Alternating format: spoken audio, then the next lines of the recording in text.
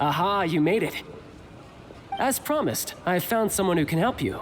Someone who can solve the mystery of why the Liyue Qixing would hide the Geo-Archon's vessel. So, where is he? In Liyue Pavilion? He certainly is. Come, I'll introduce you. I took the liberty of setting up a business dinner, as per the Liyue custom.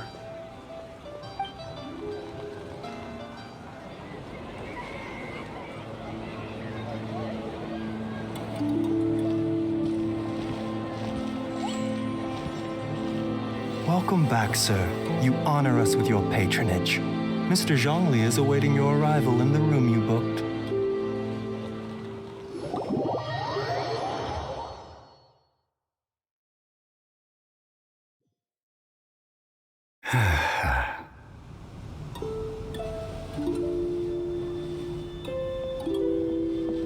Hi.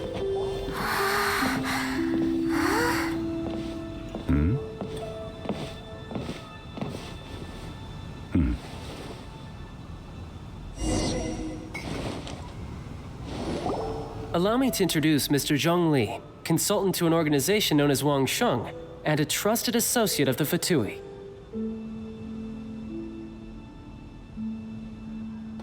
Indeed, Wang Sheng's line of work can be sensitive at times. Let's just say they understand when discretion is needed.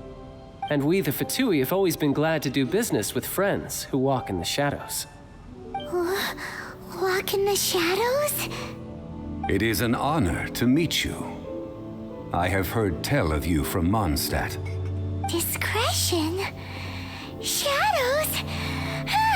Is Wangshan some kind of business involving dealing with people? Indeed. It is as you have guessed. The Wangsheng Funeral Parlor organizes burials. We ensure that those who pass on do so in peace. Huh? Did you think he was some sort of hired killer? The Fatui calls many such people friends, but the Wangsheng Funeral Parlor does not dabble in such business. Well, ostensibly. Well, they are still... I shouldn't say too much. In any case, I brought you to meet Mr. Zhongli because... Because I can bring you to see Rex Lapis's vessel. What? Don't be so surprised. Sure, the Geo-Archon's body has been squirreled away by order of the Tianquan Ningguang. But first, let's hear what Mr. Zhongli has to say, shall we? Rex Lapis may be the prime of Adepti, but he is ultimately an Adeptus. Many Adepti have left us over the millennia. This is the inexorable trend. The times have changed. You must have felt it too when you were at Jueyun Karst. As you have seen, the time of the Adepti is ending, and the time of mankind is slowly dawning. In years past, Liyue's tradition was that a huge memorial service be held to mark the passing of every Adeptus. But this time, the Qixing have made no attempt whatsoever to respect this tradition. It is sacrilege. Yeah, the killer hasn't even been caught yet. Deicide or not, the concern of the Wangsheng Funeral Parlor is this. When the ritual to receive this god is so kingly, it is all the more egregious for his final send-off to go unattended to. Traveler, Childe has told me a lot about you. Since you have had dealings with the Animo Archon, could I ask you to help me prepare the Geo-Archon's last rites? A wise decision. The Tianquan Ningguang has forbidden anyone from accessing Rex Lapis's vessel, which of course you would need to access if you were to achieve your goal of meeting all of the seven. Precisely. Only by participating in the rite of parting will you be able to see the form of Rex Lapis again. If we are agreed, come with me. We will speak of the details as we walk. All right, my bridge building work here is done. Turned out well, didn't it? You can go if you want to. Don't worry about me. I might just have a few more drinks and get acquainted with these things they call chopsticks in the meantime.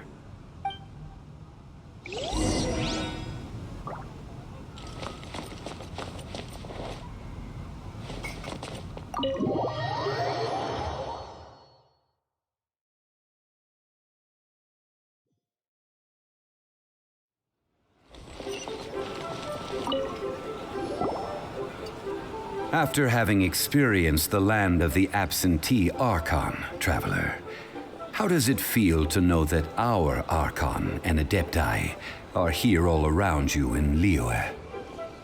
Indeed, the weight of 3,700 years worth of history runs deepest in the true divinity of Liyue. Organizing the rite of parting should prove to be an enlightening part of your travels. Liyue is the most prosperous of the 7 nations, defended by deities and ruled by the Qixing. As such, the diplomatic maneuverings of the Fatui have gained no purchase here. Ningguang of the Qixing has always been on her guard against the Fatui. That is in all likelihood why Childe wants to make use of the Wangsheng funeral parlor's connections. Huh. What would Childe get out of us doing the rite of parting anyway? I neither know nor do I wish to know. As far as I am concerned, the Fatui are merely financial sponsors. I only wish for Liyue's traditions to endure. These are the advance funds that Childe has provided. If you use them up, you can go to him to apply for any subsequent funding. Wow! Well then, let us be off. The first step in our preparations shall be to obtain some prized Noctilucous jade worthy of a deity.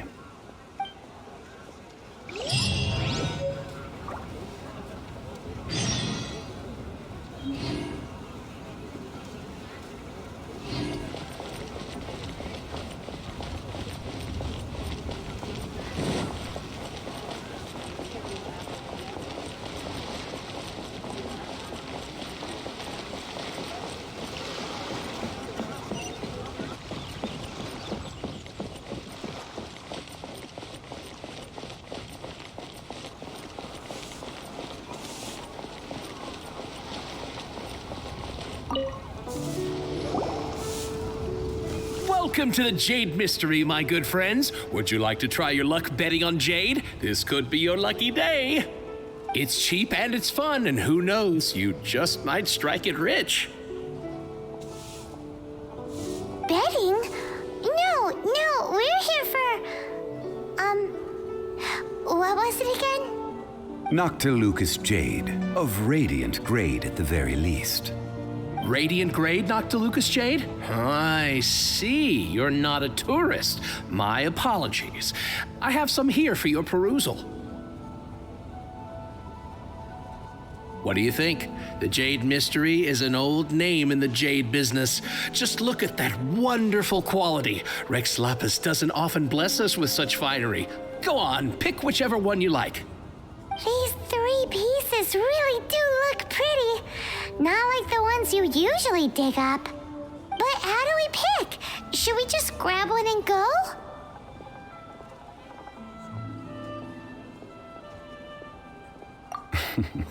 Very good. It seems you have learned some tricks of the trade.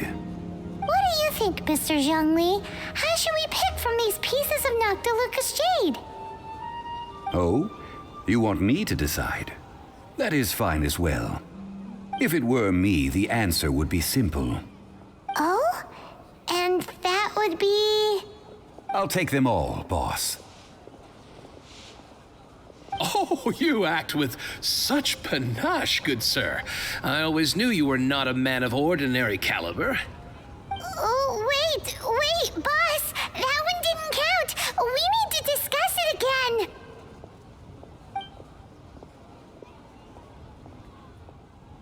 Hey! If we only need one for the ritual, aren't we wasting 3 times the Mora if we buy them all? Oh, Mora. It is as you say. I suppose I overlooked this particular aspect of the transaction. Huh? How do you not think about Mora when buying things? If one must always consider Mora before acting, then in all things one is bound by Mora. What? All Mora is currency, but not all currency is Mora. What?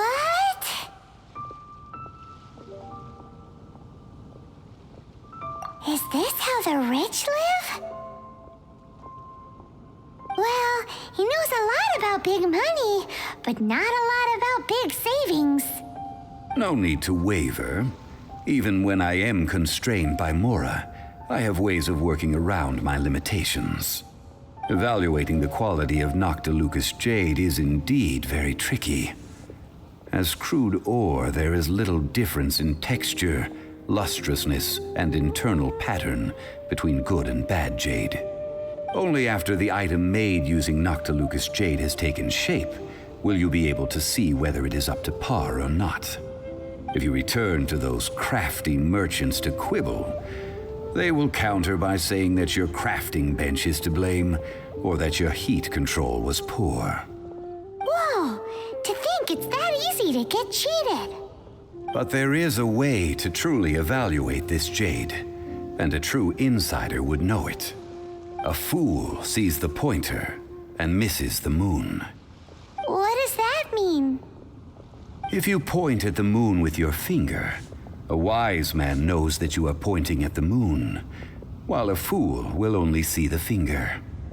The patterns, the facade, these are all the finger. Noctilucous jade is a mystical stone used to light up the darkness, and so its brightness is the important thing. It is the moon. Noctilucous jade of excellent quality would have superior pyro affinity. In other words, the bluer and brighter the luster of the ore under high temperature, the higher its quality.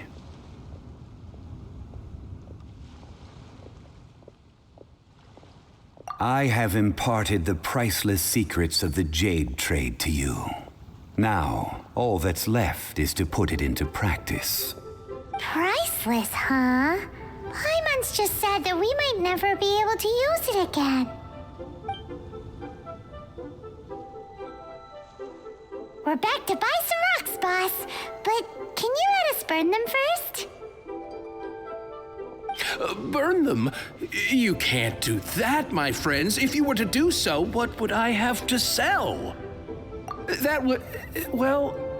fine. As you wish, then. How about this? I can take a small sample of all three. I'll take a bit of a loss. We'll count it as a friendly gesture. Don't worry. I know the rules. As long as we can prove that it is good jade, you will not take a loss. All right, take these as samples. I've carved them off with a knife and tagged them to boot. Aren't these too thin? Even paper's thicker. No, even a bug's wings are thicker. These are almost see-through. Oh, you flatter me, but I have to be gentle with these rocks. They are my pride and joy. If I'd taken off even a bit more, it would have killed me. But wouldn't something this thin go poof if we held it to the fire? It can't be helped. Trying to deprive a merchant of his profits would be like forcing a ravenous wolf to vomit up the food in its stomach. Nonetheless, under the right conditions, these thin slices will serve. What sort of conditions? While we add the high temperatures using pyro, we can use hydro to reinforce it from within. This way, the samples will not disintegrate immediately. Oh, sir, to think you were this learned. Thank you for your understanding. Strictly speaking, asking for samples when we have not yet agreed to purchase the goods is unfair. Trade in Liyue must be based upon fairness. Well, guess we just need to find a place to try this out.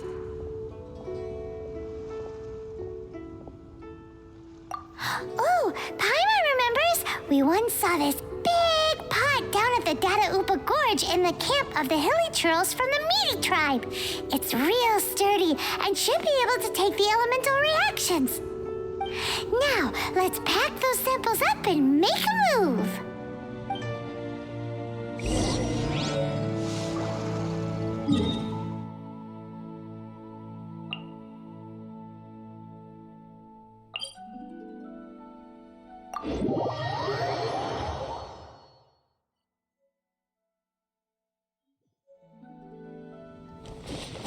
I'll race you there!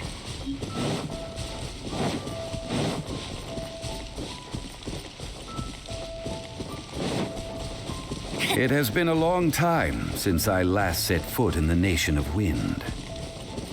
A friend of mine from Mondstadt would always bring a few bottles of locally brewed dandelion wine whenever he came to visit me in Liyue. It must be said that the famed liquor of the land of pastorals is far better than Sumeru's frigid snake wine. That's the pot! It looks like the hilly trolls are still using it. It's a bit impolite, but we gotta cut the line.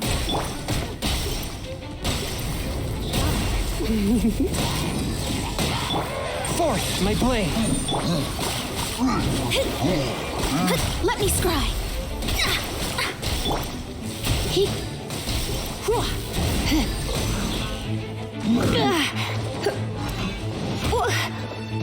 Come a little closer. Delve into destiny!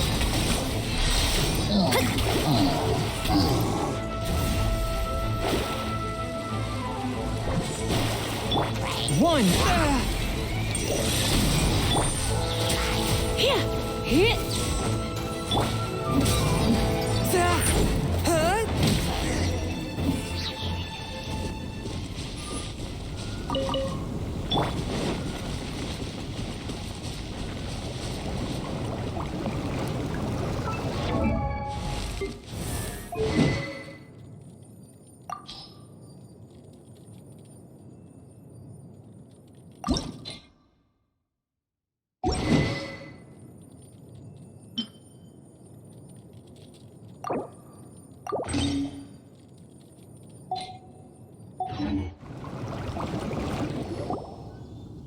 There's still soup in here. These hilly trolls sure have big appetites. This soup looks like it could be used as our hydro-elemental protection. Let's fire it up and begin our experiment. We're ready to go. Paimon will help remember which one of the three is which. Use pyro to keep making the pot hotter until we get the results we need. Mr. Zhongli said that the shinier and bluer the ore gets, the better it is, so pay close attention.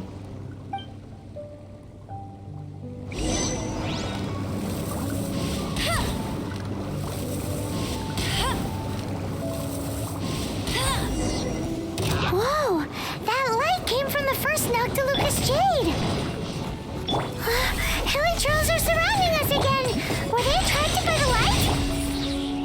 Such nosy neighbors! Let's take care of them and continue again after.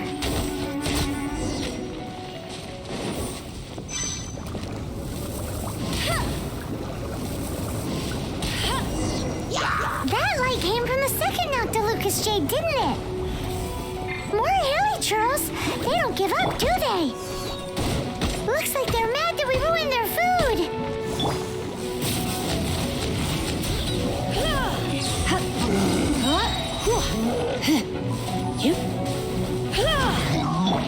Let it rip!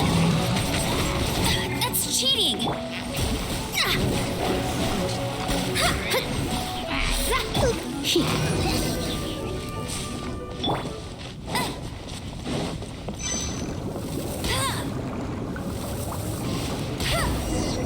Oh, that's bright! Too bright! That was...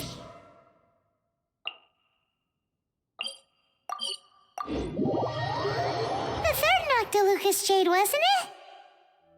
It was so much shinier than the rest. Let's go with that one. Let's head back to the Jade Mystery to buy some jade, shall we? You're back, my friends. I've kept the goods for you. Which of them would you like?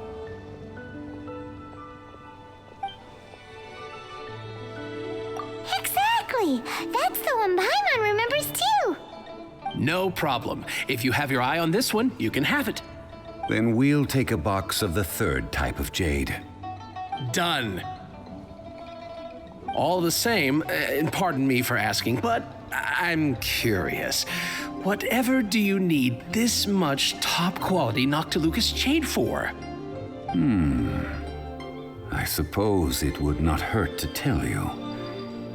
We need them to make implements for the rite of parting. Parting? Oh, dear. I'd heard the rumors, but had given much thought to them. This means that Rex Lapis really is... Oh, it's hard to believe. Even though the Jade Mystery has been in decline, we have always been under his protection. It is said that when our Lord lost his way while going incognito in the city 200 years ago, it was a spoon from the Jade Mystery that he had used to sample the local delights. Alas, all things must pass. Well, if this is to be used to say farewell to Rex Lapis, then I shall sell this to you at half the price. Are you sure? You didn't want to even give us an inch before. If not for our Lord's protection, this city wouldn't exist as it does now. No proprietor could earn money off such a thing.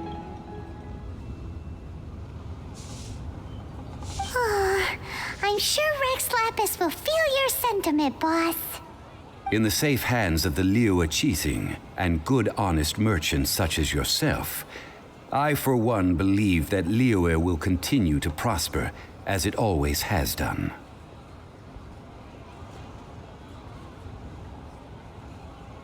All right. Thank you, my friends. What's with me getting all sentimental like this? I'll practically be giving away all my fortune at this rate. Now that we've made our choice, let's take this Noctilucus jade back. Hey, wait a minute. He said it was half price, not that we could leave without paying. Oh, right. I'm sorry. I must have forgotten to do that too. Let me see. As I thought, I didn't bring any. Any what? Mora, my apologies. Another oversight on my part.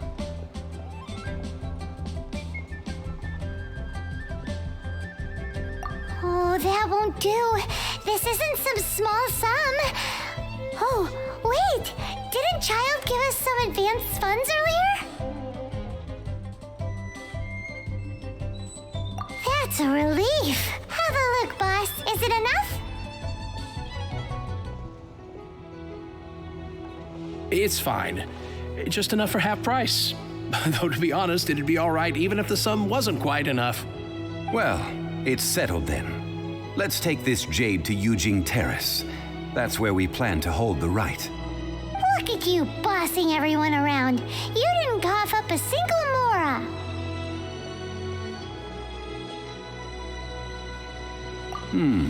It seems that we must. I will keep that in mind. Thanks, both of you.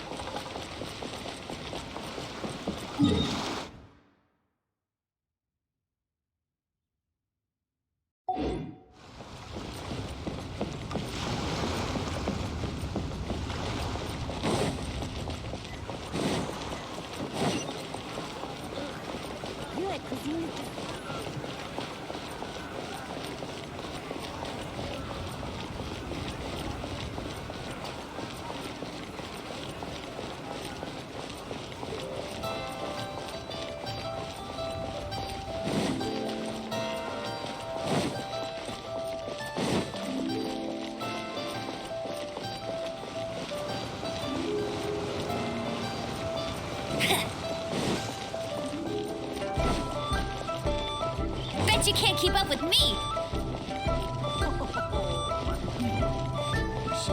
useful neighborhood.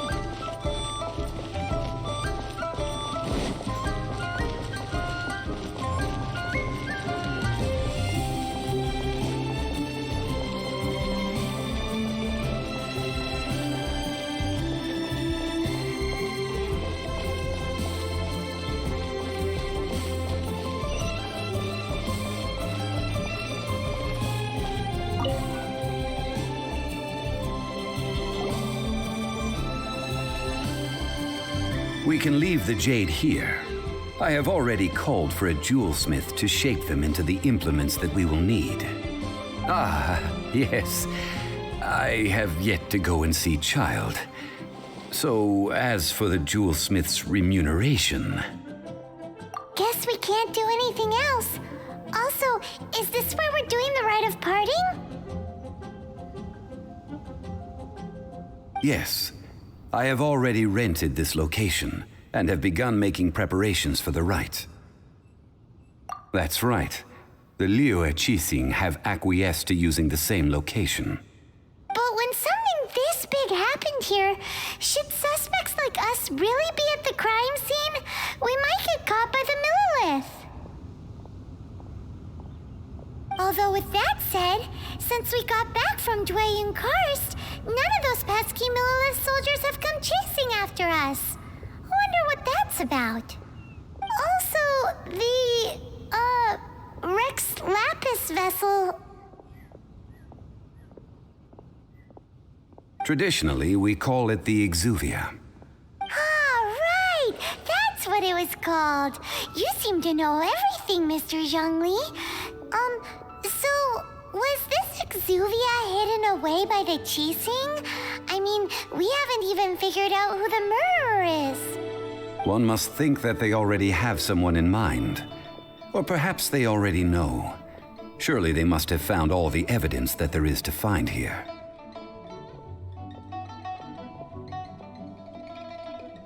These things are for the authorities in Yujing Terrace to consider. Trying to help would probably only add to their troubles. Before the rite is conducted, the Exuvia will be kept temporarily in the Golden House. Golden House? The only mint in Liyue, which is to say the only mint in Tevat. All the mora that flows throughout the world is minted there. Wow! Oh, no! Paimon wasn't thinking about anything bad. Paimon thinks it suits Morax. But why do you know this, Mr. Zhongli? Since the rite of parting has the approval of the Qixing, it is a semi-official event. As such, there is already some limited information available. Perhaps each has their motives, but this is the capital of commerce. A little exploitation once in a while is not unacceptable. In Liyue, where the god of contracts reigns, only contracts may not be betrayed. I, for one, have no issue with little maneuvers outside their remit. Well then, we should go and prepare the perfumes used in the rite. Perfumes? Where'll we get those? Do we buy them? No. Perfumes used to honor the gods must be freshly decocted. The quality of the silk flowers we require is also special. Silk flower petals contain a fibrous material of good quality, often used in brocade making. Its scent, however, is most elegant, and is especially suited for solemn events, like giving offerings to gods and adepti. It's time for Zhongli's lectures on high society again. We shall not speak of the details right now. Follow me. We shall go to the merchants to purchase our ingredients.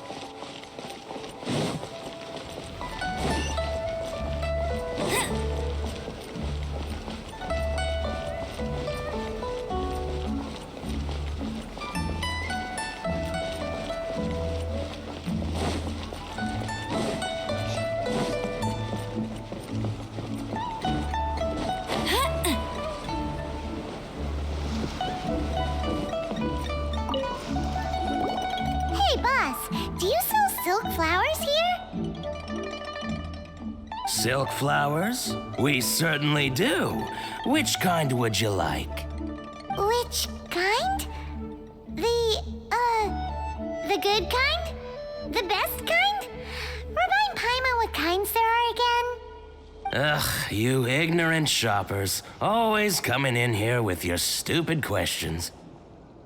Golden House Maiden, Valley Weaver, and Fate's Yearning. One of each to start with, if you don't mind. My goodness, this gentleman is quite the connoisseur. You two must be his servants. Please refrain from any further attempts to contribute. Now then, please peruse at your leisure. Do let me know if you have any further thoughts. Silk flowers exhibit different properties based on how their environmental conditions differ from their ancestral habitat.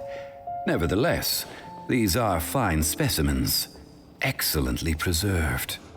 Just look at the abundant foliage here, and these stamens, glamorous as a maiden of the Golden House. This strain is an evergreen and mostly grows under complex hydrological conditions.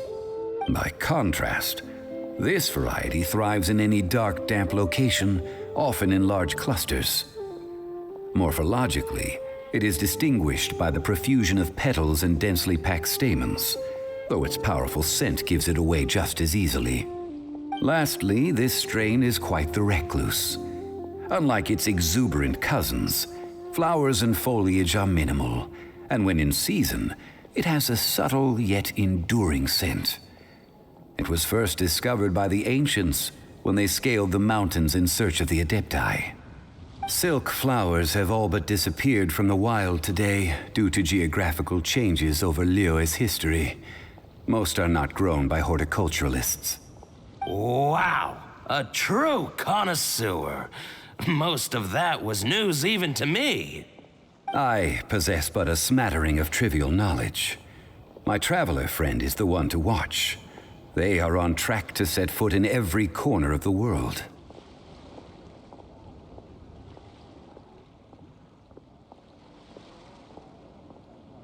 Oh, Mr. Zhongli, you're way too humble.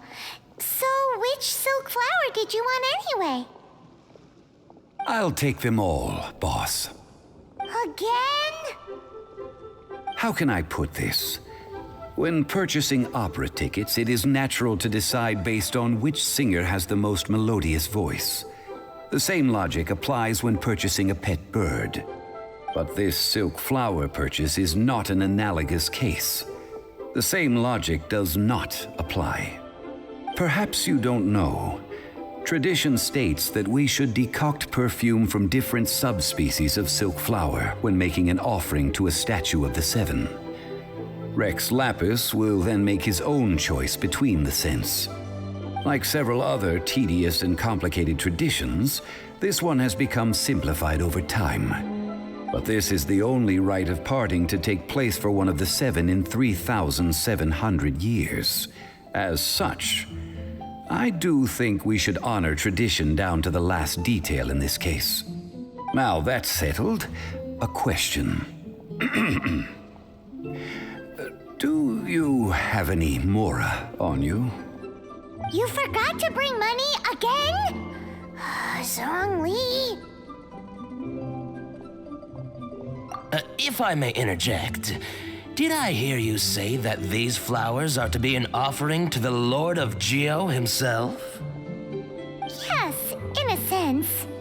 Gosh, well, why didn't you say so? I heard the awful news about what happened at this year's Rite of Dissension.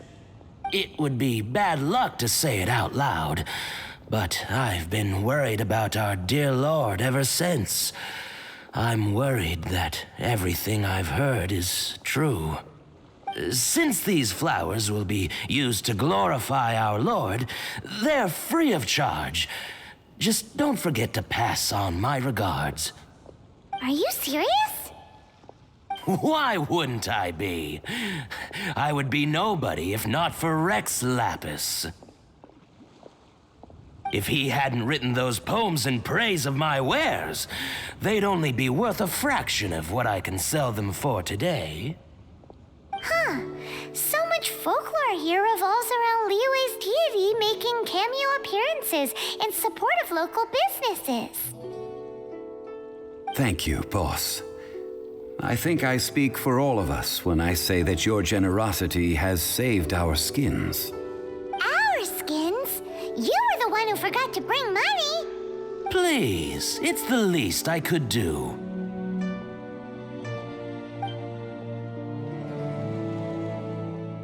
So, now that we've got the flowers, how do we make the perfume? Ideally, with the help of an expert.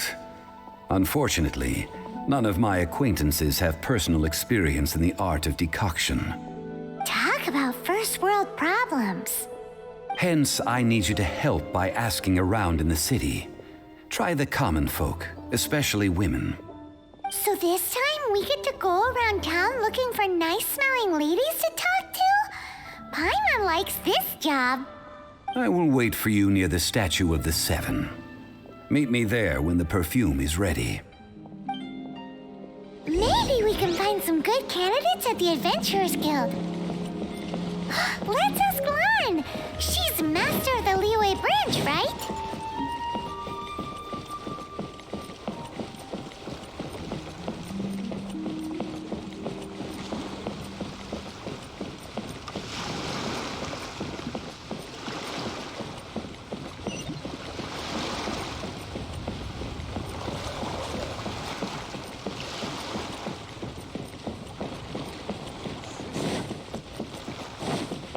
Bet you can't keep up with me.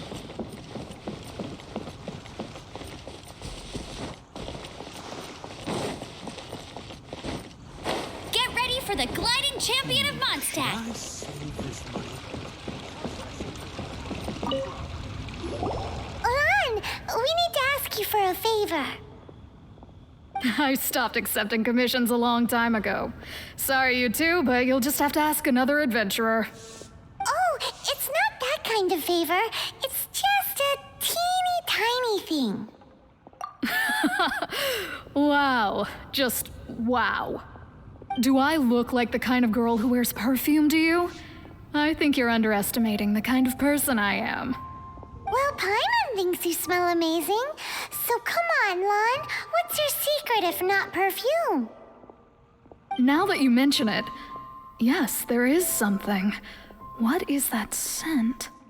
Oh, it must be from the genshin flowers I picked on the way back. I forgot I still had them with me. Aha! The truth is out. Lan's got a soft spot for wildflowers. No, they were for medicinal use only. Anyway, this is a pointless conversation. If you want to know about perfume, try talking to Chimei. The fortune teller, right? Paimon remembers she smells pretty good. Thanks, Lan. See you around.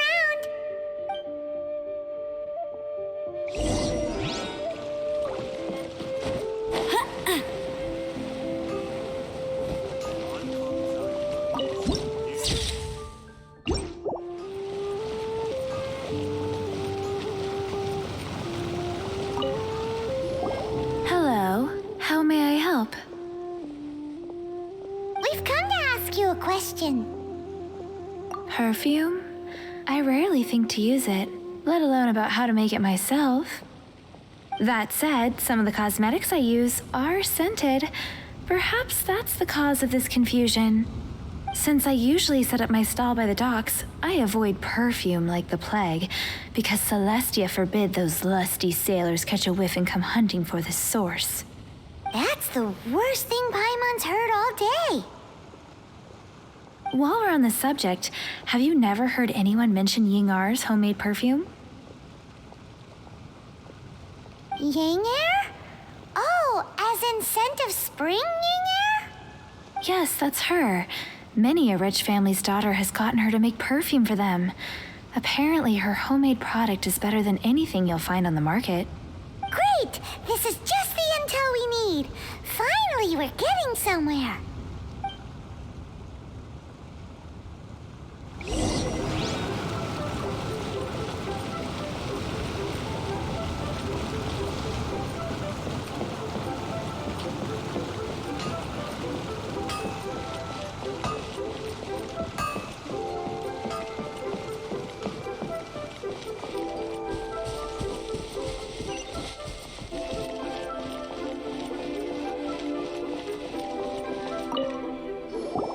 Well, hello. You found me at last. I've been waiting for you.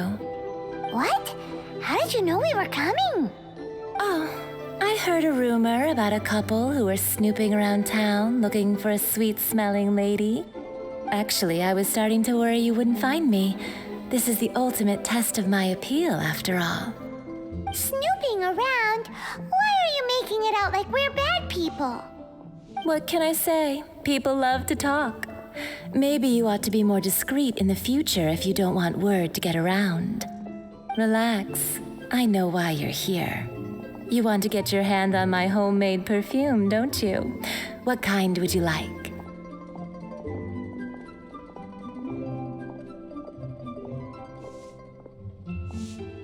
Three in one go. My goodness.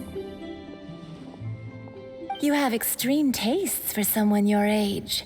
Maybe the rumors I heard were true after all. You're on the prowl and need some sweet-smelling ammunition? Is that it? Is that the best you could come up with?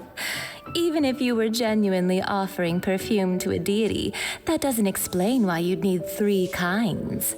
Sorry, your story just doesn't hold water. Zhongli was right. People don't remember this tradition anymore. As one of my favorite poems goes, O cherry tree, begrudge not thy blossoms as they are deflowered in the spring, for come winter, even thy sturdiest wood shall wither. That went over Paimon's head a little. In short, I'm happy to help. Traveler, you can be my assistant, but you'd better make sure I'm the only person on your mind while you're hanging around with me.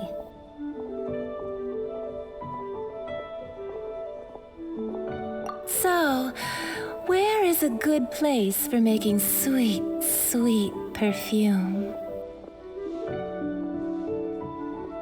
You mean Wanmin Restaurant? Good choice. Let's go.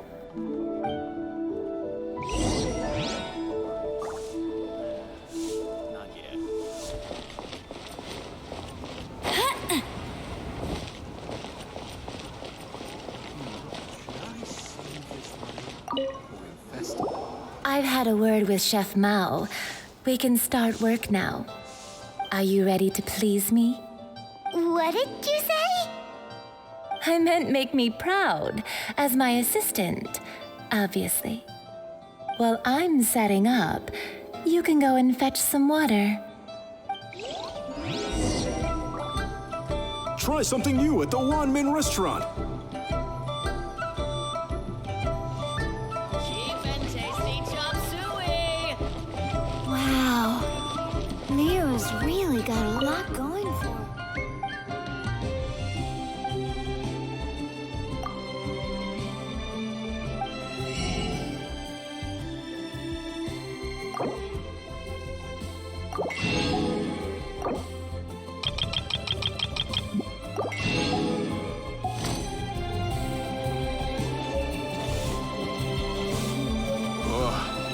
Liyue people must have iron stomachs. Try something new at the Wanmin Restaurant.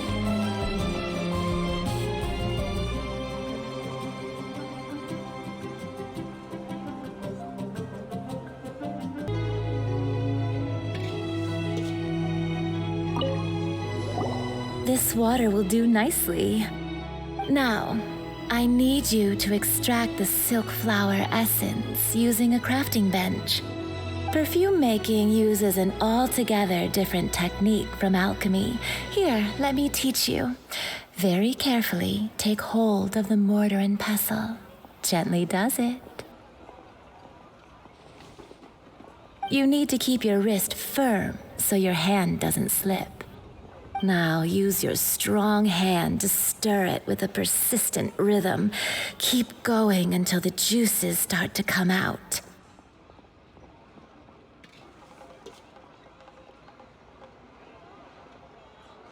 Ooh, you're a natural, like a fish to water.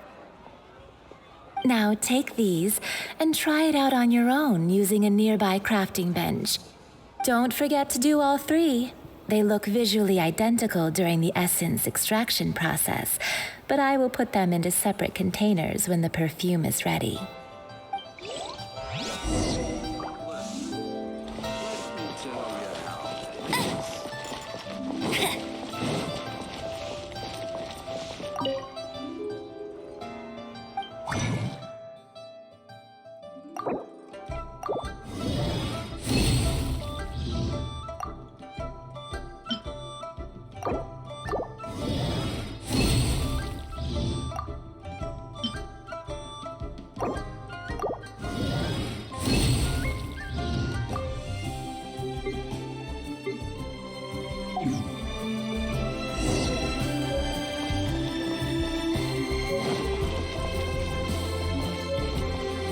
Welcome to Second Life. Satisfied.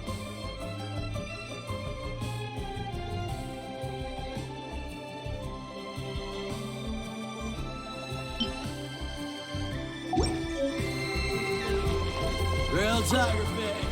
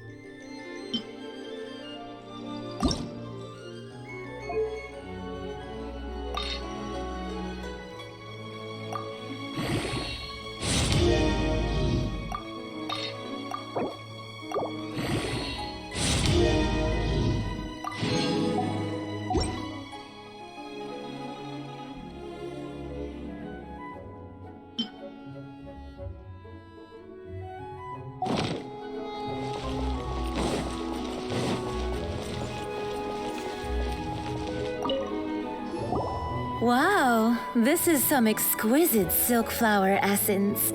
On to the next stage, the most important one of all. The essence is placed into water and simmered over a low heat until most of the water has boiled off. You must take care to control the heat during this process. If the temperature goes too high, it will affect the scent. So please focus on controlling the heat. This is the final step. Don't waste a drop of that essence now. We want all of it in there.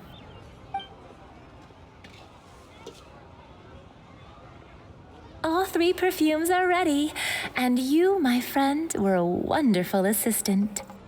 A testament to the lengths you will go to for romance. It's so rare to see nowadays.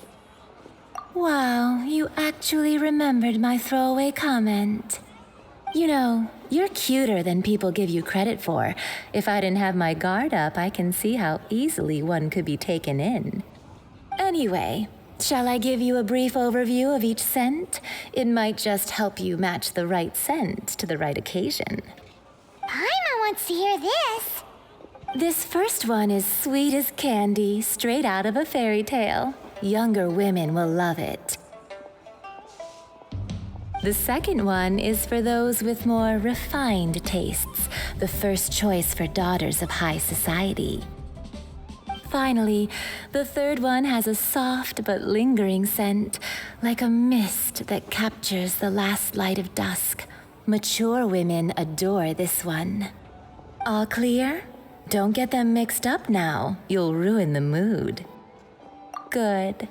Be sure to come visit if you ever need help with anything, okay? I'll leave you with some parting words.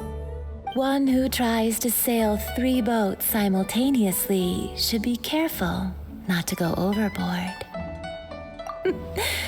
Come and hang out with me at Scent of Spring sometime, okay? Let's take these 3 perfumes over to the Statue of the Seven. Mr. Zhongli's probably been waiting a while.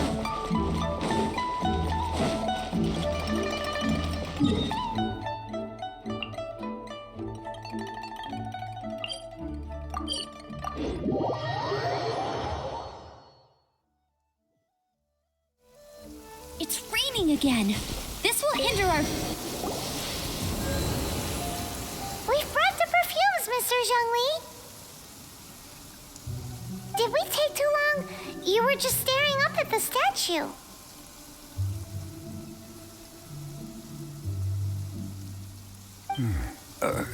Oh, you're back. Don't worry, I haven't waited long. Compared to the watch that Rex Lapis's statues have kept over Liyue, this was but a brief moment. Well, how can a person compete with a statue? That is true. Well, have you brought the perfumes? 3 sets, and not 1 less.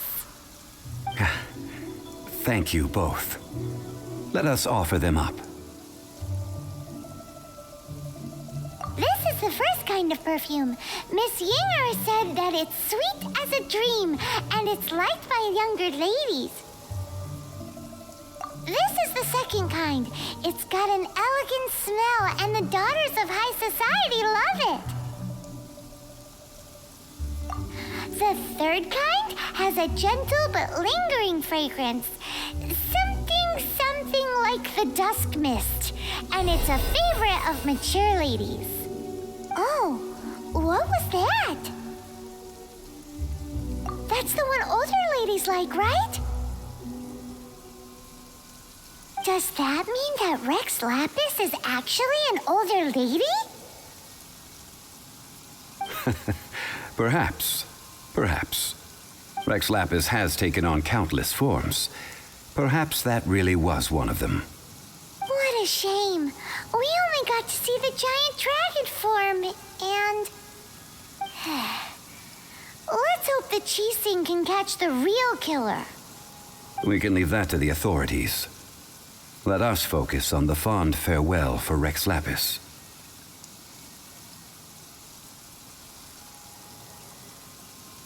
So, we finished another step in our preparations. What's next? Next, I would like the 2 of you to help me borrow the cleansing bell.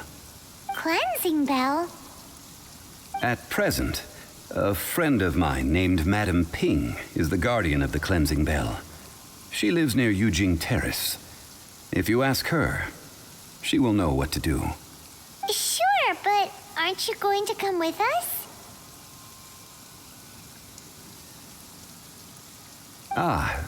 I have certain reasons why I cannot be there in person.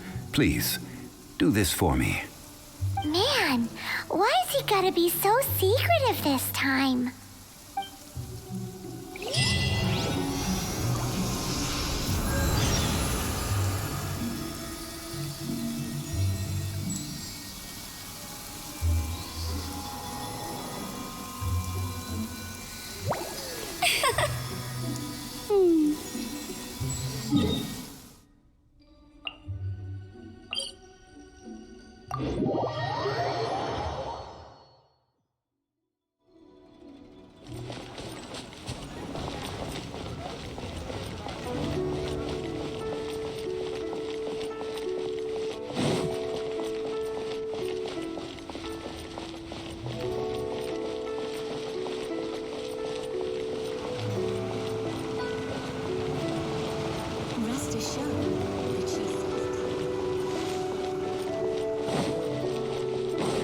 I'll race you there.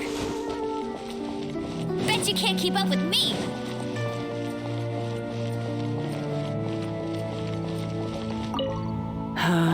All things must change. It's nothing. It's nothing. I just thought it a great shame that so many of these glazed lilies have wilted. What happened to them? Back in my day, people said that glazed lilies can read human hearts. If they heard beautiful sounds like laughter and singing, they would also bloom joyfully. But if they heard too much wild gossip or slander, they would quickly wither away. So that means these flowers feel what's happening in Liyue? Yes, the rumors of Rex Lapis's death are no small matter. They are everywhere. Some say it was a Fatui plot. Others say that the Chising made it all up. And still others think that which lies in the deep is breaking free. This harbor is like a mountain of dry tinder. One spark, and the fire will consume us all. Well, I shall say no more. This old woman's grown too old and naggy. Did you have something to say, youngster? Ah, that old trinket. I remember it being here with me, but I've grown old. I can't quite recall where it is exactly. An old friend of mine used to wear it on his person, back when I was young. He saw me gazing at it often and gave it to me. But he told me then that if someone should come to borrow that bell, I should not be loath to part with it. It has been many years, and who knows how many times someone has come to borrow this bell. Still, though, I can't recall when it started. It's been a long time since anyone has come to borrow it. Oh, these old bones are so slow to look for things. I doubt you can wait that long. That's right, Granny. We'll follow you back home and search for it ourselves. And, we can help with chores if you have any too. All right, children, there is no need to worry. I didn't place the bell very far away. Do you live near here, Granny? Whoa, but this is Eugene Terrace. It's gotta be expensive. Oh, an old lady like me can't afford to buy a place in this city. See this ceramic teapot? My entire household is in here. How does that work? What? There's no way Paimon would fit in there. And why do you need Paimon to go in anyway? Can't you just lift the lid and look inside? Oh, youngsters. I simply mean that the bell is somewhere inside this teapot, and you are quite welcome to borrow it. If you can find it.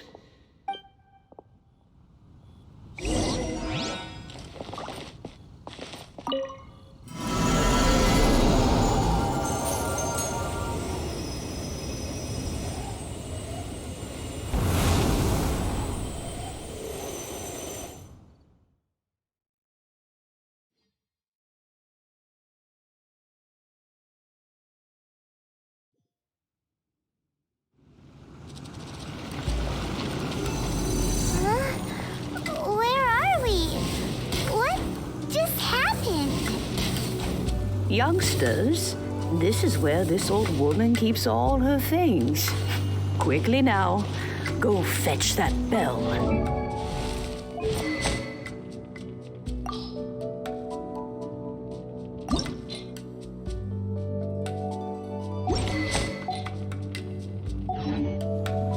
Whoa! That sounds like Granny's voice. So, this is her teapot? What's going on? Oh dear, so many cobwebs. It seems I really haven't cleaned it in a long while. Sorry to trouble you, children. Please help an old lady clean up.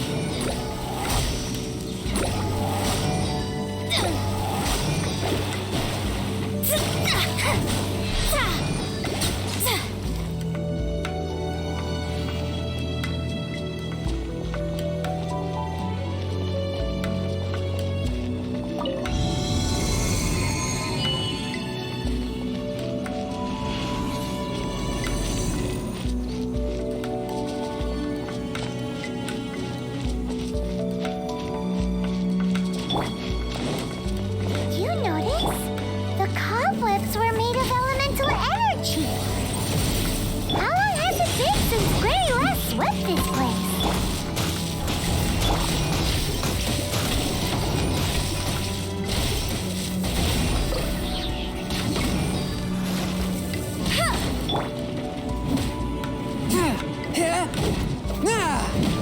One with my blade.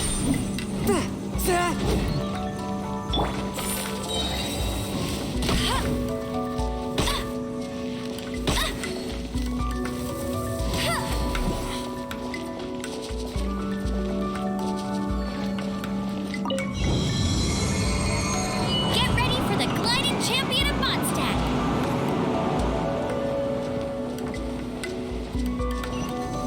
You know, with such a special teapot and the cleansing bell, do you think this old granny could also be an adeptus?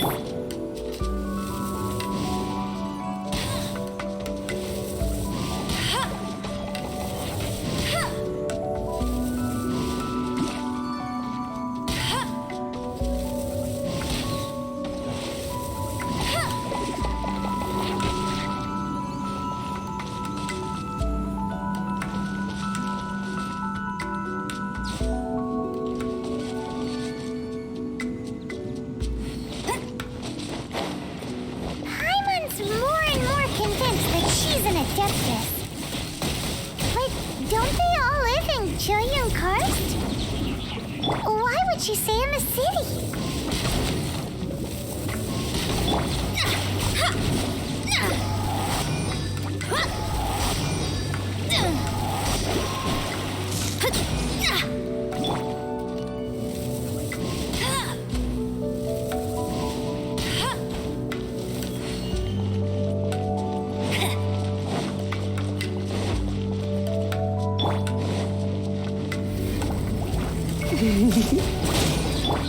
Delve into destiny. From whence you came, swift and merciful. Decided by destiny. You? He.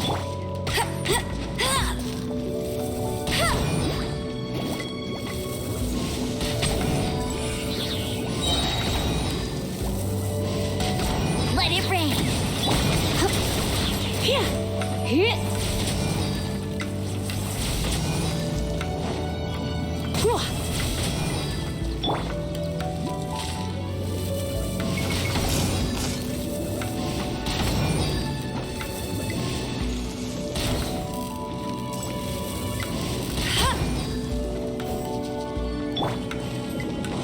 Submit for judgment. Forth my blade. Let me scribe.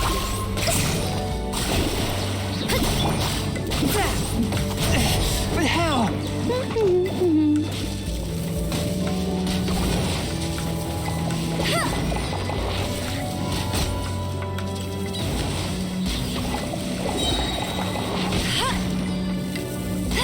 No one escapes my sight. Try not to enjoy this too much.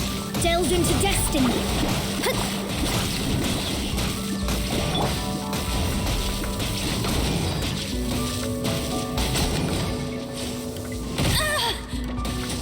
Go, Berry Bunny!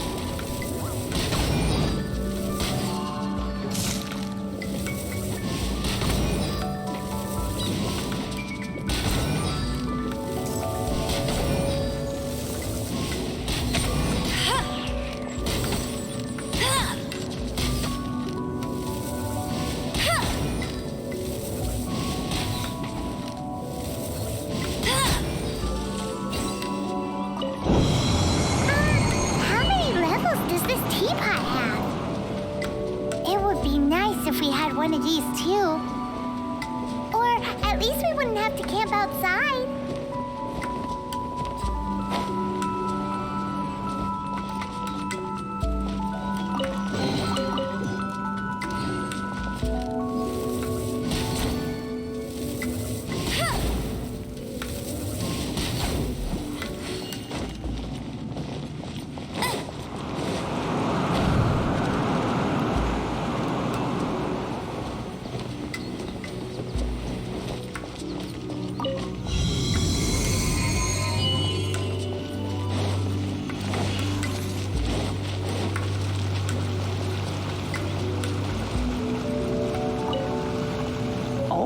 You found it. Youngsters are so quick on their feet. Oh, now, let me see. All right, that'll do. Come on out now, children.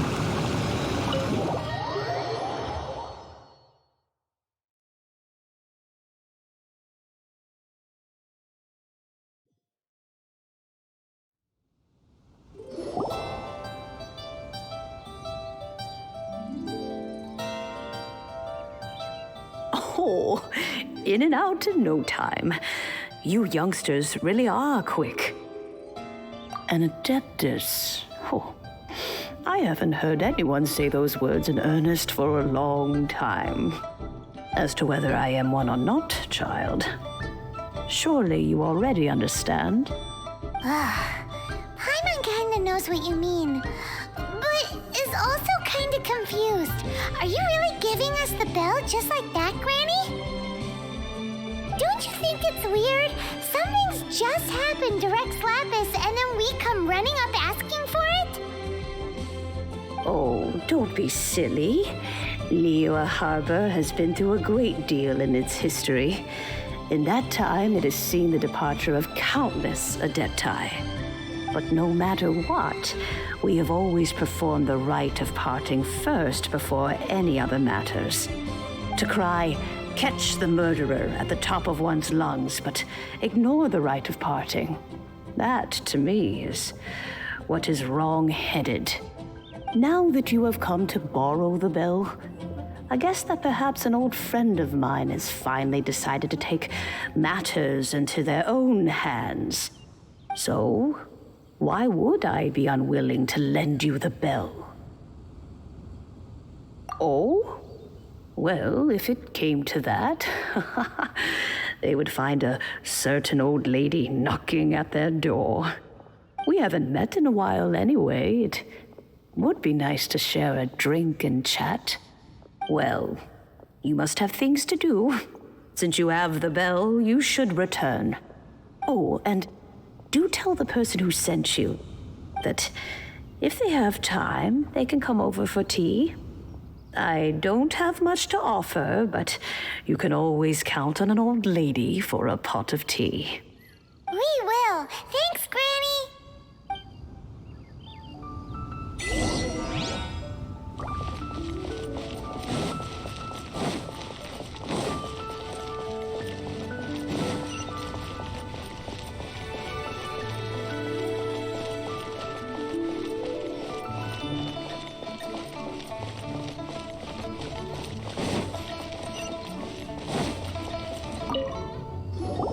Indeed, this is the cleansing bell.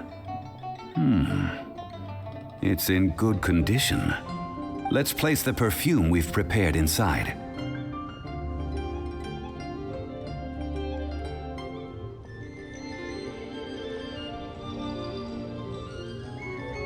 Of course.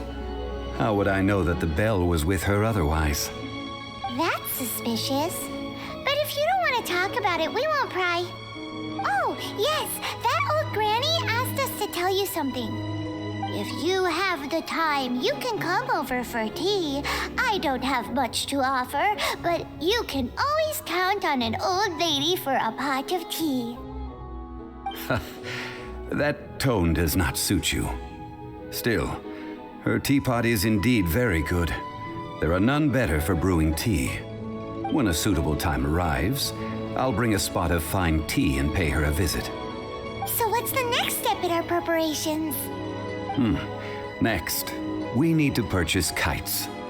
Ooh, Paimon loves kites! Are you taking us kite flying? Is this our break time? No. Kites are children's toys, yes. But they also play various symbolic roles in Liyue's rituals. I will explain it to you. But our next course of action should probably be to purchase the kites first. Oh, sure. Curiouser and curiouser.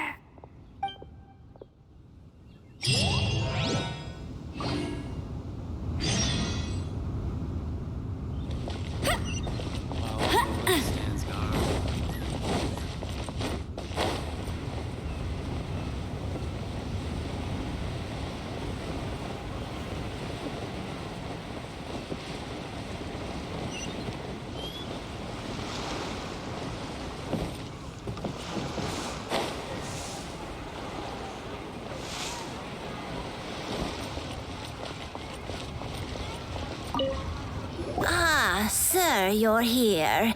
The 7 kites you asked for have been made to order.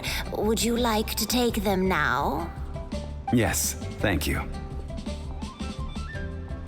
It's rare to see customers who want to buy this type of kite nowadays. In the early days, we used to get orders from people of all walks of life. Well, this is Mr. Zhongli from the Wangsheng Funeral Parlor, so he's probably well-versed in all these walks of life. We've talked about a whole bunch of things while traveling with him.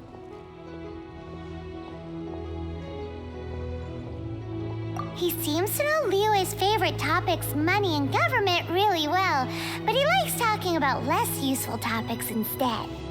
Well, that's because I prefer to share fun things with you. Children's toys are very fun things, that's for sure. I enjoy watching the children at play as much as anyone else, but there is more to it than that. Finely crafted toys are well loved by children, but this craft itself has been honed over thousands of years, and there is meaning behind that. I have made kites in Liyue for 40 years, and I am intimately familiar with the forms passed down from my ancestors. The meaning of these 7 kites is far from banal. Indeed. These are decorations used in the rite of parting. The 7 kites represent the 7. I took the liberty of coloring outside the lines when doing the insignia of the Animo Archon. As for the kite that honors the Geo Archon, one must follow the contract given right down to the last letter. These patterns are ancient, and you can also find them in the Golden House.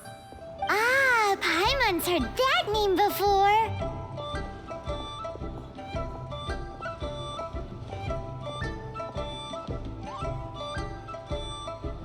Huh?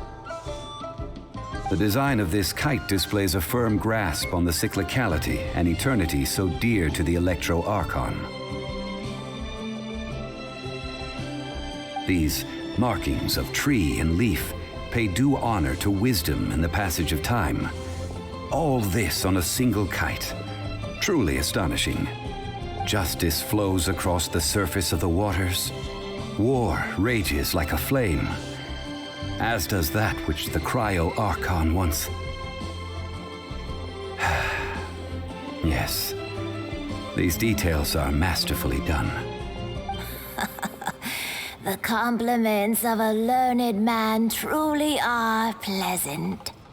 Well then, Granny Shan, I shall take these back with me. As for the payment...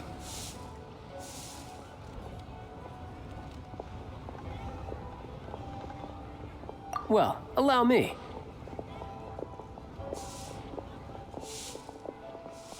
Hey, it's Childe!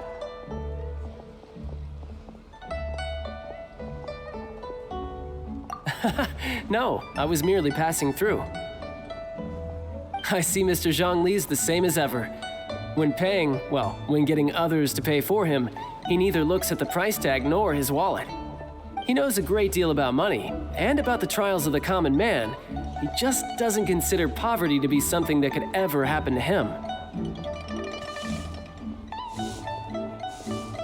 Or perhaps you could say that he cannot imagine himself lacking money.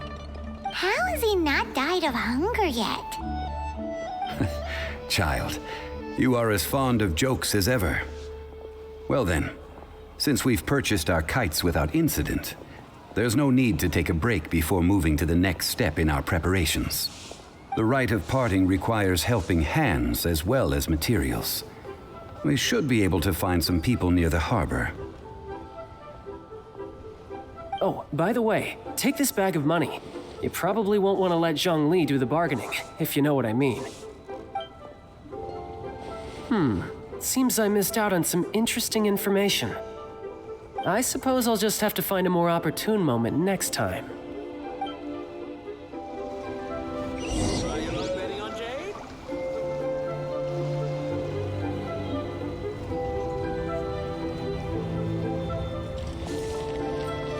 I'll race you there.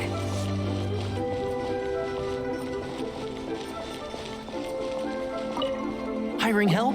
Sure. But let me just say first that I'm a reserve member of the Adventurers Guild. I take adventuring commissions, but I don't do anything clerical. Adventure? Venturing into the mountains to capture a few crystal flies seems adventurous enough.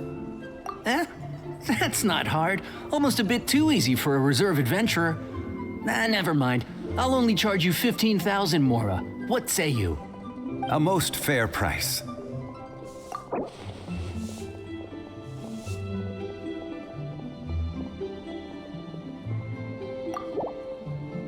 Five geocrystal flies. Yes, I do think it's worth about this much. I'll do it.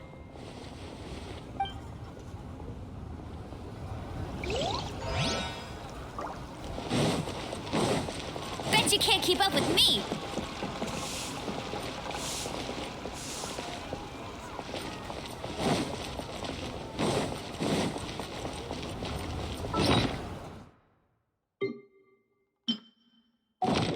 I'll race you there. Oh, help? Sure. I, Tick, always put in 100% effort into everything I do. Of course, there'll be a premium if you want me to give 110%. So what's the job? Let me see. We are still missing some wooden implements over at Yujing Terrace. They aren't uncommon objects, so I didn't make any special preparations for them. No problem. That'll be 20,000 Mora for a single trip. How does that sound? Done.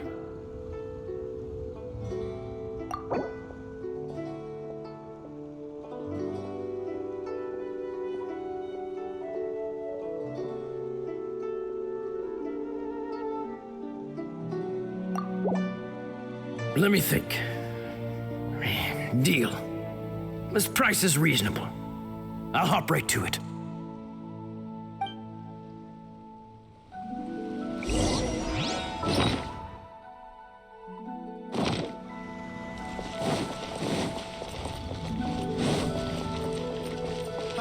Adventurer, think you can last a round against me? A full day of odd jobs at Yujing Terrace. No problem. 25,000 per day. A fair trade, yes? Whoa, that's expensive. Could you... Hero of Mondstadt? Never heard of them. Well, you may never have heard of this hero, but it seems you've heard of Mora nonetheless. Thus, I will simply pay the whole sum. This is all you've got? Then no can do. Childe? No. He's putting up the money? Still no. Wouldn't that mean I have to make 2 trips rather than 1? How about this? Let's make a trade. I'll take what you're offering right now and find me a high-quality lotus head. I'll consider that my detour fee paid and go find what's-his-face Childe. How about it? Guess we've got no choice.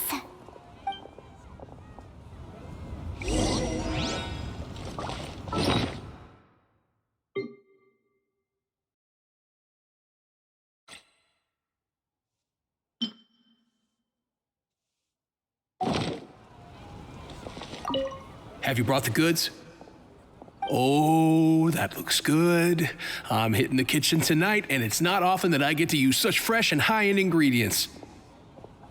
Well, I'll head to Eugene Terrace in a moment. I won't be late.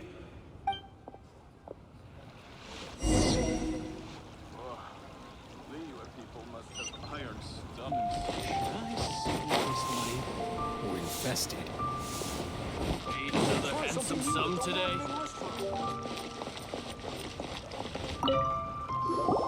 All finished then? Splendid. Any leftover cash is yours to keep. A favor for the Fatui should never go unrewarded.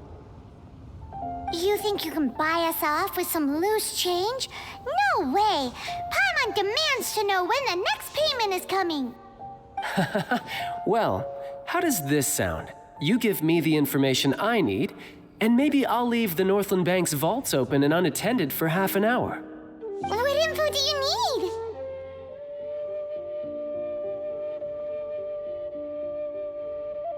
Huh. Does that mean you know what he's after? Yikes! You're right! Signora! You both need to calm down. I don't know what's gotten into you. Just what is this about? The atmosphere got so tense all of a sudden.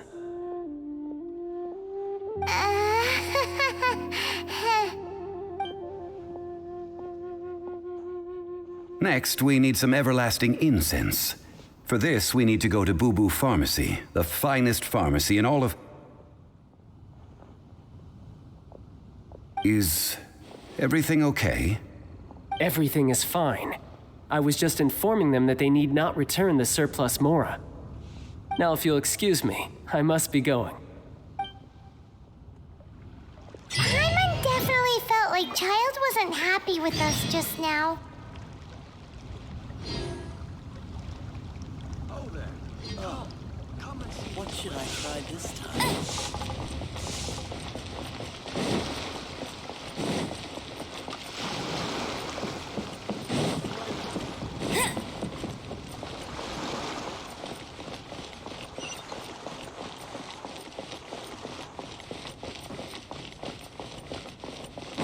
I'll race you there.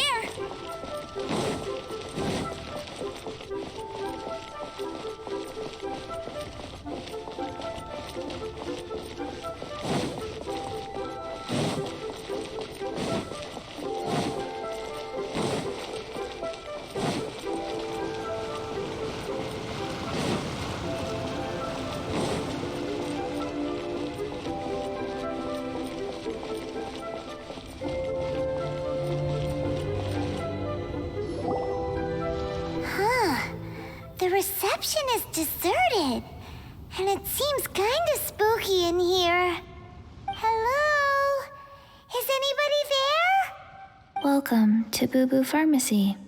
Huh? Did you hear that? Where did it come from?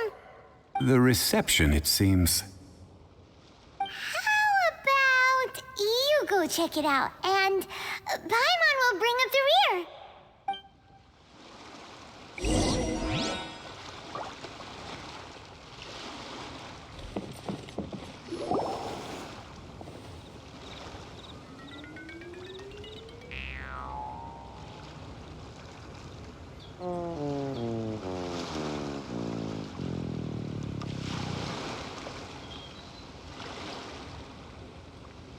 Oh, there you are. But you can't even reach the counter.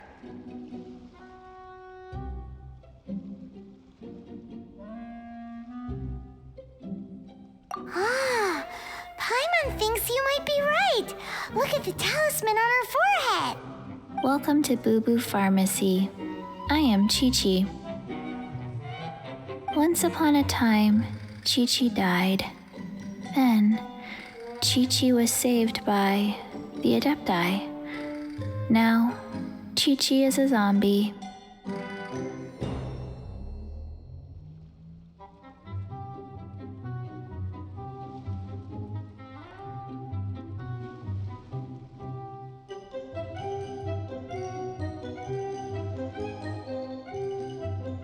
Something like this would be unimaginable in Mondstadt.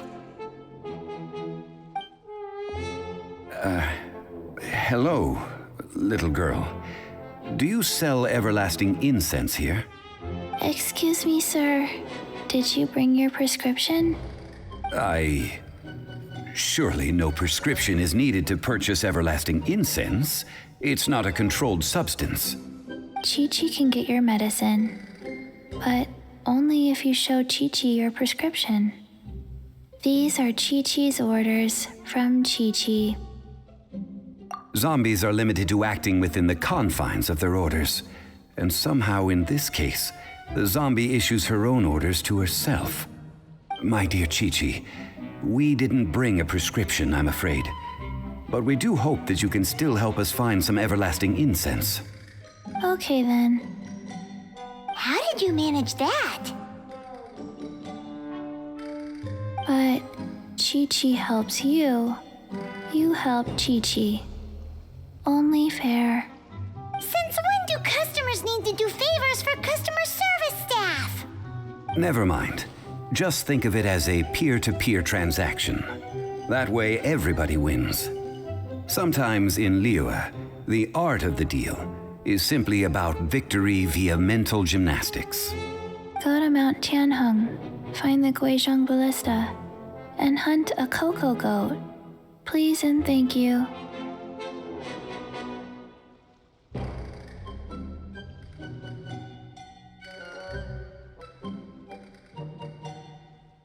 I don't believe so. The Guizhong Ballista, at least, I have heard of before. It's a kind of crossbow turret, installed on Mount Tianheng by an adeptus in the distant past, an early mechanical device. Located in Tianheng Pass, it was designed to automatically fire at large monsters, protecting Liyue from external threats. Mr. Zhongli really knows Liyue inside out. Apparently not quite. This is the first I have ever heard of the cocoa goat. The cocoa goat is a legendary animal, an adeptabeast. Did you want to add anything else, or...? No, just that the cocoa goat is a legendary animal, an adeptabeast. What it looks like, don't know. Where to find it, don't know either. Where it came from, also don't know. Very well then. Let's start by investigating near the Guizhong Ballista. Perhaps we will find some clues. What the heck is a cocoa goat?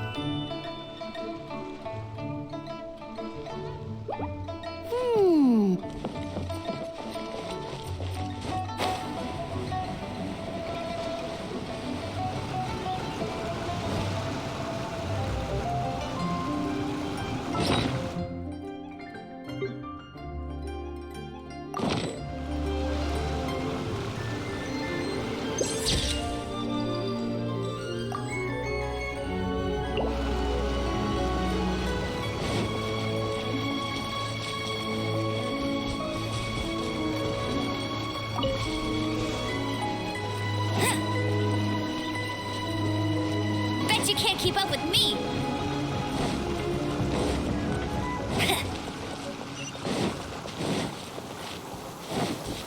Bet you can't keep up with me.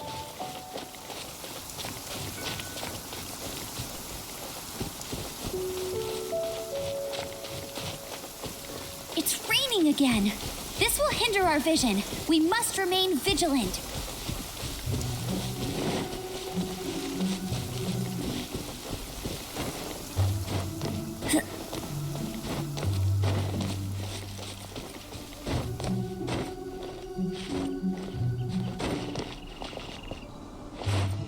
Wow, this weather is awesome.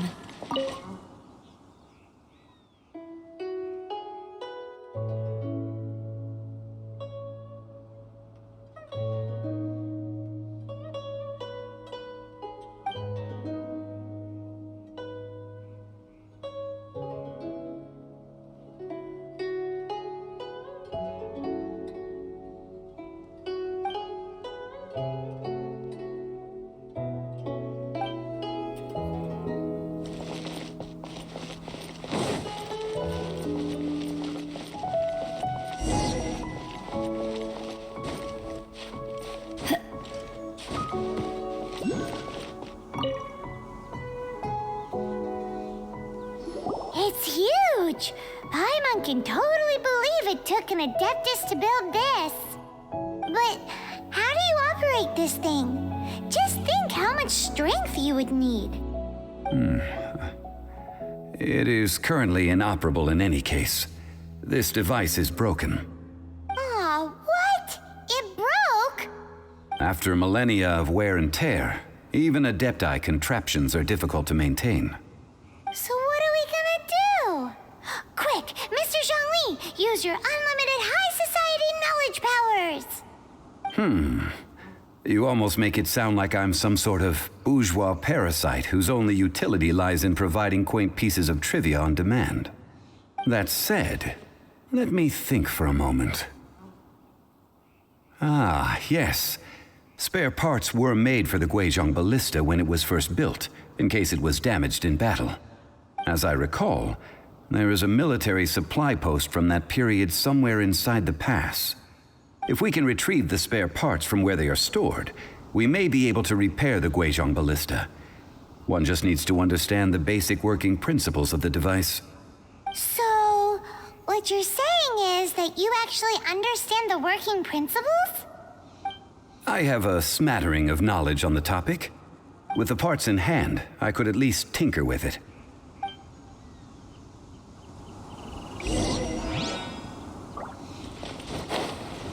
Where is that supply post? Here, post...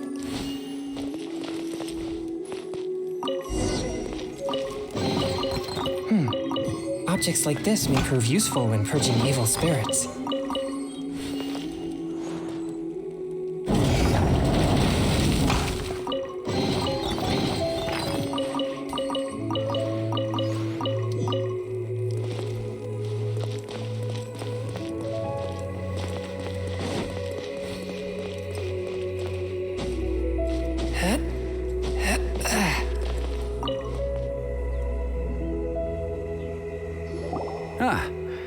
These parts look useful. One moment. I will try to repair the device. It is done. The Guizhong Ballista is more intricately designed than I thought. Ooh! Now how do we turn it on? It's easy enough. We simply need to do this. Look, it even has a scope. Over here we have... nothing. And over there... more nothing. Hey! Just what do you think you're doing? So you fixed up this turret because you're planning to do what, exactly? Not a turret. A Guizhong Ballista. Also, kindly state your name before you ask a question. It's just good manners. Ha! Are you blind or something? You're looking at the leader of the treasure hoarders, old man. This area is supposed to be chock full of hidden treasures, but you can't get anywhere near them with this thing keeping watch. It might look like any other mechanical device, but trust me, it's got a mind of its own. Last time we approached the mountain, it nearly skewered one of our guys. A few of us risked our lives to disarm it, which amazingly we managed. And then we turn our backs for 2 seconds, and you've already gone and repaired it? The next thing you'll be repairing is your faces, and that's if you get out of this alive! Tut tut. Vandalizing the legacy of an Adeptus for selfish gain. Disgraceful behavior.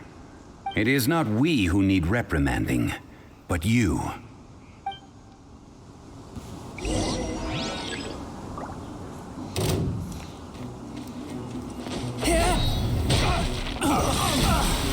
Written in the stars. From whence you came.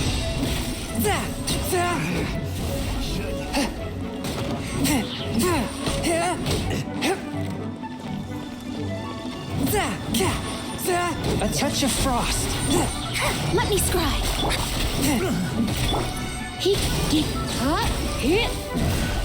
The hunter becomes the hunted. That's cheating. Let it rain. Spirit blade. Attack. Delve into destiny. One with my blade.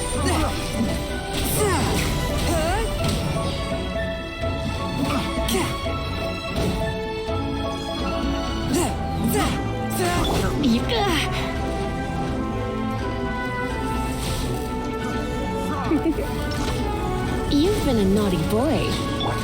Shadows of fate. Forth, my blade. Hey! Submit for judgment. Decided by destiny.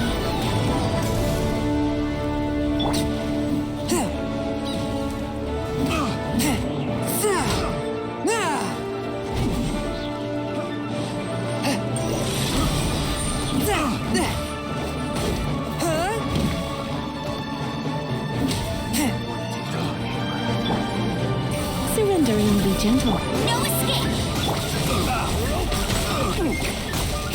A touch of frost. From whence you came.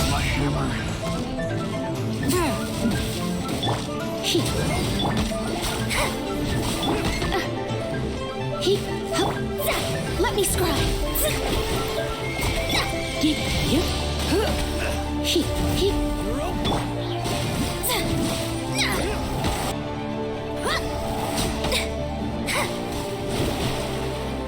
Shadows of fate.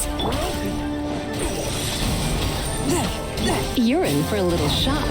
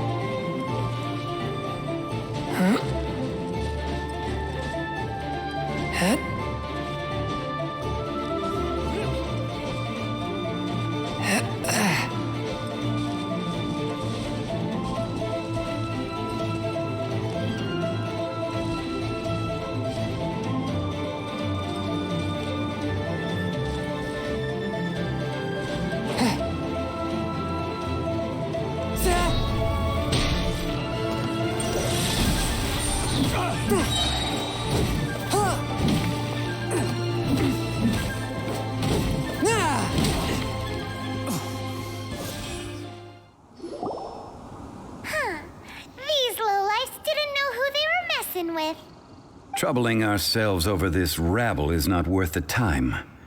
We should focus on our contract with Chi-Chi. Oh yeah, that! So we've got the Guizhong ballista working, but where's our Coca Goat? A search using the Guizhong ballista revealed no significant life forms nearby, save for the usual wildlife. What's more, a contraption built using Adeptus technology should have no trouble detecting an Adeptabeast, as Chi-Chi put it. Which means... Paimon wouldn't go that far. We did something positive, right? We won't solve anything while standing here and racking our brains. Let's return to Boo Boo Pharmacy, explain that we could not find a Coco Goat, and review our next step. Good idea. We did our best, and that's what counts.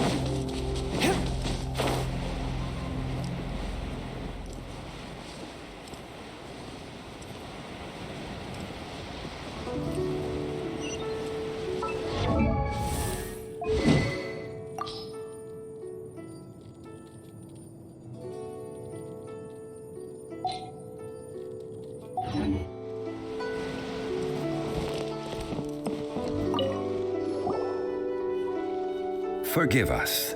We were unable to fulfill our end of the contract. We found no trace of the cocoa goat adeptabeast of which you speak. What a disappointment. Don't worry about it. But I feel very disappointed. Aw, poor Chi-Chi. Why does Paimon feel so guilty all of a sudden? Cocoa goat milk is tasty.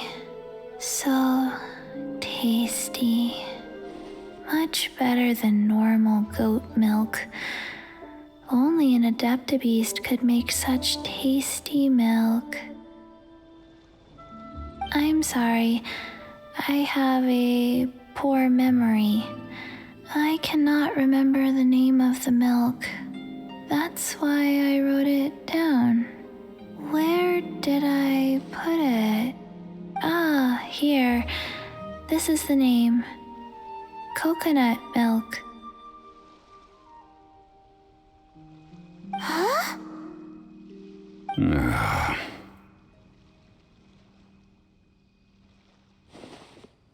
I owe you both an apology.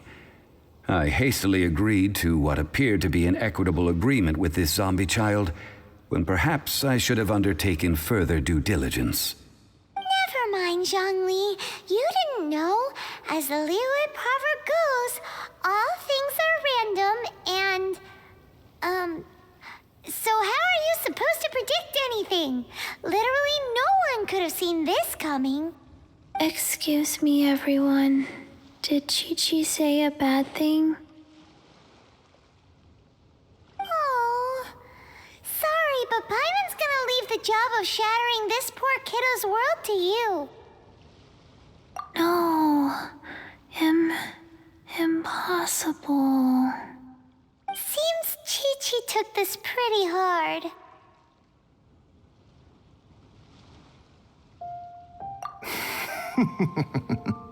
Someone learnt a valuable life lesson today, then.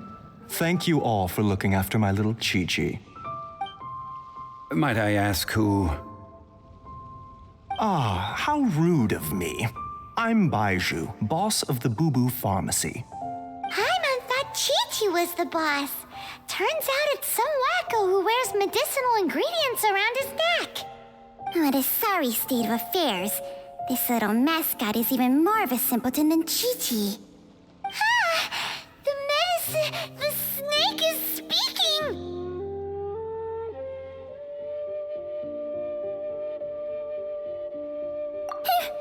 I prefer to stay silent, but faced with strangers, I must speak, lest you mistake me for an escapee from the medicine cabinet, for I am a living, breathing serpent. Don't mind Chung Sheng. She's a good girl, really. As for you three, communal chaos causing with Chi-Chi aside, what business brings you here? Do you sell everlasting incense in this fine establishment? Everlasting incense? Why, of course we do. Phew, at last. Things are finally starting to come together. 3 million mora. Top quality. Guaranteed. You might as well just rob the Golden House. Oh, but the Chising have taken it over for now. Security will be tighter than usual. 3 million. An innocuous number in and of itself, though practically speaking, it could be a hard sum to come by. It's a crazy number. We'd never be able to make that much mora. And as for Mr. Zhongli, he's around 3 million short. This is correct.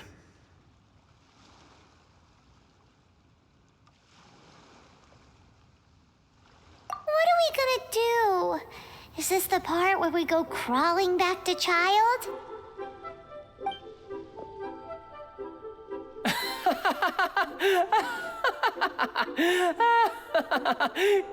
Cocoa goat! Cocoa goat! My sides hurt. Oh my goodness. I cannot believe you fell for that. Hey, less laughter, more sympathy. I'm almost in tears over here. Thank you. That was the best laugh I've had in a long time. In return, I'm more than happy to sort out this mess you've managed to get yourselves into. Excuse me, sir. Dr. Baiju, isn't it? Truly honored. I'm Childe. one of the Fatui Harbingers. Forgive my audacity, but I see a great many opportunities for us to collaborate in the future. If Boo Boo Pharmacy needed a stable supply of, say, coconut milk, the Fatui could help by setting up a robust and speedy distribution network. Strange. I knew the Fatui infiltrated businesses with seductive deals, but so much fuss over coconut milk? Coconut milk. Baiju, quick. Chi-Chi wants coconut milk. Ah, yes, of course, Chi-Chi. Anything you want. Thank you, child. I look forward to a successful collaboration in the future. I can give you a discount on that everlasting incense, too. Let's say 2,990,000 Mora. That's like 0 difference from 3 million! 2,990,000. Also an innocuous number in and of itself, though practically speaking, it is a whole 10,000 less than the original sum of 3 million. Well, now that this is settled, we must head back to Yujing Terrace. Mr. Childe, Dr. Baiju, little Miss Chi-Chi, see you soon.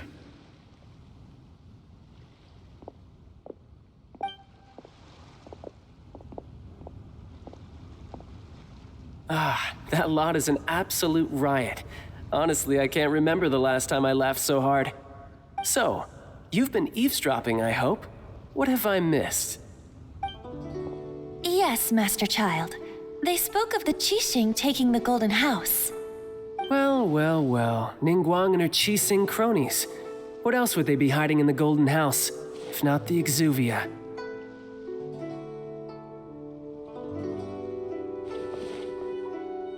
I apologize, but I warned you, didn't I? As the old Liyue saying goes, the walls have ears.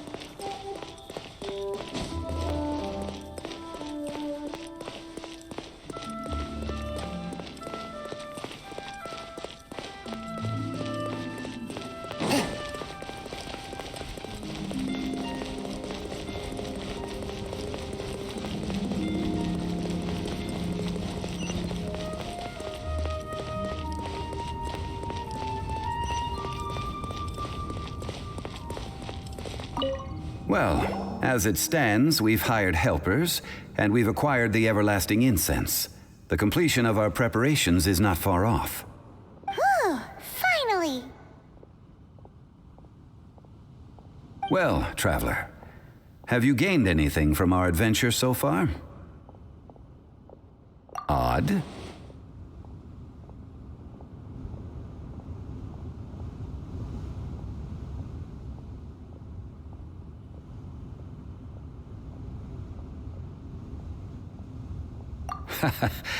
Which is it, I wonder?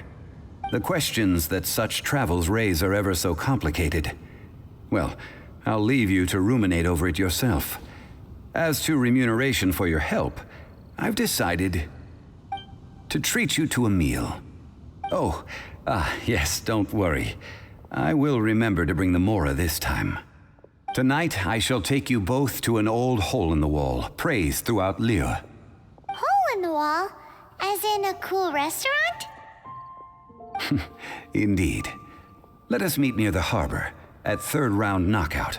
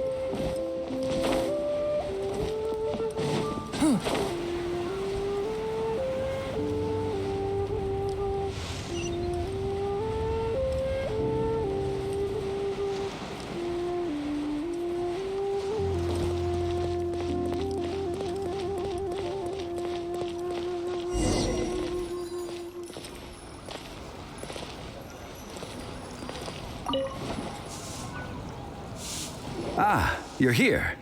There's no need to order. I've already done so. Third round knockout is not for lightweights, like those taverns in Mondstadt. Here, the owner does not take such unorthodox orders as fruit juice.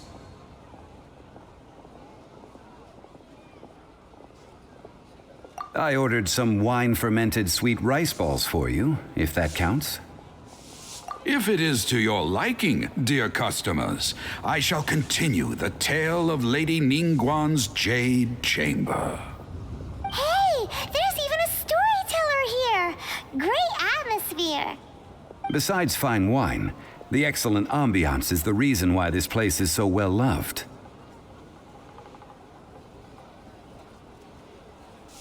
But when I say ambiance, I refer to a different sort from the one the Tevat travel guide uses to judge other establishments. As you all know, high above the land of Liyue lies a pavilion in the clouds, a palace in the mist. What does it mean to have all-seeing eyes? This, my friends, Lady Ningguang's masterwork that bridges earth and sky. Imagine, the weather is clear, and you gaze down from the deck on the world below. Behold, the glorious sights of Liyue Harbor, stretching out far and wide. They say that when Lady Ningguang ponders important affairs, she retreats to her jade chamber with none but her 3 closest confidants in tow. Why brings she these trusted 3 to sift through sources, dig through documents, looking for information? Piece by piece, facts and figures paint a picture on the walls of the chamber. But well before the wall is filled, Lady Ningguang's mind is made up. Having made her call, she has every last document shredded, and whoosh, she scatters the shavings out her window. Ah, look at them, how they billow in the wind like a sudden swirling blizzard. As the fragments fall, traces of text flicker before the eyes of the merchants of Liyue, like ink stains in white snow. The saying goes, the rarest treasures in the land are the words brought by the paper snow. For the words of the Tianquan have the power to move mountains, and all throughout the land know it.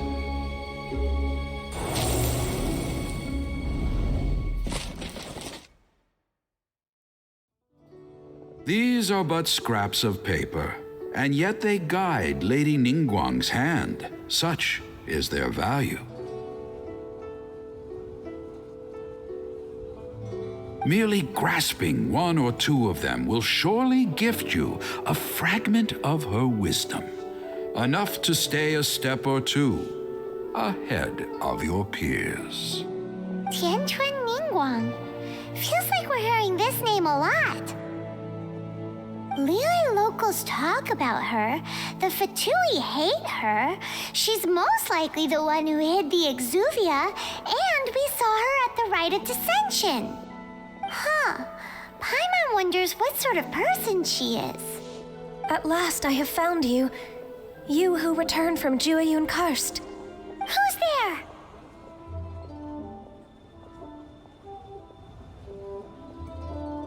Wait, I am not with the Millelith, nor am I here to claim your bounty.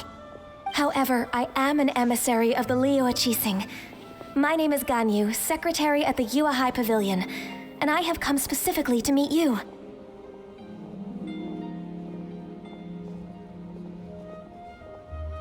Well, In concrete terms, I am the corporate secretary for the Qixing. At the moment, I am serving as Lady Ningguang's special emissary. Ningguang sent you? We were literally just talking about her. My apologies, you who have returned from Jiayuan Karst. I am duty-bound and cannot extend my courtesy to you in full. But I have with me a letter from Lady Ningguang. She extends a formal invitation to you in her capacity as Tianquan. She invites you to her palace in the sky. An official invitation? Lady Ningguang said this. Invite her to come here. I wish to meet her. At the Jade Chamber, together we shall snip every one of these entwining dark threads.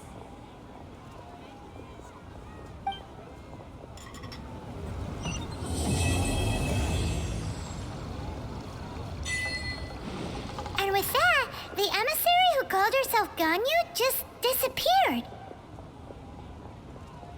But we've received an invitation from the Liyue Qixing. Paimon still can't believe it.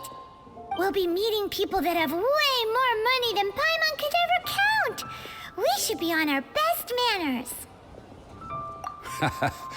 An invitation to visit the Jade Chamber is a rare honor indeed. You'd best be on your way now. But don't forget about the rite of parting. Once you've finished at the Jade Chamber, meet me at Dihua Marsh. Don't worry, we won't forget. Dihua Marsh. We'll see you there.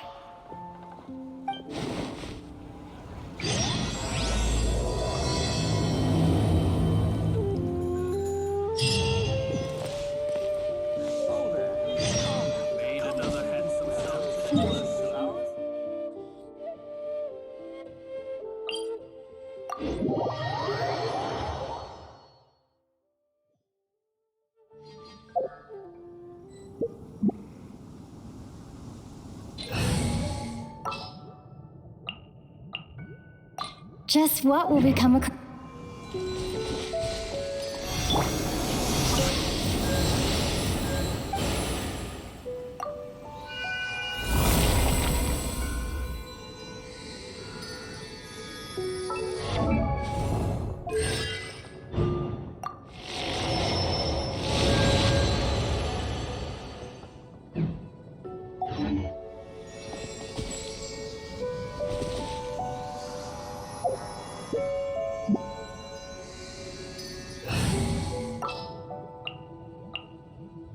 Time for some training?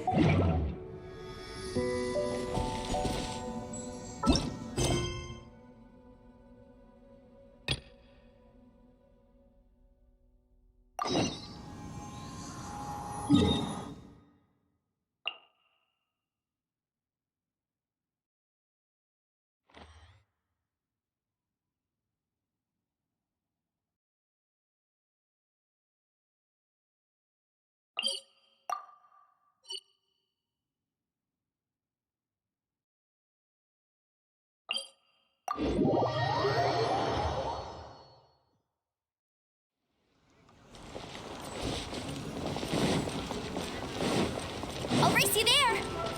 Bet you can't keep up with me!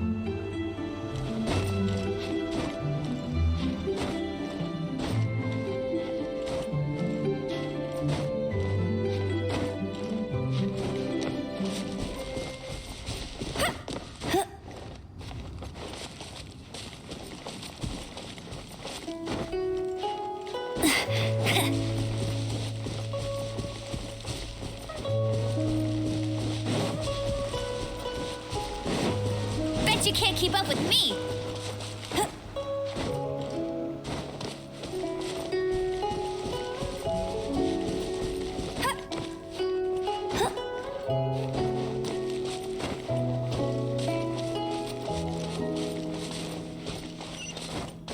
I'll race you there.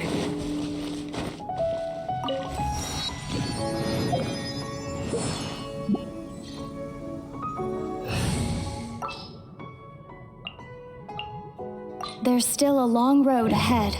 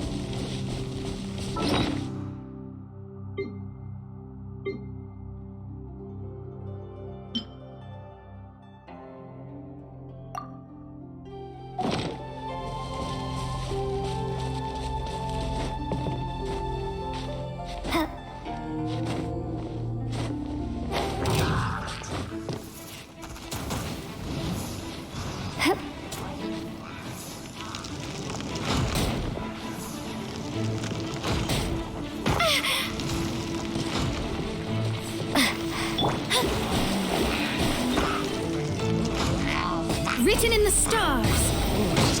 Submit for judgment. No one escapes my sight.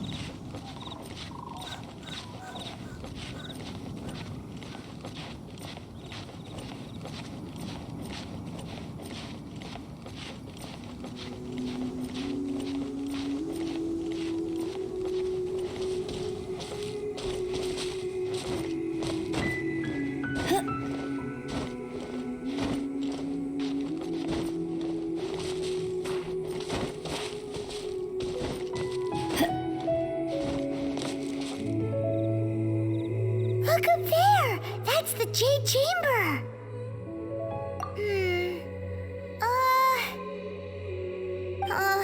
This is bad.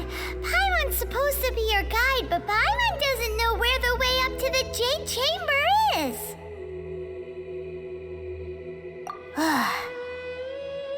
Well, since we want to go to the Jade Chamber, heading to its location on the map is the sensible thing to do.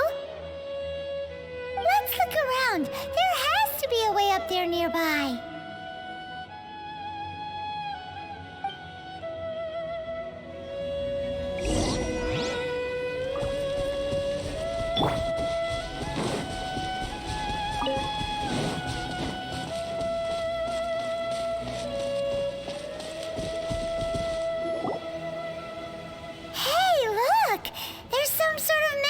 wisdom thingy. Since this is the right place, it must have something to do with the Jade Chamber. No way, just trust Paimon's instincts.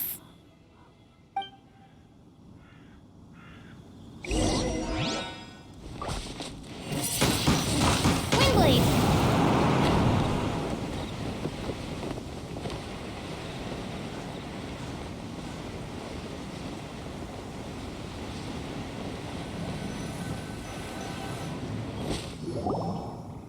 Huh?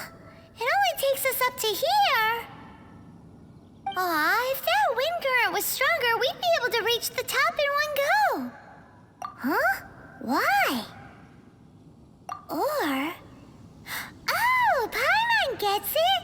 If it was a secret, Ganyu wouldn't have let us try to find it ourselves, right? Alright, let's follow your plan. Then we can... Oh, hang on a moment. Look down there. Looks like we've gotten close to the Guizhong Ballista. Paimon has a new idea. Why don't we shoot you up to the Jade Chamber using the ballista? Oh, right. This method does seem a bit unsafe. Oh, that's right. Now that you mention it, we could use the Guizhong Ballista to see if there's another way up nearby.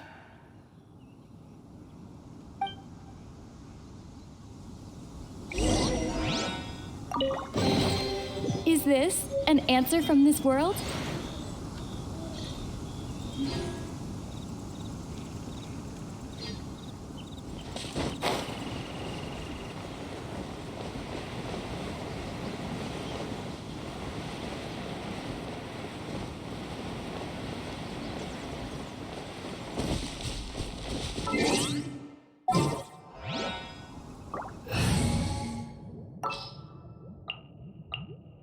I'll keep an eye on you. You can't keep up with me!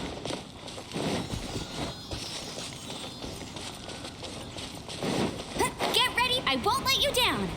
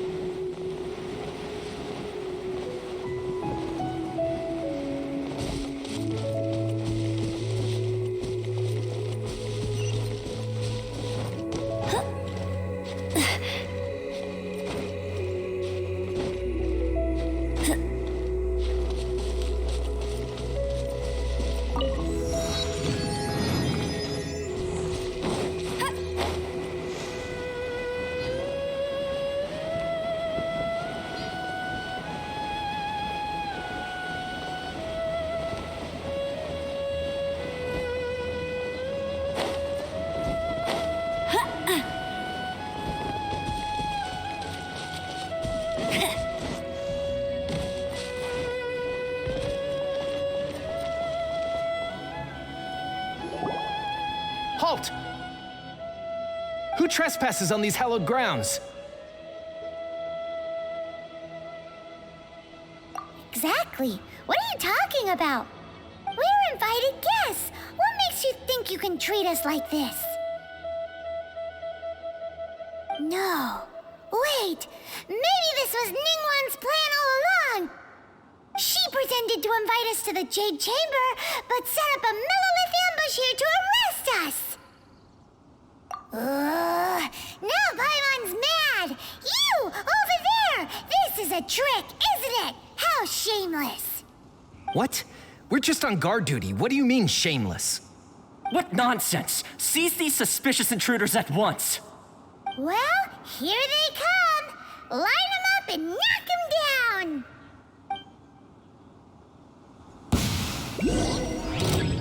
down. Swift and merciful. Come a little closer.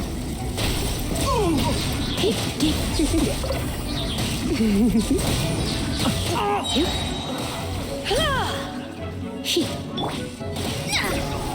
arms! Let's spark things. From whence you came! Delving.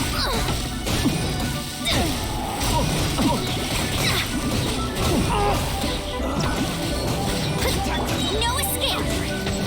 Decided by destiny!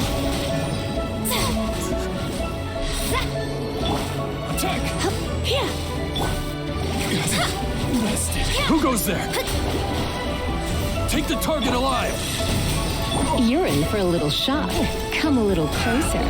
You've been a naughty boy. Let it rain!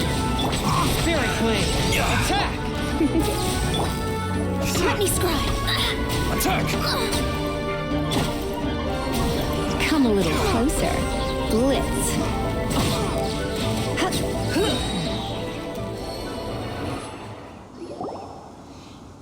Stop!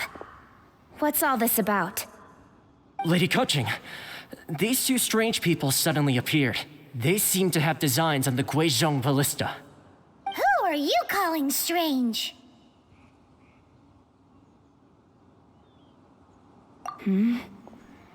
You want to go to the Jade Chamber? Who are you? We're invited guests here to look for the Liyue Qixing. Who are you? Well, as it happens, I am one of the Liyue Qixing. Oh! I'm Kuching, the Yuheng of the Qixing. I know of you, traveler. You're Ningguang's guests, yes? Didn't expect to meet you here in the mountains. Wow. Paimon didn't think we'd meet some super rich big shot out here in the middle of nowhere either. The Guizhong Ballista in Tianheng Pass has long been in disrepair, and yet it was fixed in a single night. I came here to investigate that occurrence. These Millilith are just here to guard the scene, not to arrest anyone. So this was all a misunderstanding? Paimon never would have thought. Anyway, for a mortal to be able to repair an Adepti mechanism is quite the mystery, even to the Qixing. That was... Huh? Oh, right. So, Lady Yuheng, might you have any idea why Lady Tianquan invited us to go to the Jade Chamber? Just call me Kuching. I'd say that Ningguang's purpose is to request that the savior of Mondstadt take a more neutral stance, or at least to not wholly side with the Adepti. We're not taking sides. We spoke with the Adepti. They want to protect Liyue as well. When you say protect, you're referring to their sanctimonious arrogance, aren't you? Huh? You are mortals and thus under their protection. There was no way they would have regarded you as someone with the ability to assassinate a god. Naturally, they would also regard Ningguang's locking down the area, questioning the citizenry, and pursuit of the assassin to be pointless work. Perhaps they even wonder if there might be a cover-up. I'll say it like it is. They're underestimating us. Well, you've got a point there. Still, this is the first time Paimon's seen a person from Liyue who doesn't respect the gods or the Adepti. Should I respect the shallow sense of time and condescension to mortals that has caused them to delay in moving against us, Qixing? Forget it. I shouldn't speak of them this way. This skepticism is mine alone, and Ningguang does not share it. Either way, I will admit that the actions of the Adepti this time were quite restrained. Rex Lapis's death is indeed an extraordinary circumstance. But to think that they would call for a council of Adepti rather than come down here directly. How surprisingly civilized of them.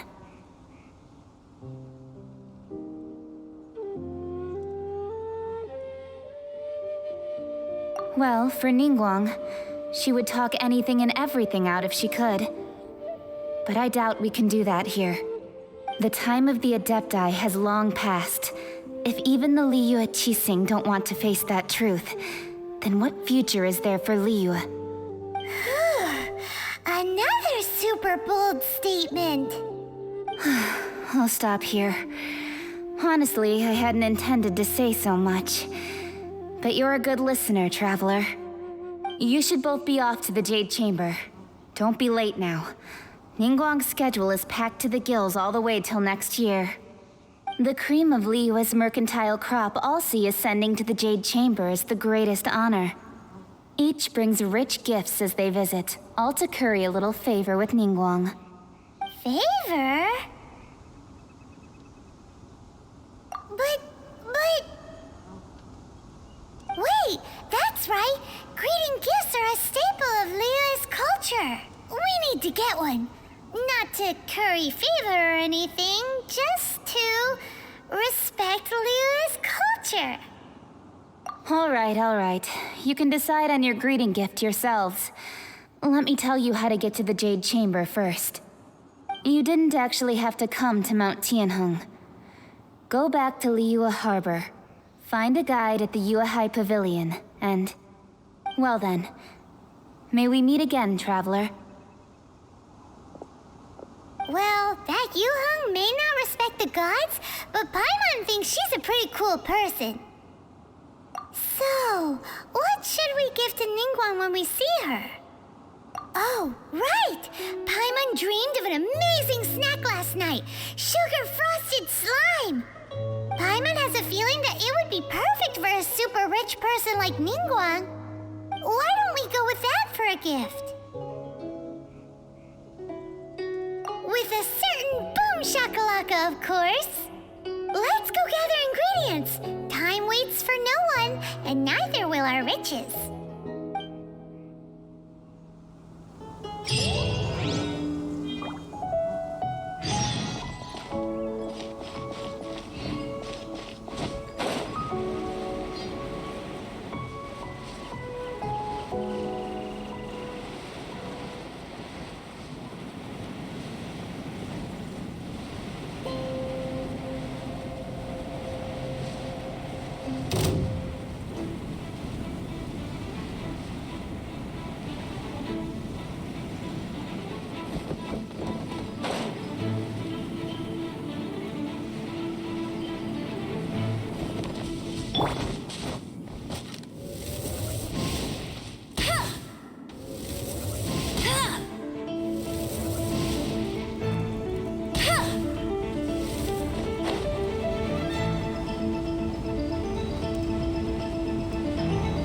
Look at that slime! It looks crystal clear and very delicious. That's the one.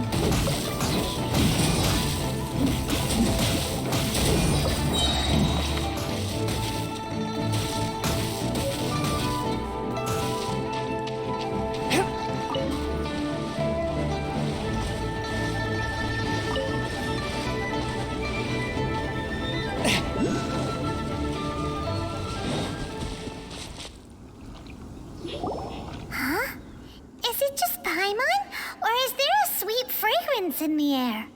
Huh? Did you hear that? It seemed like it came from those ruins over there.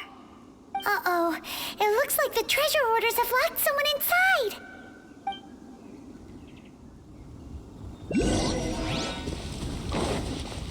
From whence you came! Written in the stars! Come a little closer.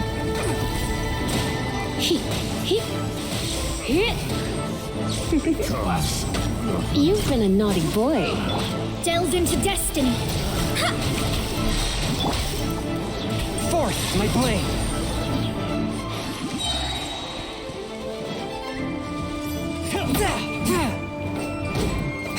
No escape!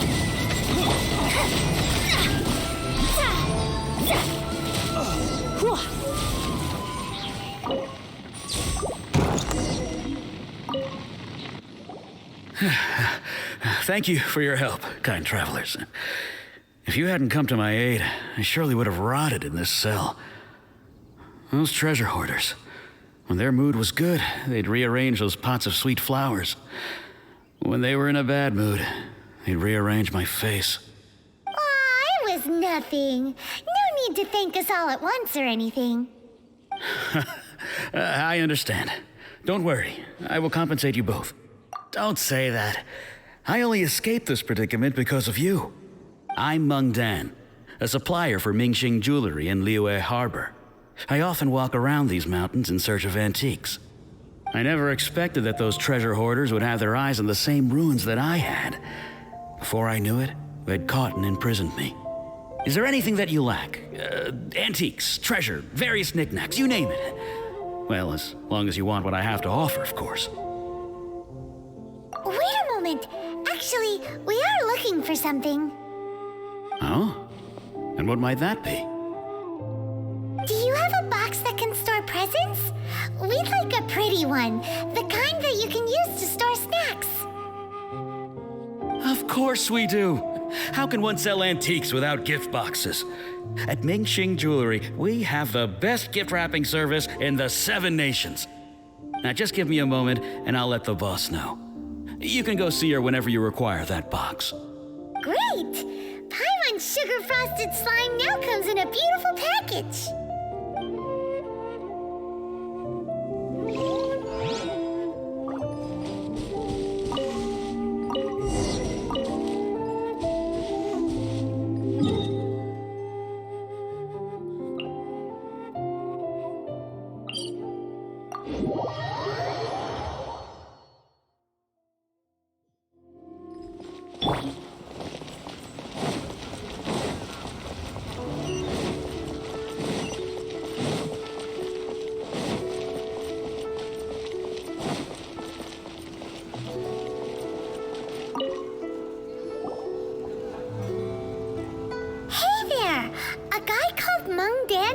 That we could get a nice and shiny box from your store. Uncle Meng already told me about it. Thank you both for saving him. Many of the best goods in our store were found by Uncle Meng. If anything were to happen to him, it would be impossible for us to continue doing business. Here, this container is itself an antique, with at least 140 years of history. It's already been cleaned. Will it do? Yep. It's great!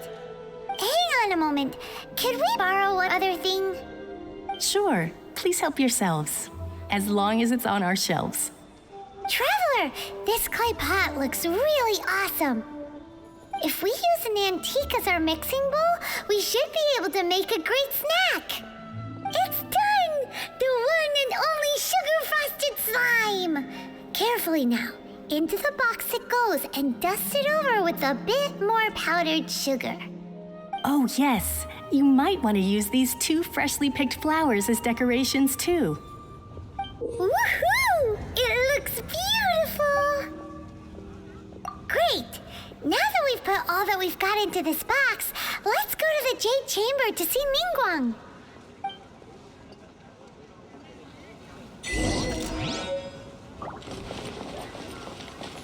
The key here is consumer psychology.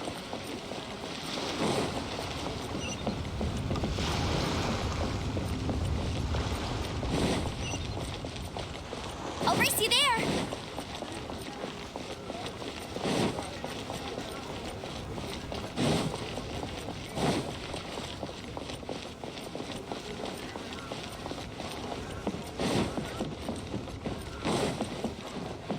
I won't let you down!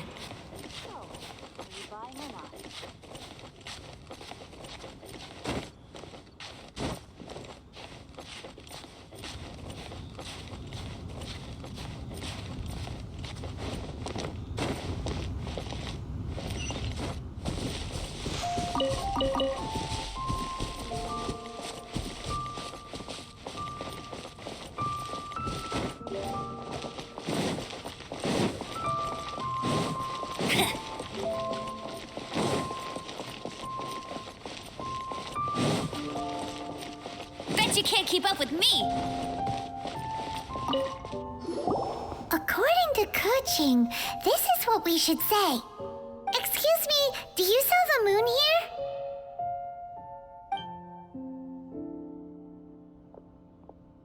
Yes. How many would you like? It's not convenient to speak of numbers here. Ah, well said. Please, use this to ascend to the chamber. Yes, speaking of which, Are you two the guests that Lady Ningguang has arranged to meet with today? Yep. And yet the code they used was not the one for guests, but for the Yuang. What's going on here?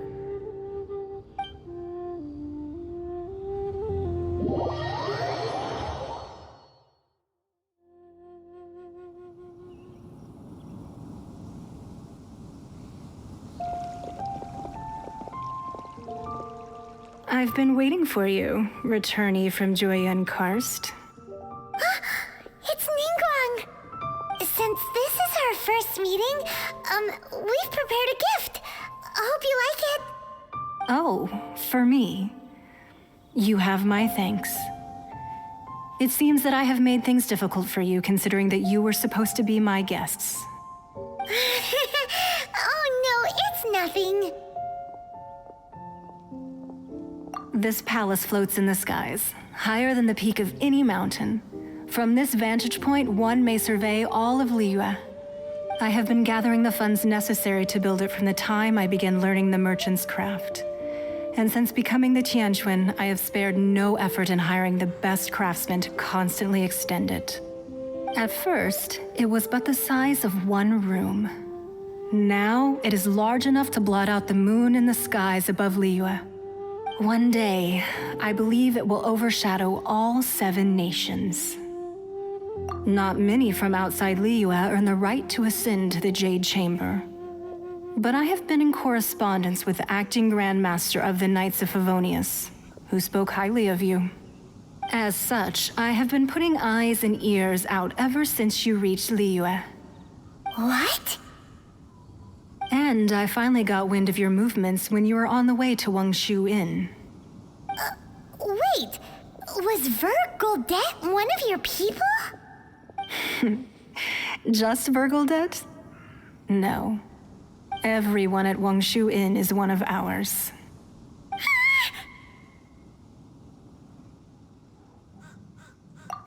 At the Guizhang Ballista, yes? You weren't peeking on us from the skies the whole time, were you? I fear that peeking would have been a little difficult from this altitude. Our eyes and ears are more than sufficient. You two are very interesting people, after all. It would be natural to take an interest.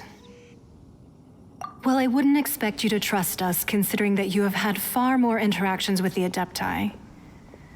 The reason I invited you here was to clear up some misunderstandings.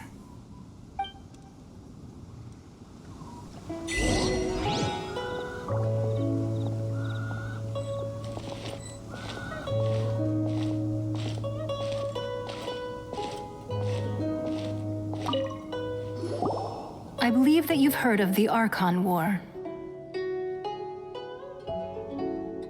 Many gods used to walk this earth, and many long wars were fought between them that did not abate until 2,000 years ago.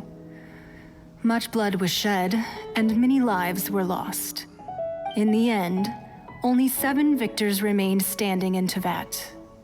They built cities and nations on the corpses of the vanquished, and thus began the era of the 7. You can see Goyun Stone Forest from here, I trust. It is no natural rock formation. Those are giant spears of rock hurled by Rex Lapis during the war. Beneath the spears lie those cast down by Rex Lapis in those days, gods that failed to seize the title of Archon. Not only is it true that gods may die, but so too has the membership of the 7 changed over the last 2 millennia. Rex Lapis's passing is an unimaginable disaster for Liyue, but the Order of the 7 will not collapse simply because of that. Another Lord of Geo will arise sooner or later. Yet, how are we to forget Rex Lapis? When that time comes, the relationship between the people of Liyue and the gods and Adepti will surely be different from before. Even in a new era, the Liyue Qixing remain Rex Lapis's former subjects. Do you really think us capable of having played a part in his demise, of lacking the foresight to see the certain repercussions? That day at Yujing Terrace, it was also very sudden. Even I was caught completely off guard. You were there, you no doubt saw. But our enemy has long lain hidden within the harbor. If we do not act against them now, they will surely gain the upper hand. Hiding the Exuvia was a necessary maneuver to take the initiative back, to play the spider while our foes scurry about. Who's this enemy you're talking about? What do you think, traveler? Huh? What are you two talking about? Well answered.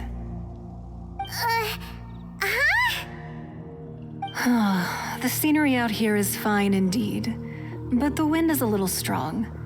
Our preparations to receive guests within are complete, so please, this way.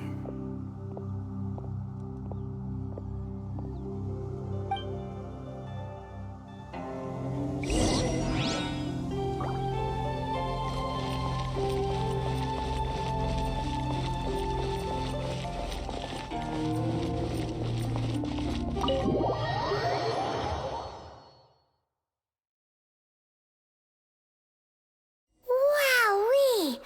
What a huge hall! Paimon's never seen such a fancy place before.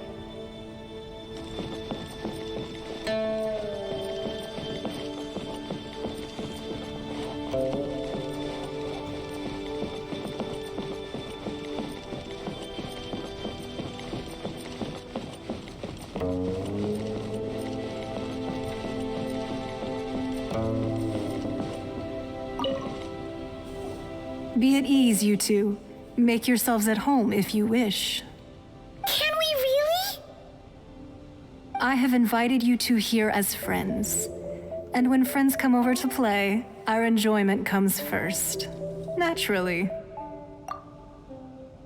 Whoa! Isn't this that legendary wall? Why, you've kept your ear to the ground, I see. That's because even the storytellers are talking about it. Everyone's after a piece of paper from that wall. It's super famous. That's because that wall records Liyue's secrets. Merchants have always been attracted to secrets. But the secrets of the mercantile world are of no interest to you, are they, traveler? You're rather special, really, and I think you're quite aware of that. If possible, I'd like to have your trust. But if you were to choose the more trustworthy person between myself and Kuching... You'd pick Kuching? Nah, I had a feeling. I originally thought her a bit too hard-headed. With someone of her character on the Qixing, I've had some extra messes to clean up behind the scenes. But after she said those words, the time of the Adepti has long passed. If even the Liyue Qixing don't want to face that truth, then what future is there for Liyue? Well, I must say that quite a few of my doubts have been dispelled. I won't deny that Rex Lapis's passing seems advantageous to us. But for Liyue's sake, we cannot allow ourselves to be shackled by rumors of our usurpation of power. Indeed, it seems that you understood what I meant to say from the very beginning. I called for the gag order and for the Exuvia to be hidden to temporarily stabilize the situation, and also to prevent something similar to the incident in Mondstadt. With Rex Lapis's death, the Fatui have busied themselves with many clandestine actions beyond their diplomatic remit. As the Tianquan, one responsible for Liyue, I cannot be too concerned with appearances when opposing them. Allowing the rite of parting to take place was also meant to buy some time for us to take control of Liyue's administration. It's exactly as Zhongli said. The Qixing only provided the venue for their rite so they could use us for their own ends. Wait, that's right. Speaking of ends, could I say one other thing? Of course. Paimon's heard that anyone who sends a greeting gift gets a little something in return. So, does that include us? It's all right. I like direct people. Well, we have made quite a bit of trouble for you recently. How about this? You can pick any one object here as you please, and you may take it with you. Yay! Paimon was just waiting for you to say that! Let's see, what should we get? One of the sheets on that wall! Don't look at Paimon like that! One of these sheets of paper will sell for crazy prices, even if it's only as large as Paimon's fingernail. Just imagine how much more a whole untorn sheet would sell for. Let's grab one! The biggest one!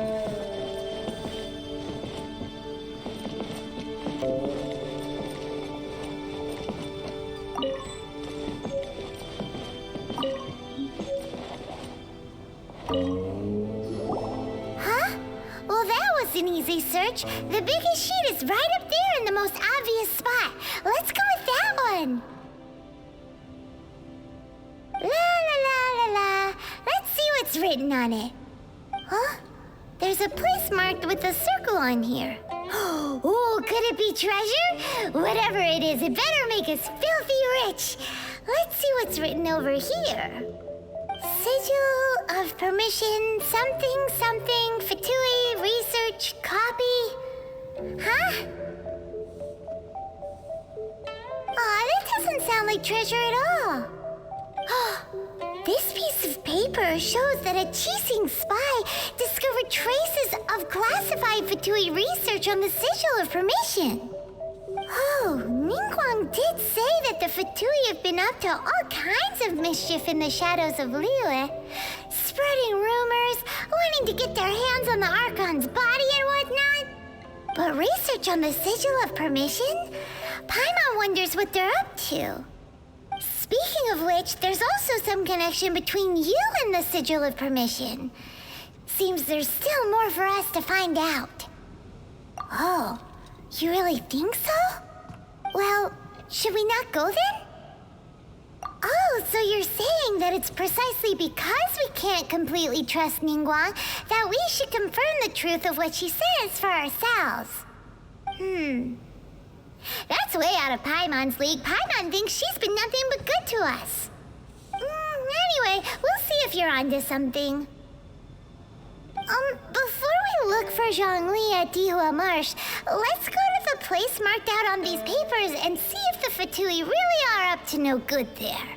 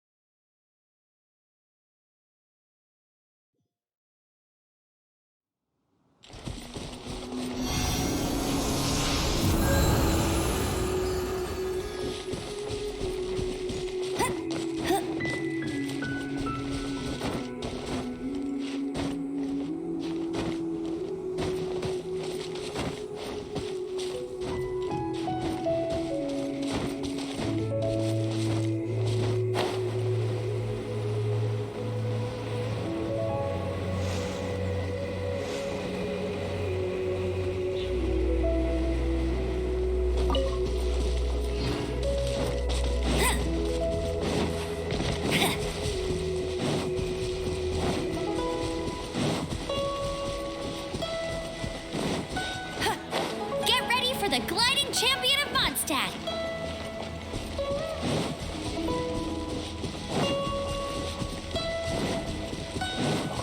Bet you can't keep up with me.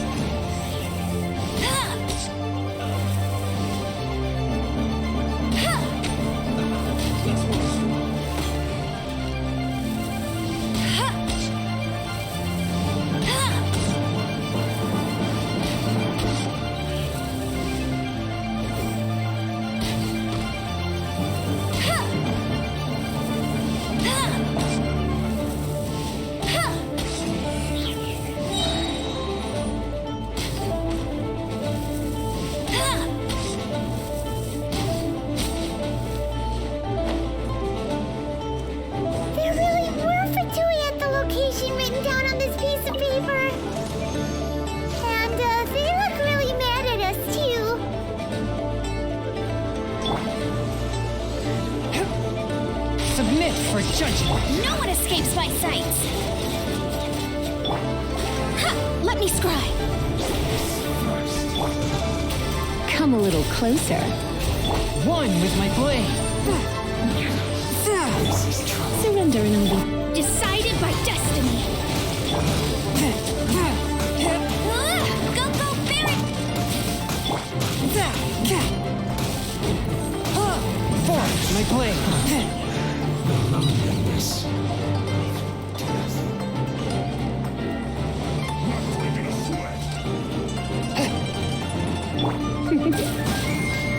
You're in for a little shock. Blitz. Delve into destiny! A touch of frost! Spirit blade! Here!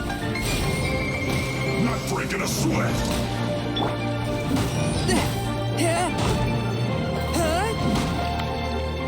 Swift and merciful! Come a little closer.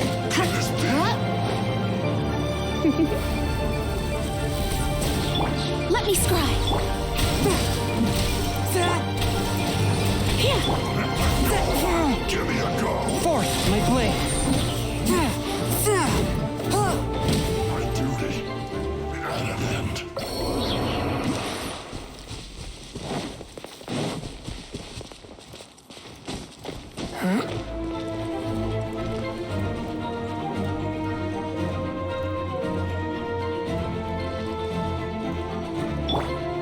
Let's not waste time. I will end you. Almost.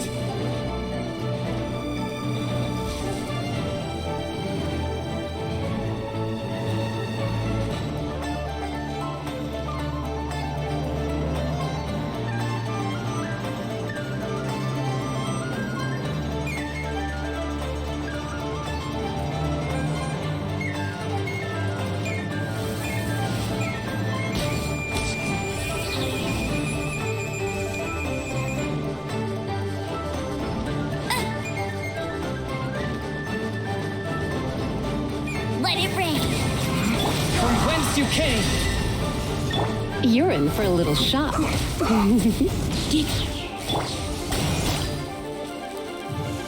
Shadows of fate! I slipped up. Written in the stars!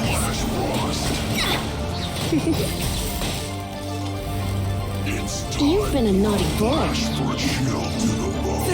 Swift and merciful! Submit for judgment! Try not to enjoy this too much.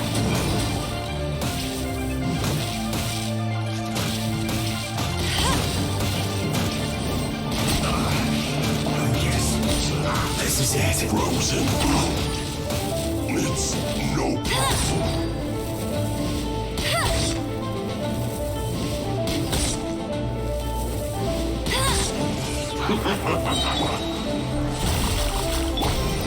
One with my blade! No one escapes my sights!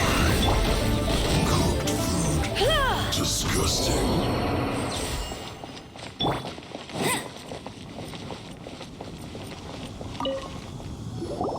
There are so many talismans here.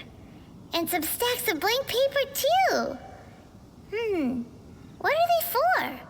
Paimon's seen this pattern before. But where? Oh, Paimon knows!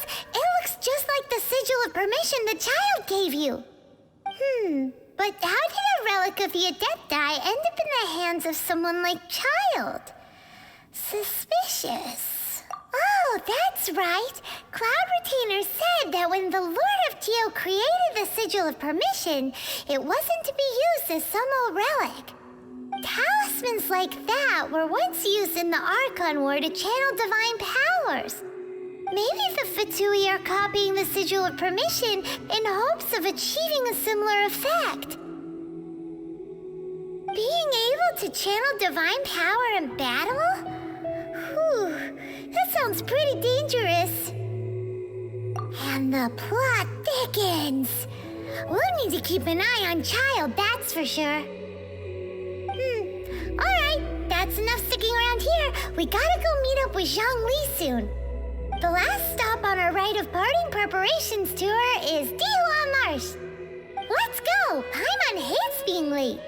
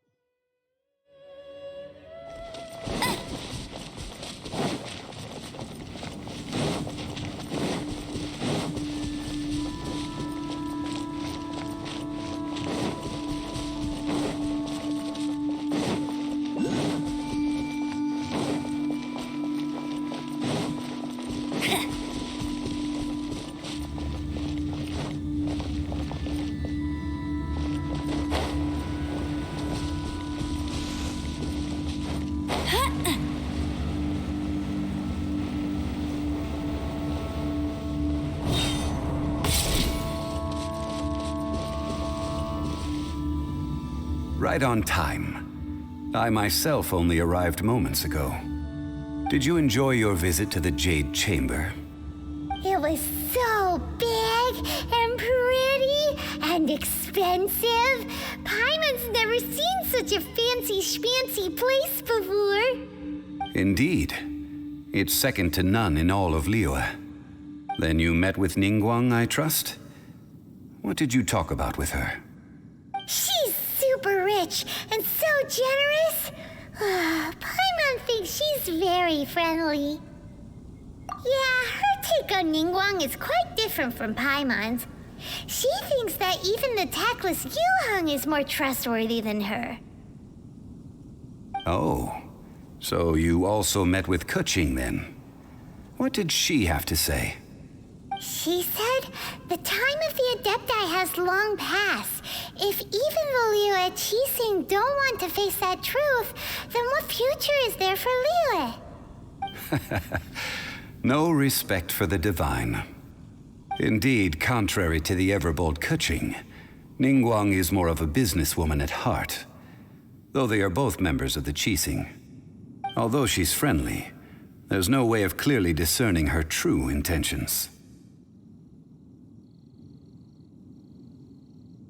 Yes, she has only relied on herself to rise to her current position.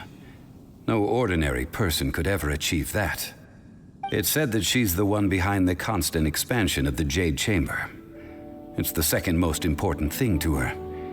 Even if she ever gave up the position of Tianquan, she would never give up the Jade Chamber. The Jade Chamber is only second. What's the most important thing to her then? Why, Mora, of course. All Ningguang talked about was the Fatui this and the Fatui that. She said that after Rex Lapis was murdered, the Fatui have constantly been trying to sink their fingers into Liyue, and that they aren't to be trusted. That is how the Fatui have always been. It doesn't surprise me in the least. No matter what they may be planning, you must be careful when dealing with the Fatui. Always be on your guard. So, is there anything we need to get for the rite of parting in Dihua Marsh? Yes, as a matter of fact, there is. Today, we'll be gathering wild glaze lilies. Glaze lilies? But why did we come all the way out here? Doesn't the garden in Yujing Terrace have some? Even Qingse Village has glaze lilies. Oh, right! Paimon remembers that Madame Ping is always tending to flowers. Maybe we could ask her.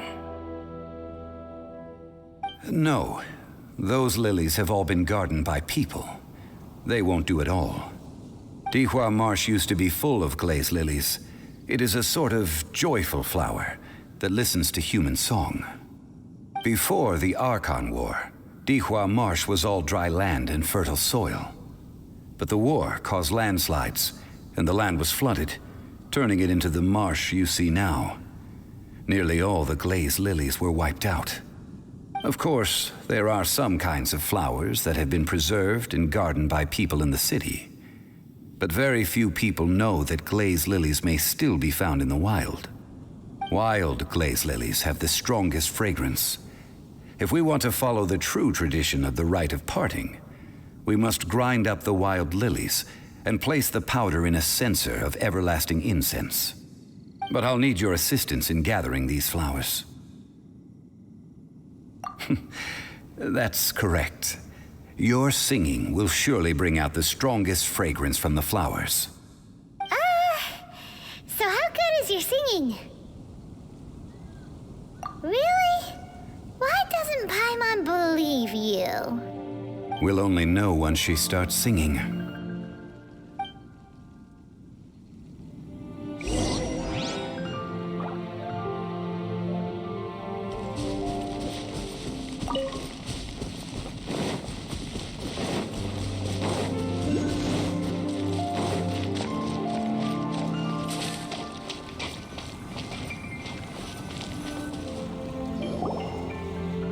It's time to sing whenever you're ready. Da da da da da da da da da da da. What happened? These flowers are jumping. They look really angry. Is it because you sang a song for Mondstadt that they don't understand here in Liyue?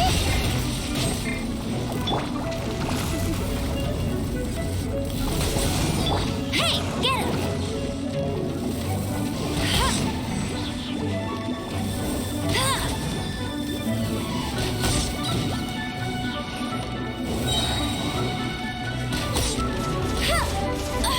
Let it rain. Let me scry. Blitz. Here.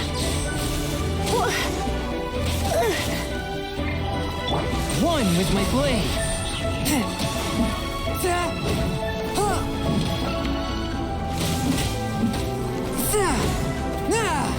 Go, go, Baron Bunny!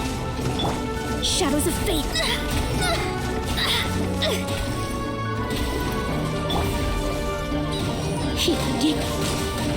Decided by destiny.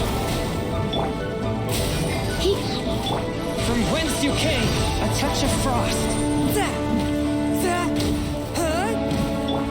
Come a little closer. Surrender and be gentle. That's cheating. Bet you can't keep up with me.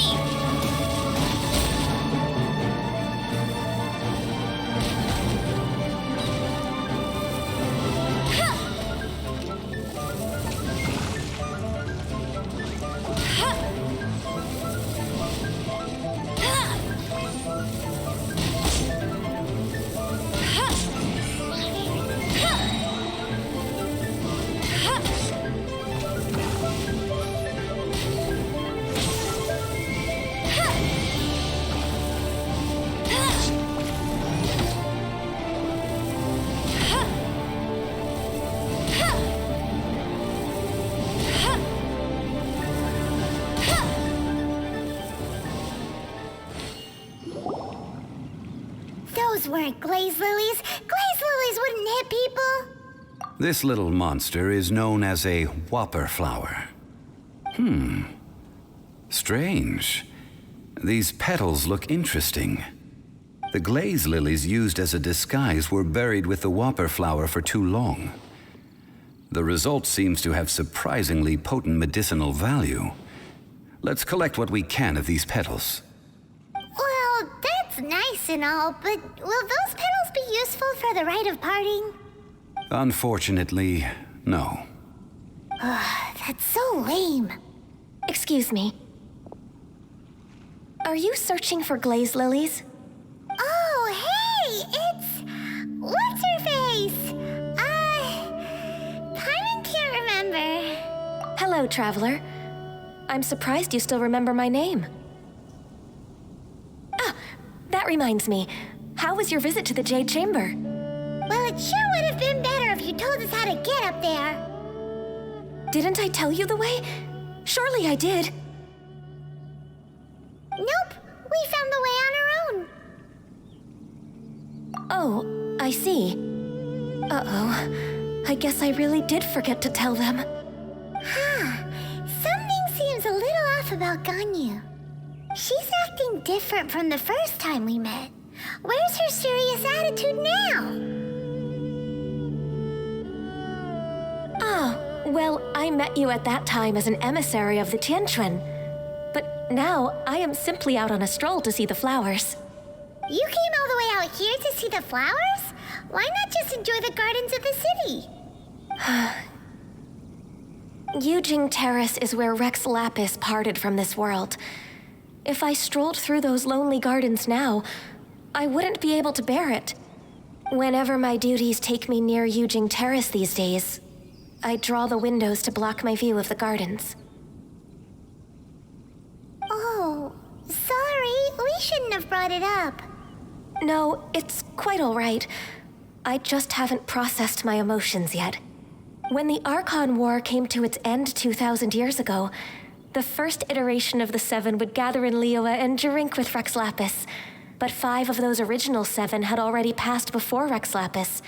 It's truly a changing of the guard.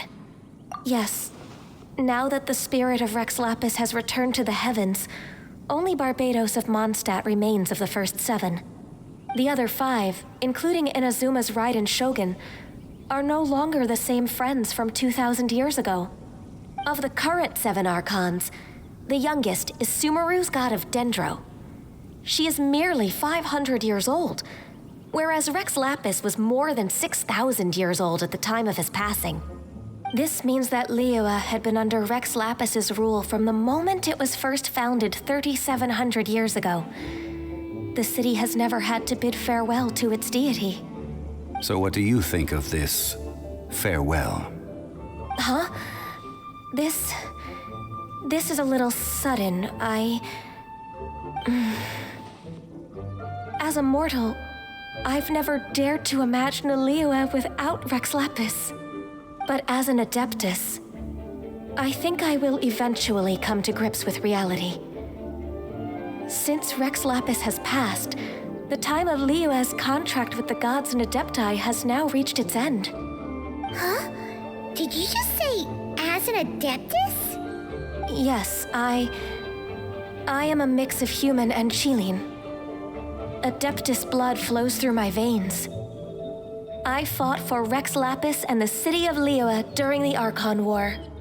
After the war ended, I signed a contract with Rex Lapis and took the position as secretary for the Qixing. I've continued those duties to this very day. Well, let's save that conversation for another day. You say that you are here looking for glaze lilies? I also know where wild glaze lilies can be found. See, I've just picked one myself.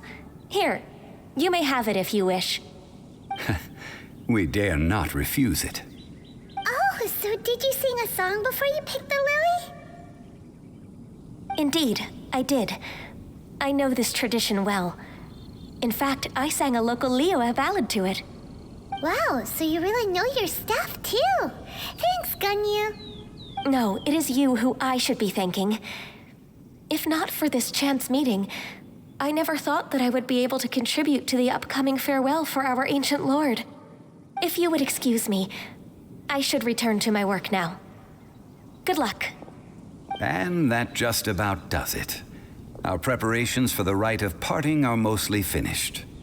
Given the ease of picking glaze lilies, I think this was a fitting end to our tasks, in more ways than one. Yeah, Paimon can already imagine him starting a business in Liyue. I've had enough ventures in my life already. Beginning a new undertaking is always difficult at first, and requires no small amount of effort.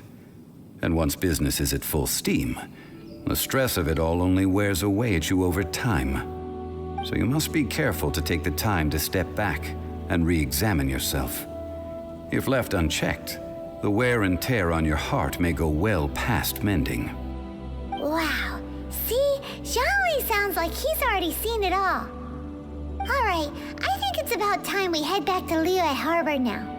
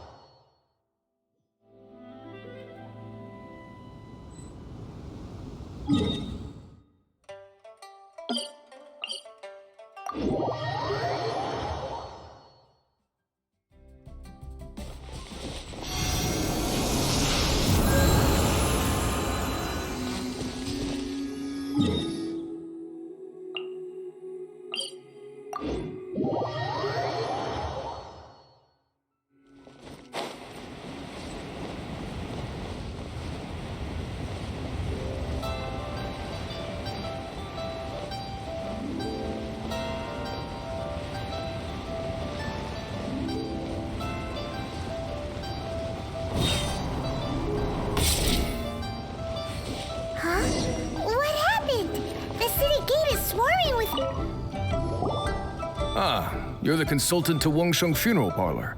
Mr. Zhongli, I presume. The Millilith are watching our every move now. These are desperate times. We mustn't act rashly. Desperate times? The Adepti of Joyun Karst are finally on the move. Do they intend to exercise force? Most likely. I've heard that some members of the Qixing have already gone to meet them. Well, I say meet, but it's more like they're attempting to stall the Adepti outside the city. However, both sides were quite obstinate and hit an impasse. It seems inevitable, given the current situation. The Adepti do not acknowledge the Qixing. They only acknowledge the contracts of the Geo-Archon. If the two sides come to blows, Liyue Harbor will be in no position to stop them. Surely the Liyue Qixing are not the sort to give in so easily. Their boneheadedness is known throughout the lands. Yet it's because of that obstinacy that mortals and Adepti are now on the verge of conflict. And what now?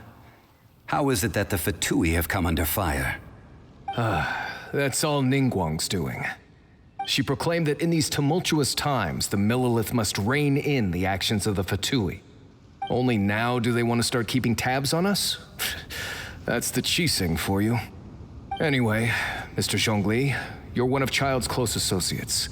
Please understand that your actions will reflect on us. Don't let anyone catch you off guard. It looks like things are about to boil over in Liyue Harbor. Do you intend to use your neutral identity as an intermediary between both sides? Or will you use your sword to turn the balance? Neither path is an easy one. Oh, by the way, Mr. Zhongli, we've heard that the Wangsheng Funeral Parlor has also been caught up in all of this. They're currently squaring off with the authorities at the gates. Things are taking a turn for the worse. I'm afraid I must leave now to handle things back at Wangsheng Funeral Parlor. I hope that Master Hu has been able to keep things under control for the moment. Consider your next course of action carefully, Traveler. If you're trying to prevent an explosion, it may be wisest to look for the fuse first.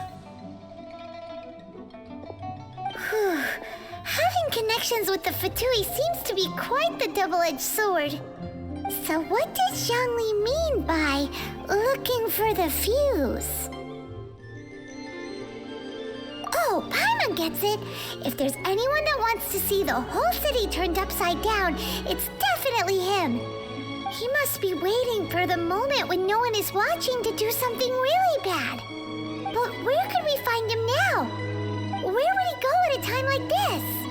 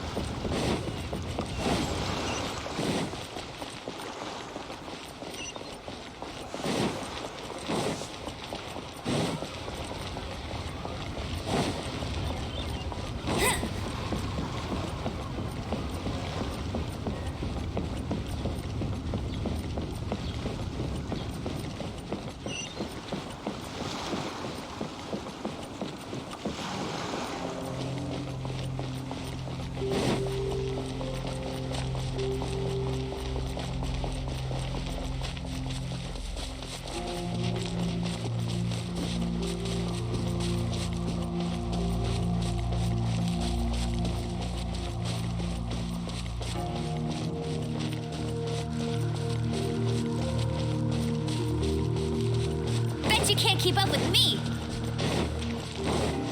I'll race you there.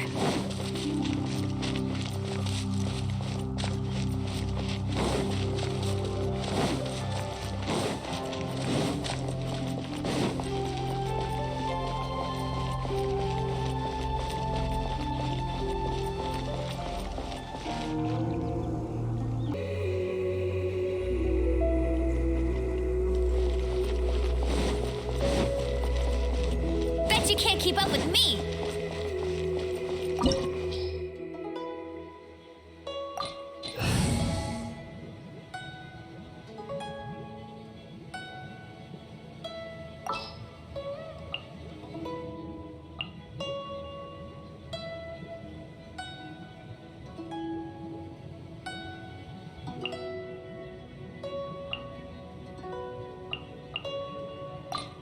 Everything's ready. Let's go.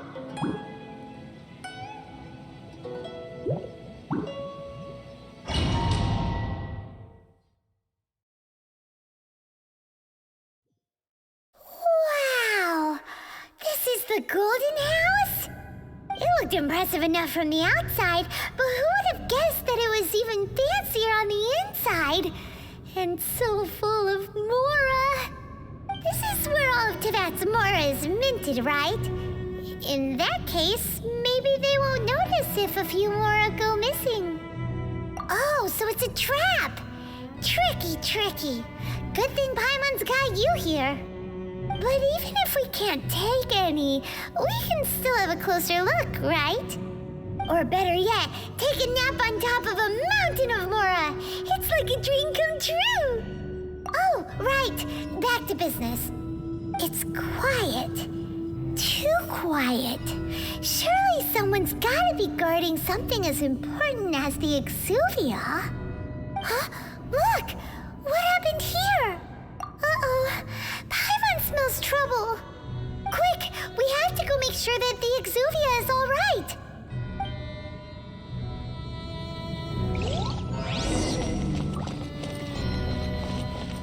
I'll race you there.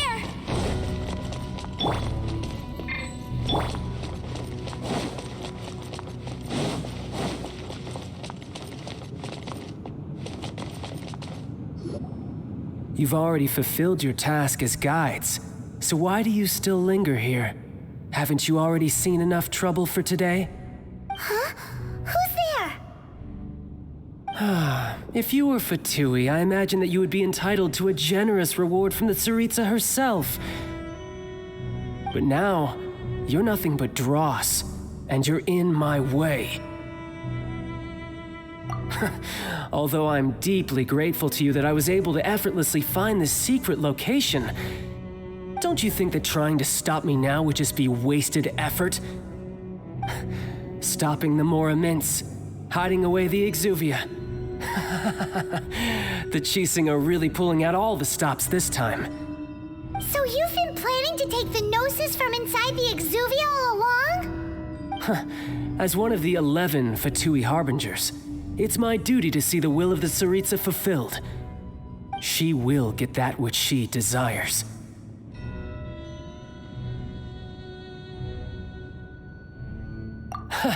I'm not asking for your blessing, and there's nothing you can do to stop me anyway. The time for discussion and diplomacy has already passed. I mean, if it were up to me, I would have skipped that stage to begin with. But I'm willing to do as the Tsaritsa deems fit. Either way, we now come to my favorite part, a simple pleasure, and one that I am oh so delighted to be sharing with you. The battle. Battle? So you're the type that goes looking for trouble, huh? You could say that. When Signora offended the deities outside the cathedral in Mondstadt, she swiftly left the scene once her mission was accomplished. Instead of confronting you directly, she chose to rely on the snow and ice to make her escape. She wouldn't want the knights to come running towards the sound of battle now, would she? When she faces a worthy opponent, she will prioritize her mission, weigh the outcomes, and consider the consequences of her actions. But as for me, the greatest pleasure of being a Harbinger lies in crossing blades with strong opponents. We won't let what happened in Mondstadt ever happen again! Oh, so you intend to fight me? Good. I won't kill you, Traveler. I'll just play along, to feel the thrill of battle. Besides, you could never defeat me, not even in your wildest dreams. But hey, try to relish the fight anyway, because if you ask me, without that, what else is there?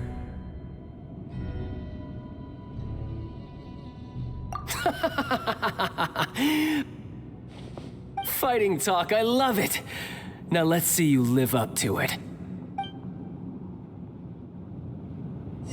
This chance is hard to come by, so show me all you've got. So very few ever get the chance to square off with the Fatui Harbinger. So come now, amuse me, and don't you dare disappoint. Swift and merciful. Spirit blade. You cowering already? You're in for a little My.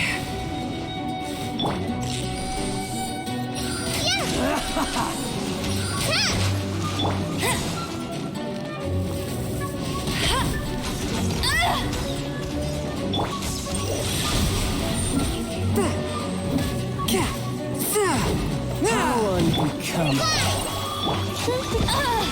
I'll race you there.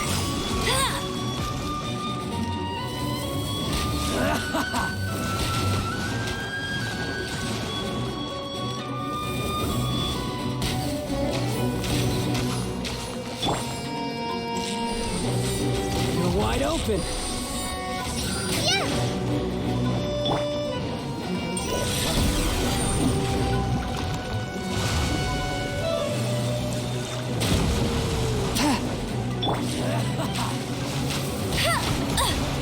Never.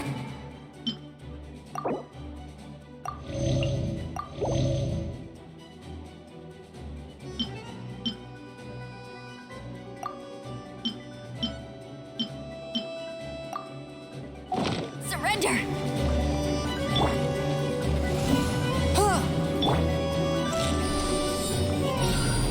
Cowering already?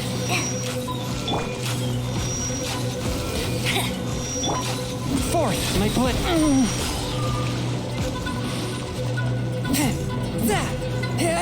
Passable effort.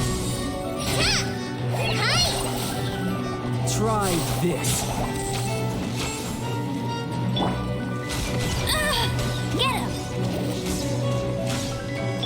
Get him.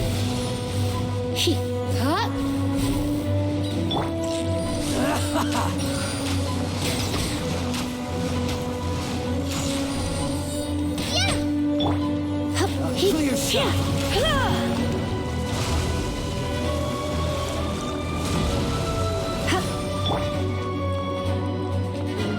A touch of frost. Not bad, not bad. Submit for judgment. Taken more seriously. Good. No wonder Senora was so wary of you. Well, that just means I can go all out. Brace yourself. This is about to get tough. Now, show me what you can do against the might of a Harbinger.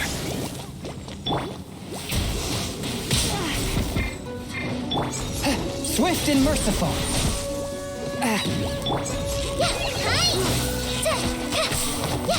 Got you. Let it rain.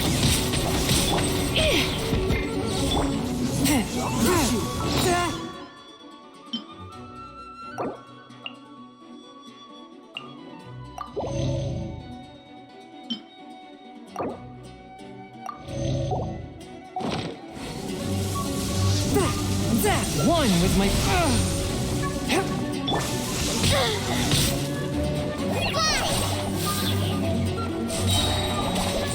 Price this on for size.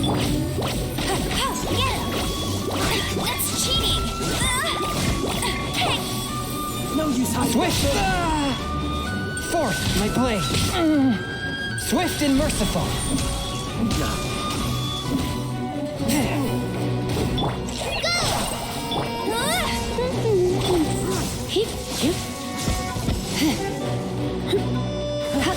You've got some skills.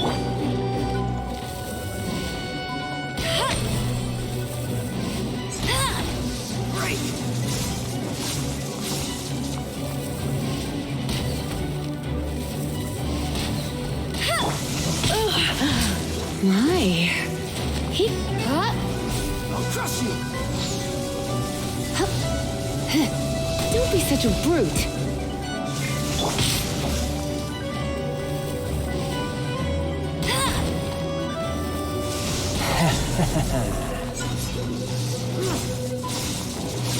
Not so hard!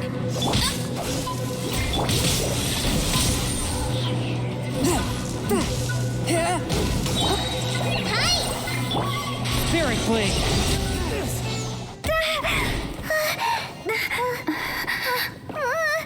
Not bad. Your swordsmanship is quite impressive. But that's about as far as you'll get.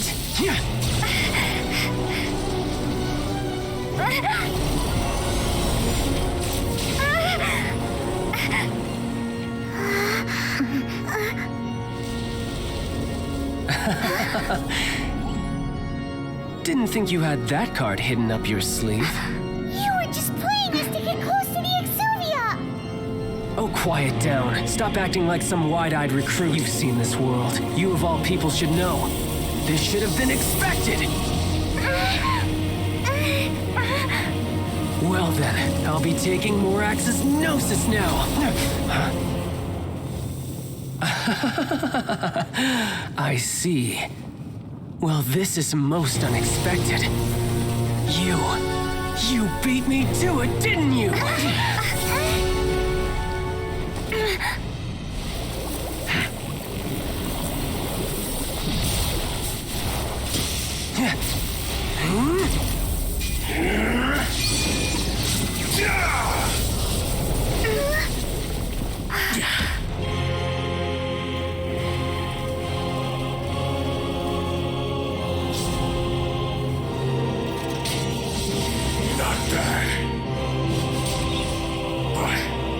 This is going to cost you!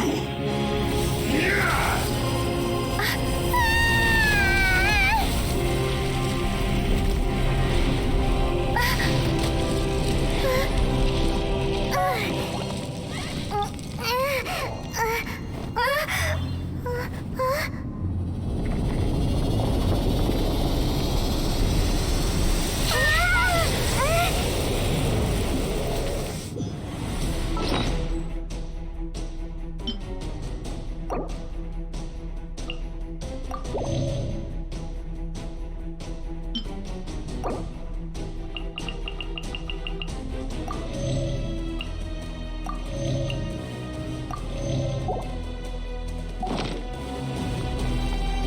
You got to the Gnosis ahead of me, didn't you? Did you simply move faster? Or did you leak the information regarding the Golden House to me on purpose? No matter. Hand the Gnosis over, now! Don't make me take it from you! We didn't take it!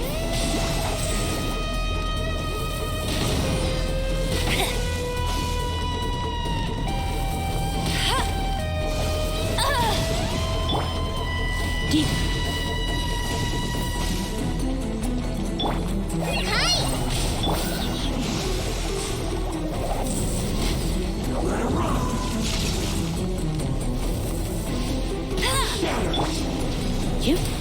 Here!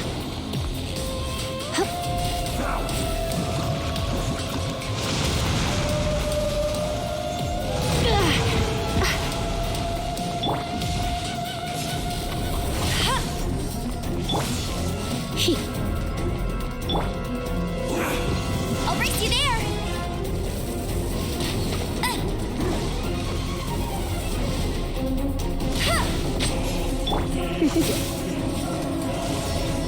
Hip! Dig! Hup! Hua!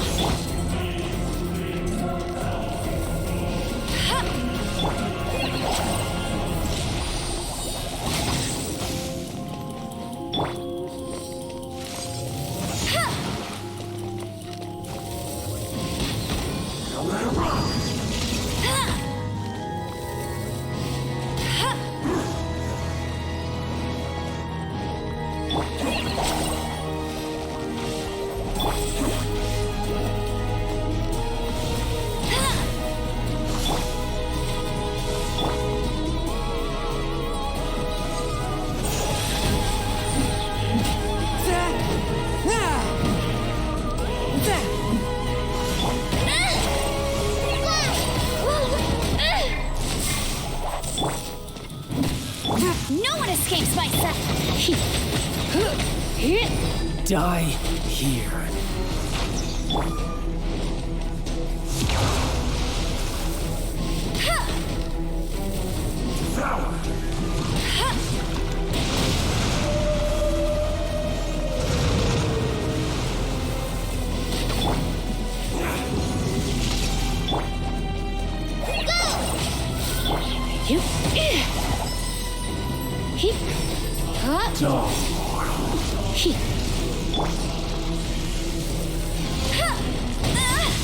Tired.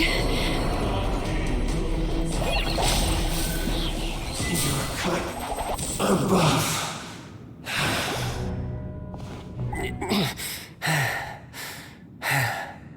Look!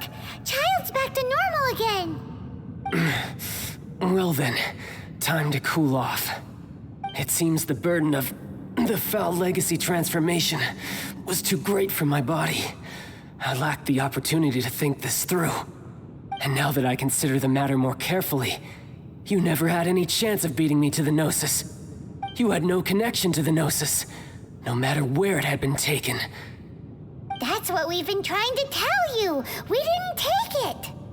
Your show of ability today far surpasses that of Signora's initial assessment of you in Mondstadt.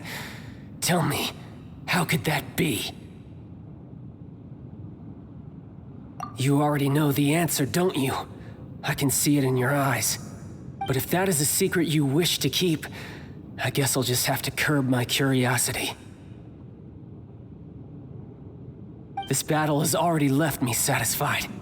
Anyone who strives as I do to grow stronger shall be called a friend, even if our friendship can only be shown in battle against one another. Pretty sure that's not the normal way to make friends. Unfortunately, I must bring this amiable conversation to an end. My quest still beckons.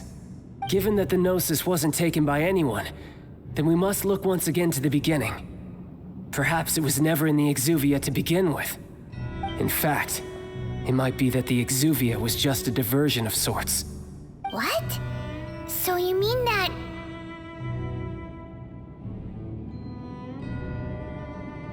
Yes, it appears so.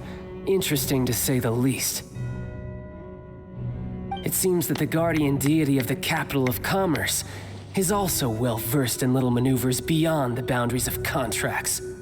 As such, we must now look to our backup plan. Backup plan? I had hoped it would never come to this, for the weak will be swept away in the process. The truth is, the world belongs to those who pursue strength. I seldom willingly involve myself with the weak.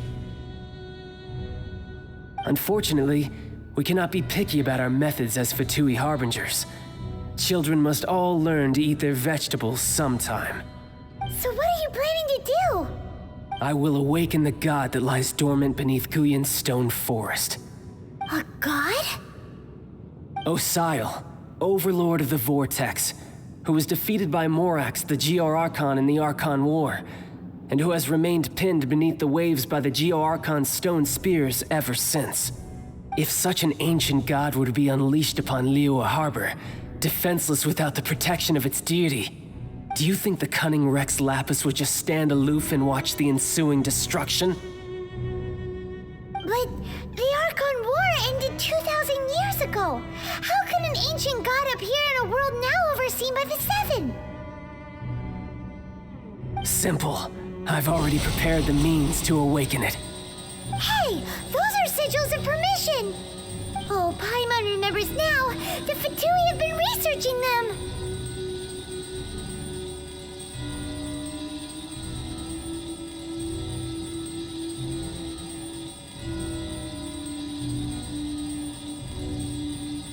Indeed. The one that was given to you was just a byproduct of our research. With the power of so many sigils of permission concentrated in one place, along with that which was bestowed upon me as a harbinger by our Tsaritsa, breaking the subduing might of the Geo-Archon spears for a time should be no obstacle. Using the powers of ancient gods in such a situation fails to interest me, and is largely against my principles. But knowing that such an action will not only force the Geo-Archon to show its hand, but you as well, That makes matters a little more intriguing.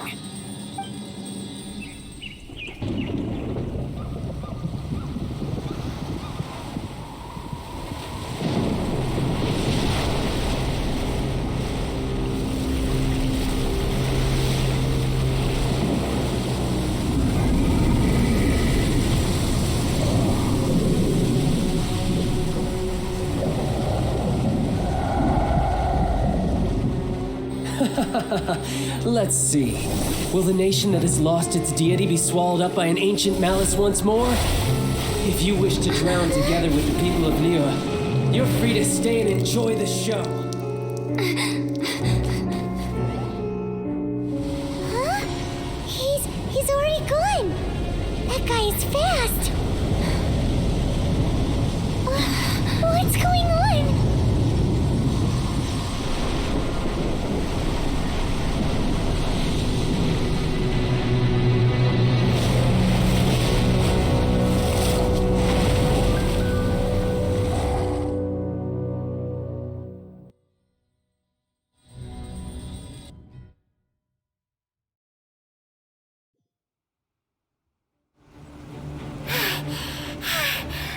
Exhausted.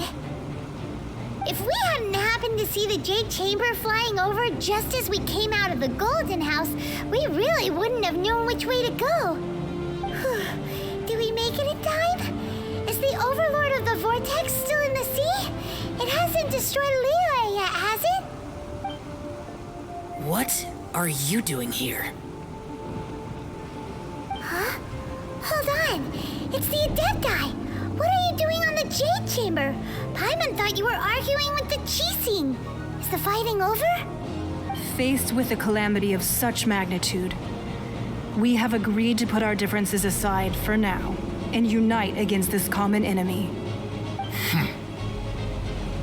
Oh, Paimon gets it. So how do you plan to defend Liyue? Just seeing this Overlord of the Vortex guy puts a pit in Paimon's tummy, even from all the way out here. It's not just you. We've got new Millilith recruits who can't even stand at attention without shaking. The force of an ancient god's presence seems to be too much for ordinary people to handle. Which is why we must stop that monster before it gets any closer to Liyue Harbor. So the Archon War was fought 2,000 years ago against enemies like that thing? Now that's scary. So will the power of the Qixing, Millilith, and Adepti gathered here be enough to stop that god? We've already discussed this together, and our conclusion is not necessarily. What? But all of you were supposed to be the guardians of Liyue. Can't you think of something? One certainly could. Huh? The Qixing did once research the matter of the Guizhong ballista when it piqued their fancy. And as fate would have it, one who did craft the Guizhong ballista with one's own hands is here. For what could you mortals ever learn of Adepti mechanisms? Yet it would take one but a little tinkering to turn this ballista into an engine of war beyond your wildest thoughts. I suppose this is one blessing from the Adepti that we should be thankful for. So be it. We shall use the upgraded Guizhong ballista to fight off that god. All the Adepti here can lend their strength to man it. We haven't a moment to spare. Our battle begins now. Yep.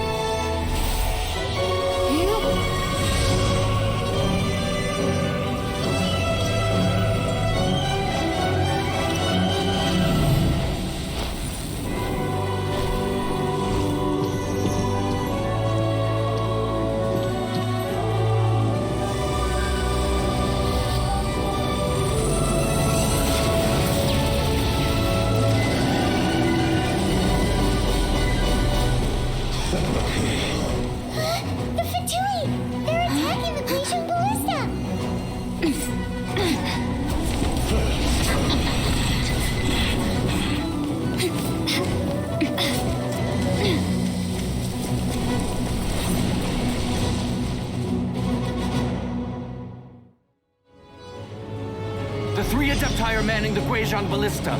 Do not let the Fatui disturb their work. All able Millilith, with me! Let's go help too! We Adepti have not faced a god in several millennia. Let one see what you're made of then. What strength remains within you? One wishes to witness.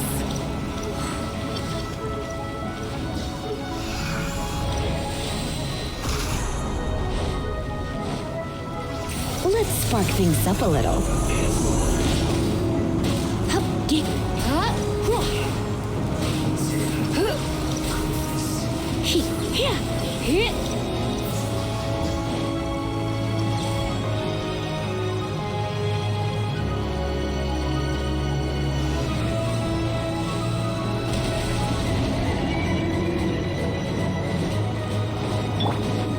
Submit for judgment. A touch of frost. Looks like I went too far.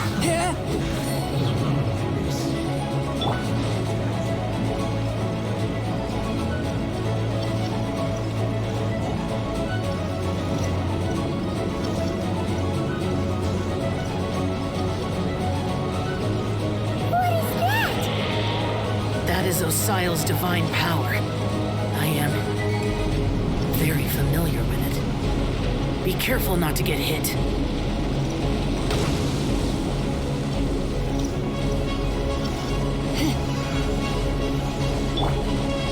The Fatui! Their attacks are unrelenting! How daring. Snezhnai's diplomats will answer for this afterward. Every last one.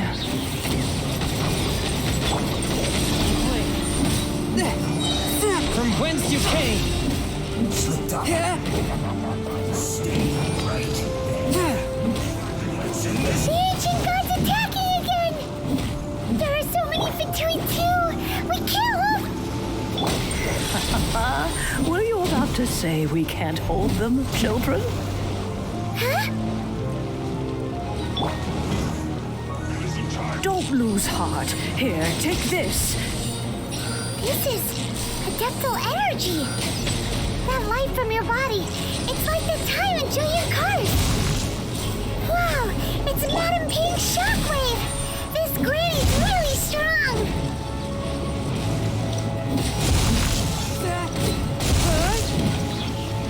Can't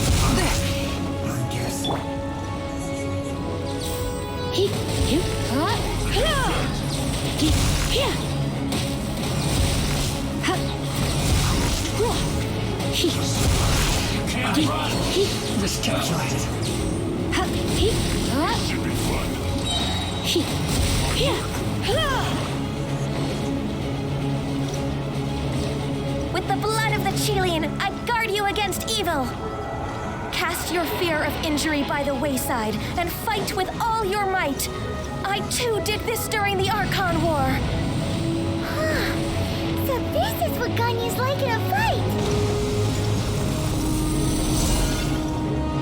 My name means swiftness. Take my power and run as I do. We're going too fast!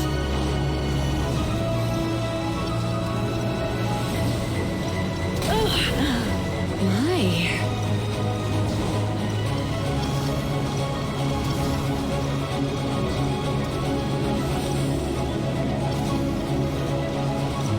It looks like I got carried away.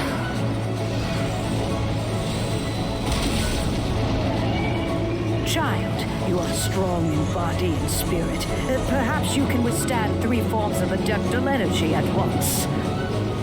This will hurt a little. Please bear with us. Once you've adapted, try to use them in battle. Yes.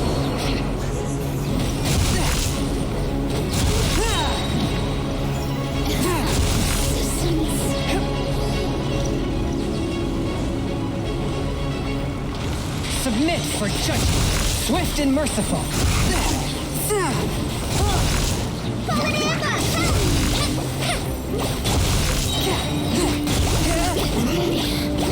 Spirit Blade. Attack!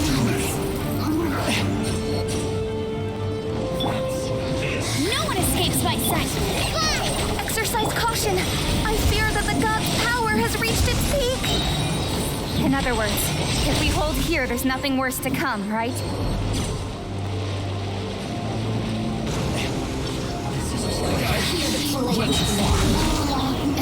Swift and merciful, submit for judgment.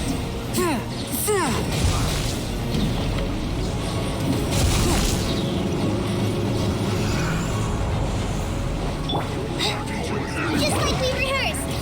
No escape.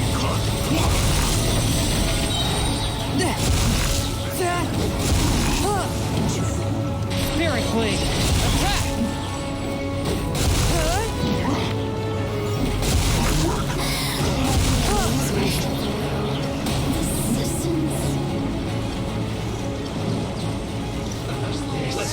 One with my blade. Submit for judgment.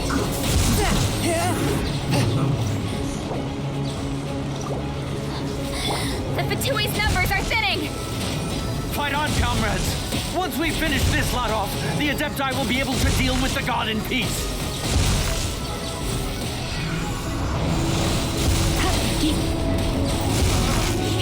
Looks like I went too far.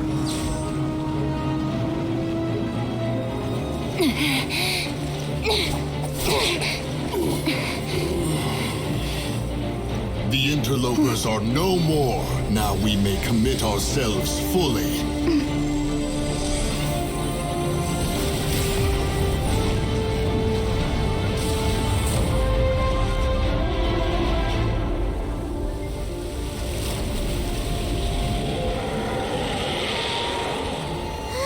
It's working! We just need to keep this up!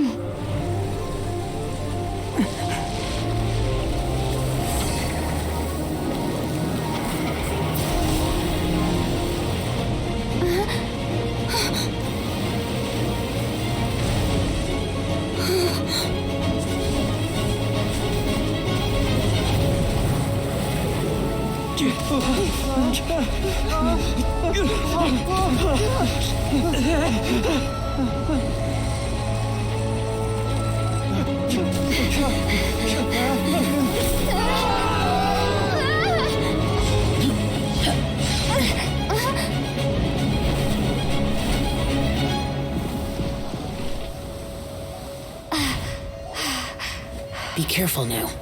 The Guizhong Ballista is destroyed. Without its covering fire, retaliation shall be difficult. But the Jade Chamber is our last line of defense. We can't give another inch, no matter what. I have another idea. What do you mean, Lady Ningguang? I'll sacrifice the Jade Chamber. What is the meaning of this? I understand. Traveler, lend me a hand. Farewell, old friend. Goodbye for now. Let us meet again in the future.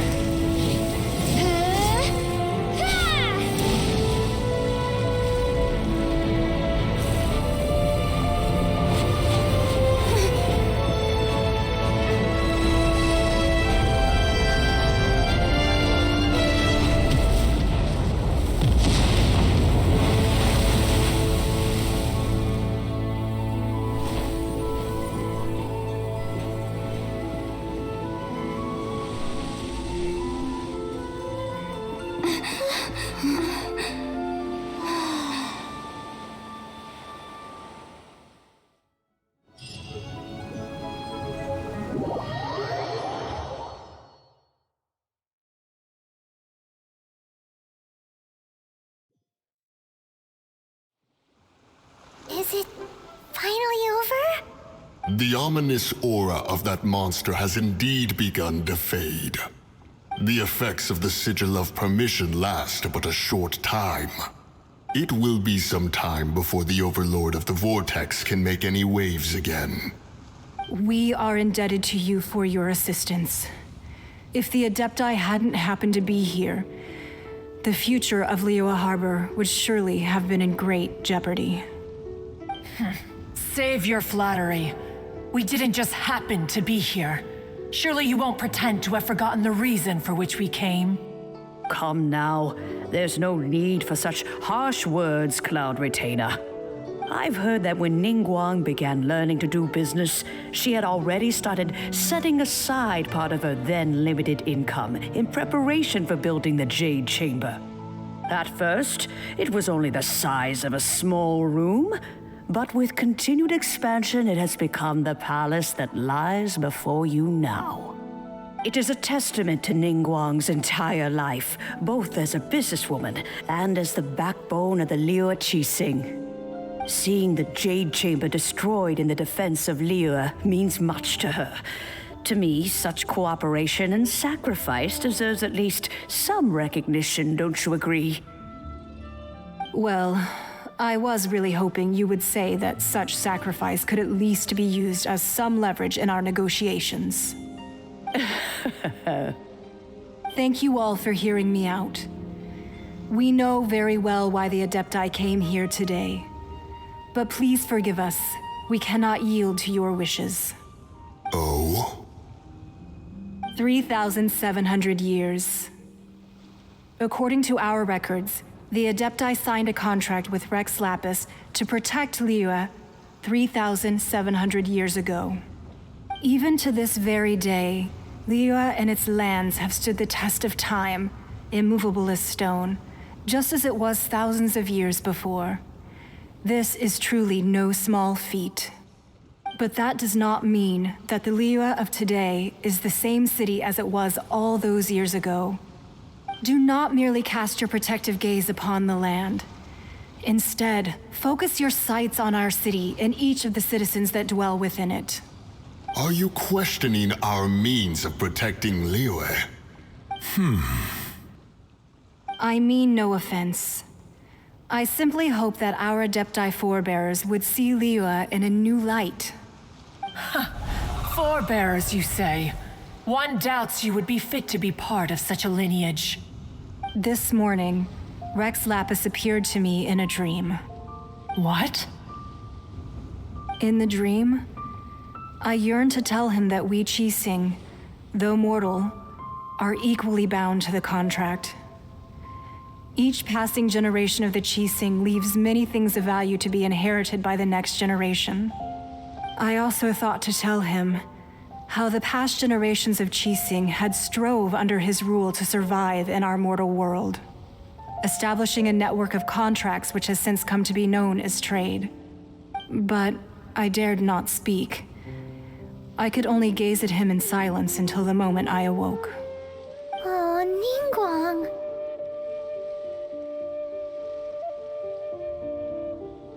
Yet another perspective. What are you trying to say, Outlander?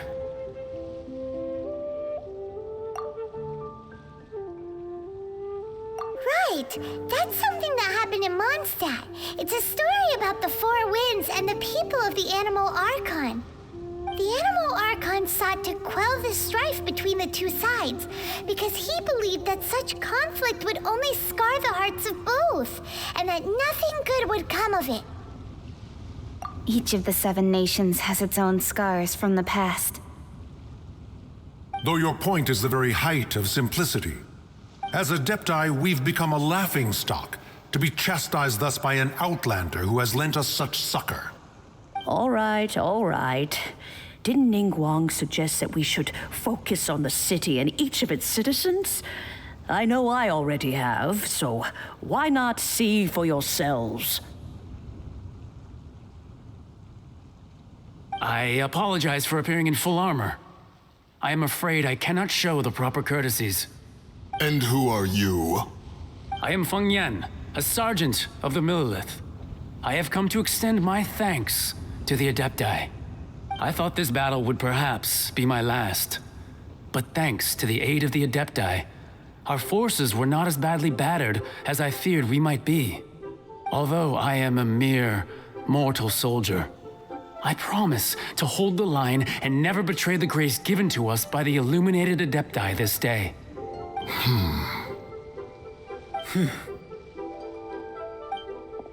Huh? Why does everyone look so down? Didn't we just beat that big monster? Weren't you frightened, dear? It was quite the predicament. I wasn't afraid. All the strong Millelith guards were there, and those powerful heroes with their visions were there. Everyone was there. When danger is near, everyone always protects me. And the rest of the time, they make fun toys and tasty snacks and loads of things that make the harbor so pretty. Thanks for protecting Liyue Harbor. Please come visit us for the next lantern rite. Unfortunately, we wouldn't be able to participate. Huh? Because we are Adepti. Oh, okay. It must be hard being an Adeptus. Aww. You see, this is what Liyue is like today. The country of contracts is grateful to the Adepti for their protection, but it is no longer necessary for the city to rely on the Adepti's power to solve every little niggling matter. Although their blood is weak, there is still strength to be found in those we call mortals. The time of contracts between gods and Liyue has long since passed. Now is the time of contracts between Liyue and its people. Seeing the port around us now, it is hard not to feel a bit out of place. Wouldn't you say so, Cloud Retainer? Your line of inquiry is askew. One did not spearhead this expedition to Liyue Harbor. Seems like the Adepti have had a change of heart.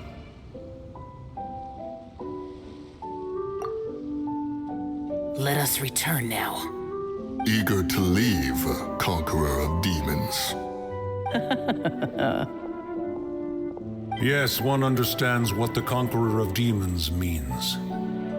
The city of Liyue has changed much after our long separation. One fears that by the time one finally grasps the new contracts of Liyue, you humans would have once again changed the place beyond recognition. Fair enough. Away we shall, and return whence we came.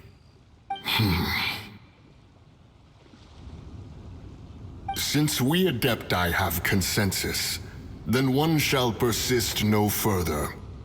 But how will we ensure that the Liyue Qixing will not simply exploit their power once we depart? In my view, that is still a thing to be guarded against. All right, Mooncarver, you needn't worry. It seems to me that this right of supervision is best left to the people of Liyue.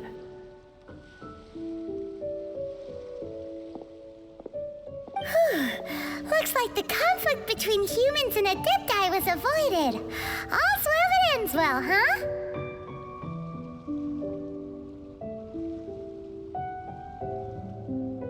Oh, right!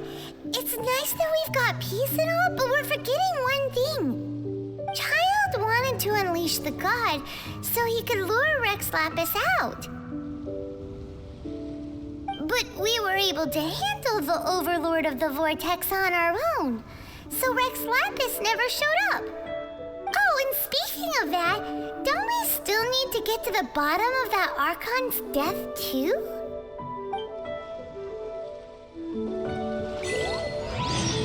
Paimon doesn't get it, but isn't the strongest lead we have the Adepti-less rite of parting that we're organizing? No idea where Zhang Li's gone. Let's ask for him at Wangshan Funeral Parlor.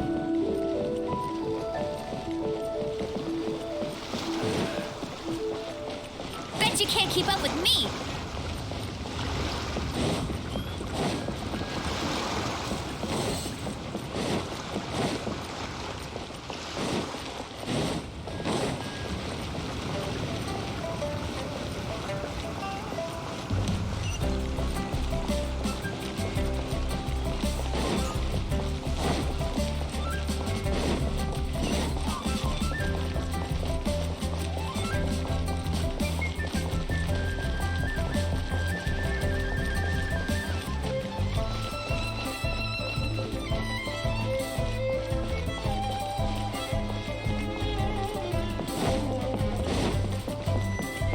Brace you there!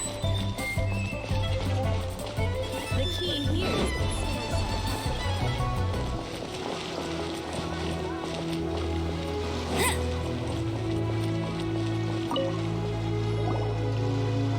Is there anything I can do for you two?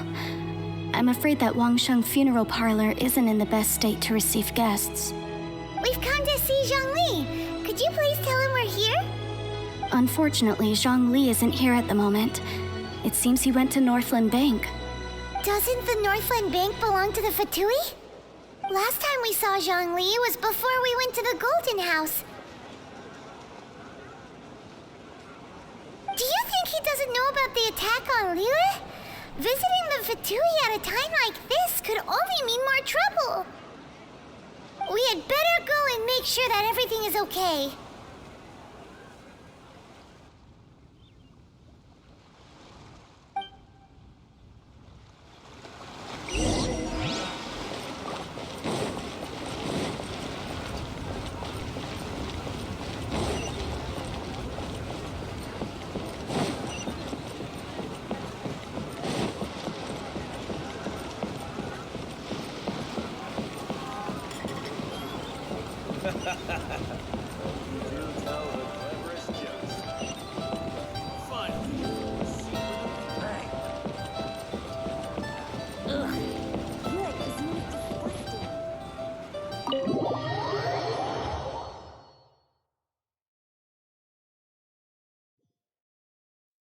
You call this cooperation between Harbingers? Cooperation involves communication, you know. Don't take it to heart, child.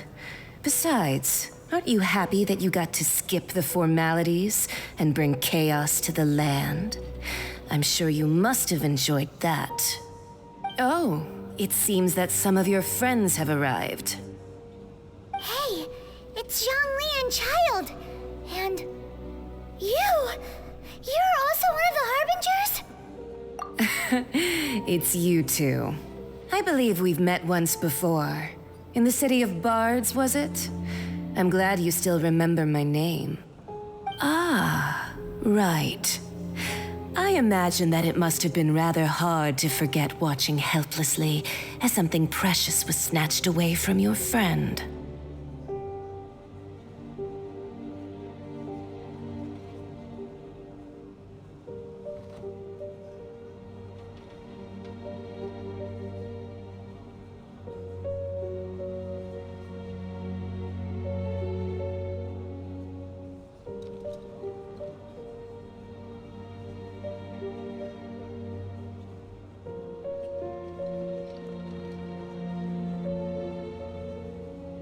Well, if it isn't you two.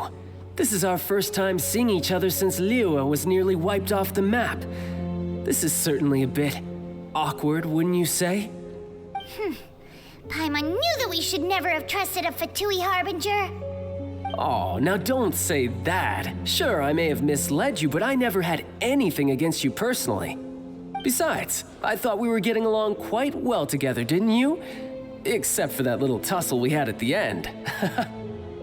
Nothing personal. We just have different views, that's all. Of course, you may very well hold this against me, but that's up to you. The real deceivers here are Senora and Zhongli. Curse them for leading me on.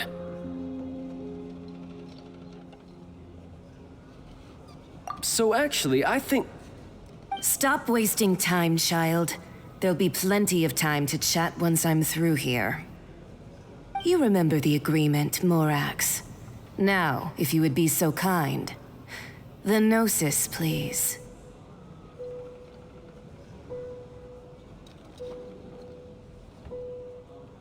What in the world are you talking about?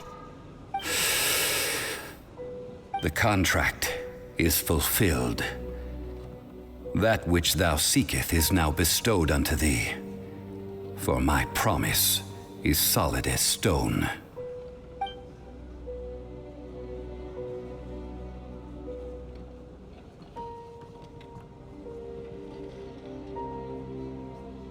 How sanctimonious.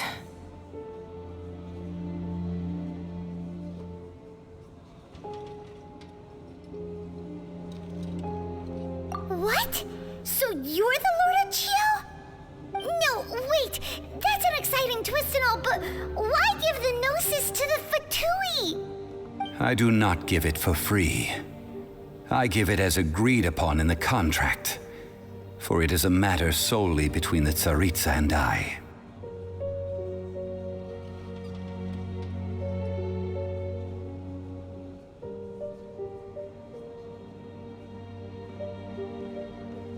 Yeah, you don't think you went a little bit too far with that whole fake death thing?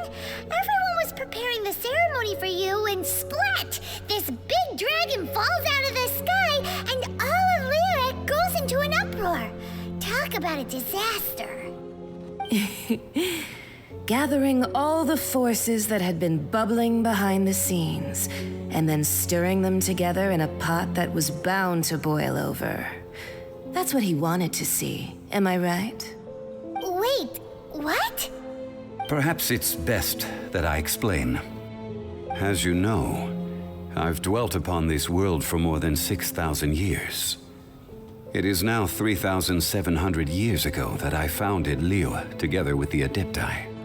Even boulders that can withstand whirlpools will erode with the passing of time. I kept convincing myself that cracks had not begun to form, and that the end of my time had not yet come. Until one drizzly day, as I was strolling along the harbor, I heard a merchant tell one of his workers, "You finished your duties. Go ahead and call it a day." I stood motionless among the crowds, asking myself, have I already finished my duties? Oh, Zhongli. But as I began to consider relinquishing my divine role, I soon discovered that many reasons still remained to not hastily depart. Was Liyue, the city I had dwelt in for so long, already prepared to enter its next age? I decided that a test was needed in order to reveal the answer. So I feigned my own death, and gathered the cast of Childe, the Adepti, and the Liyue Qixing to play their roles together on the stage that was Liyue.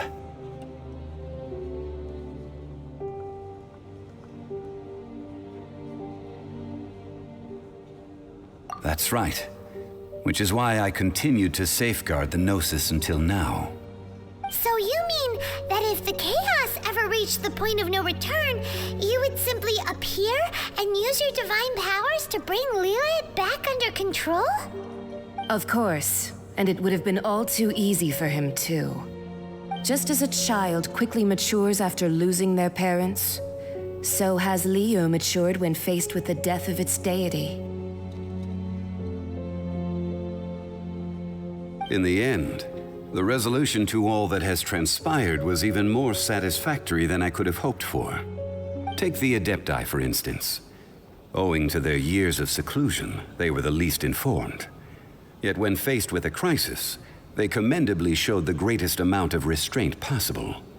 Not only did they manage to cooperate with the Qixing, but in the end, they even made efforts to understand the hearts of the people.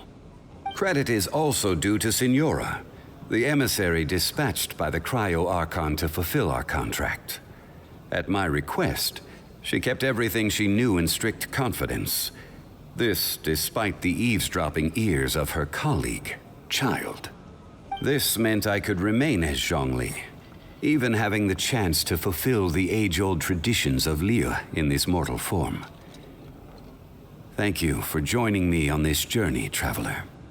All of these things turned out as I had planned. There is only one thing that I had not anticipated, and that was the conduct of the Liyue Qixing. I had expected them to do no more than the Adepti, to come to the defense of Liyue. But when all was said and done, they seized the opportunity to supplant Liyue's divine protectors, and used the subsequent power vacuum left by my death to quickly gain complete control of Liyue. Huh? That doesn't sound good at all. On the contrary, I think it is excellent. I had always feared that it was too soon for them to take over from me, and it was also that which I longed for the most. As such, this is the best parting gift anyone could have given this god of old. Hey, what about me? Doesn't anyone feel the least bit of remorse for deceiving me? You've practically kept me in the dark. I think that thanks would be more appropriate. You certainly played no small part in all of this, wreaking havoc and turning the city upside down. The Lord of Geo ought to thank you for your performance, if anything. If you hadn't created the pressure of a battle between mortals, adepti, and a god, the lump of coal resting in the hands of the Geo-Archon, Liyue, would never have been able to become a dazzling diamond of a city. Huh? Just whose side are you on, mocking me like that? Are you itching for a fight?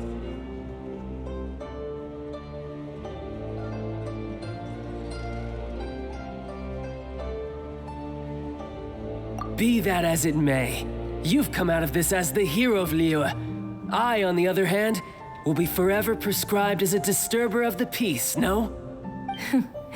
Well then, with the Gnosis in my possession, I have no use for such idle chatter.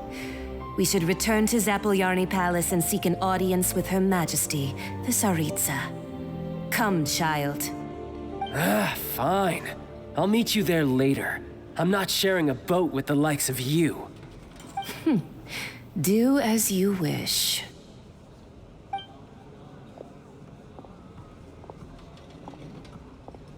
Now then, is there anything else you wish to ask me?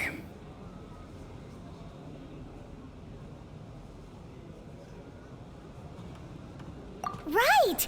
As Zhongli always told us, a good trade is a fair trade. Paimon has no idea what could be a good trade for a Gnosis. Realistically speaking, there is no such thing. Huh? However, I am the god of contracts. For thousands of years, I have made countless contracts. If the deal was of no benefit, then I certainly would not be inclined to agree to it. My agreement with the Cryo-Archon will be the last of my contracts as the Geo-Archon. My contract to end all contracts. As for the bargaining chip that the Tsaritsa used to balance the scales, uncover that answer for yourself in your future journeys.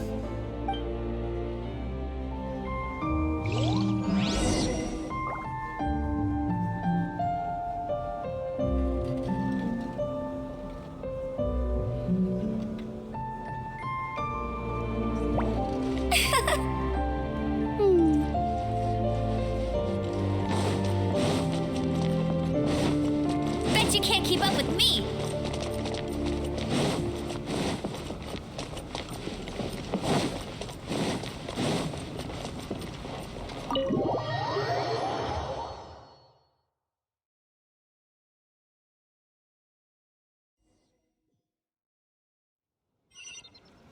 Today's the day of the rite of parting.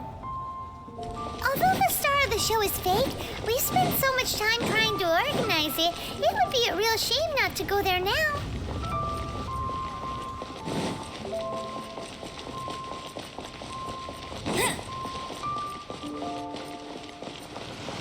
I'll race you there!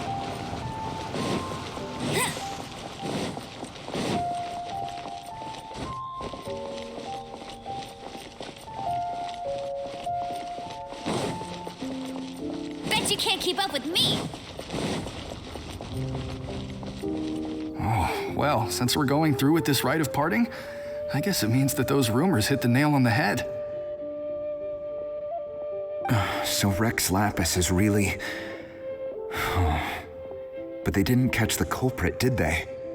Oh, come on. Do you think that the assassin could have been a normal person? You know what I think. I don't think any of the gossip on the streets you hear from those shady types is worth anything.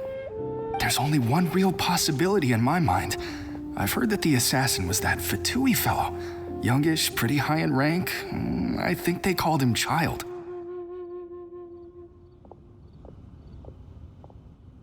The Fatui? They certainly are very suspicious. Who knows what those greedy, crooked folks... Shh! Lower your voice. If the Fatui catch you in their sights, Rex Lapis won't be around to protect you this time.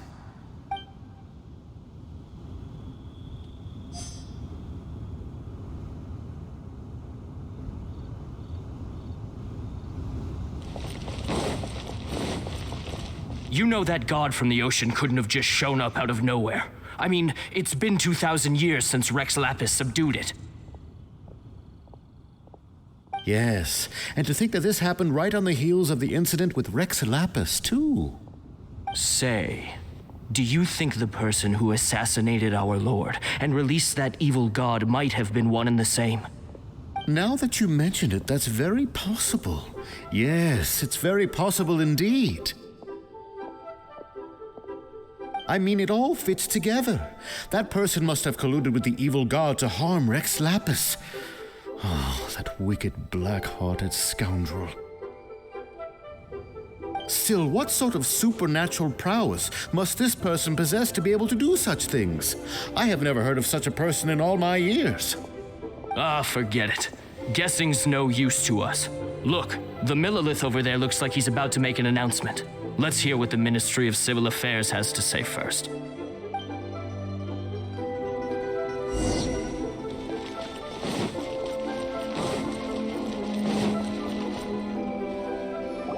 Hear ye all, the Qixing's words.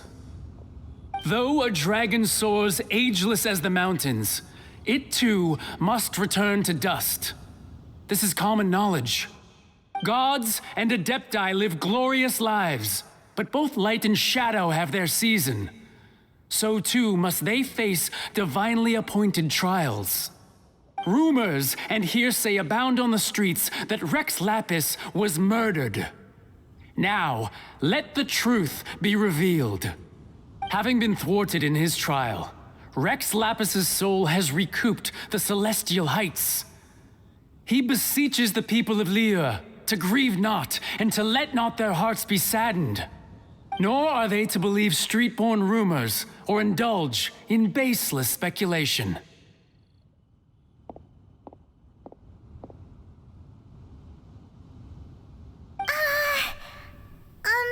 Paimon needs a translation on what the Qixing's announcement said. So that's how they're spinning it. Something feels off. Why would they suddenly give up looking for the murderer? Not to mention how this excuse sounds like something they just made up on the spot. Could the Qixing already have known that Rex Lapis wasn't dead? But Zhongli said that neither they nor the Adepti knew anything. Did Zhongli tell them in secret after his gnosis changed hands? Exactly, right? Ooh, seems like the rite of parting has been going on for a while now. Let's go have a look.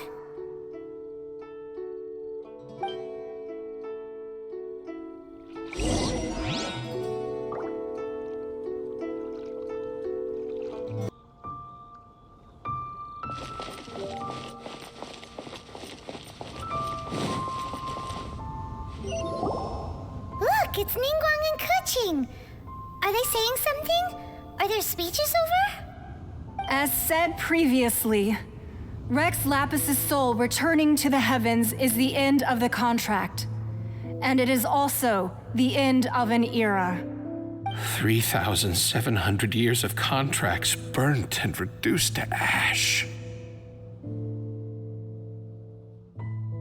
We, the people of Liyue, were indeed prosperous. But blinded by our prosperity, we forgot that time can be pitiless.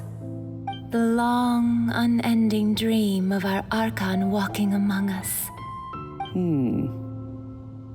Now that we have awoken from our dream, we must learn to say farewell. Will you stand with us as we re-establish our contracts? As we build a new age of prosperity? So concludes the words of Her Eminence the Tianquan. Does Her Eminence the Yuheng have anything to add?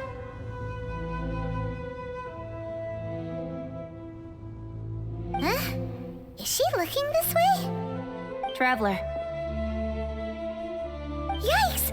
She really is looking our way. Is that the traveler who they say defeated the ancient god? So young. The Liyue Qixing always repay their debts. And as you have heard, our eyes see far and our reach is long. Name your price. You deserve that much. Whoa.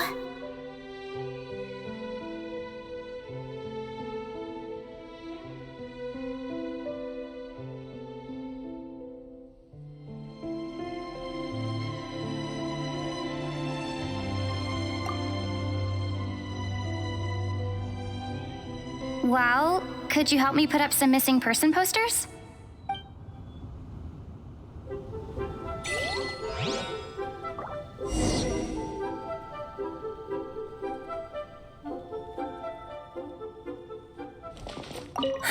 And to think I'd put my best perfume on before coming here, thinking you'd like it. But it seems as if those perfumes really were meant to be offered to Rex Lapis. Well, that's fine. Suffer no rivals in love, they say. And that's 3 gone in 1 stroke.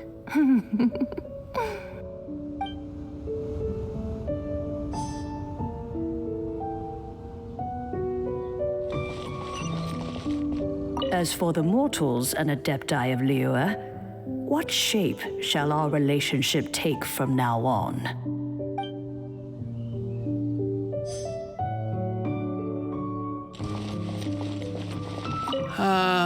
Rex Lapis. Rex Lapis. Now that I think about it, if everyone's of the same mind as me, perhaps mementos for Rex Lapis might be the best short-term business opportunity.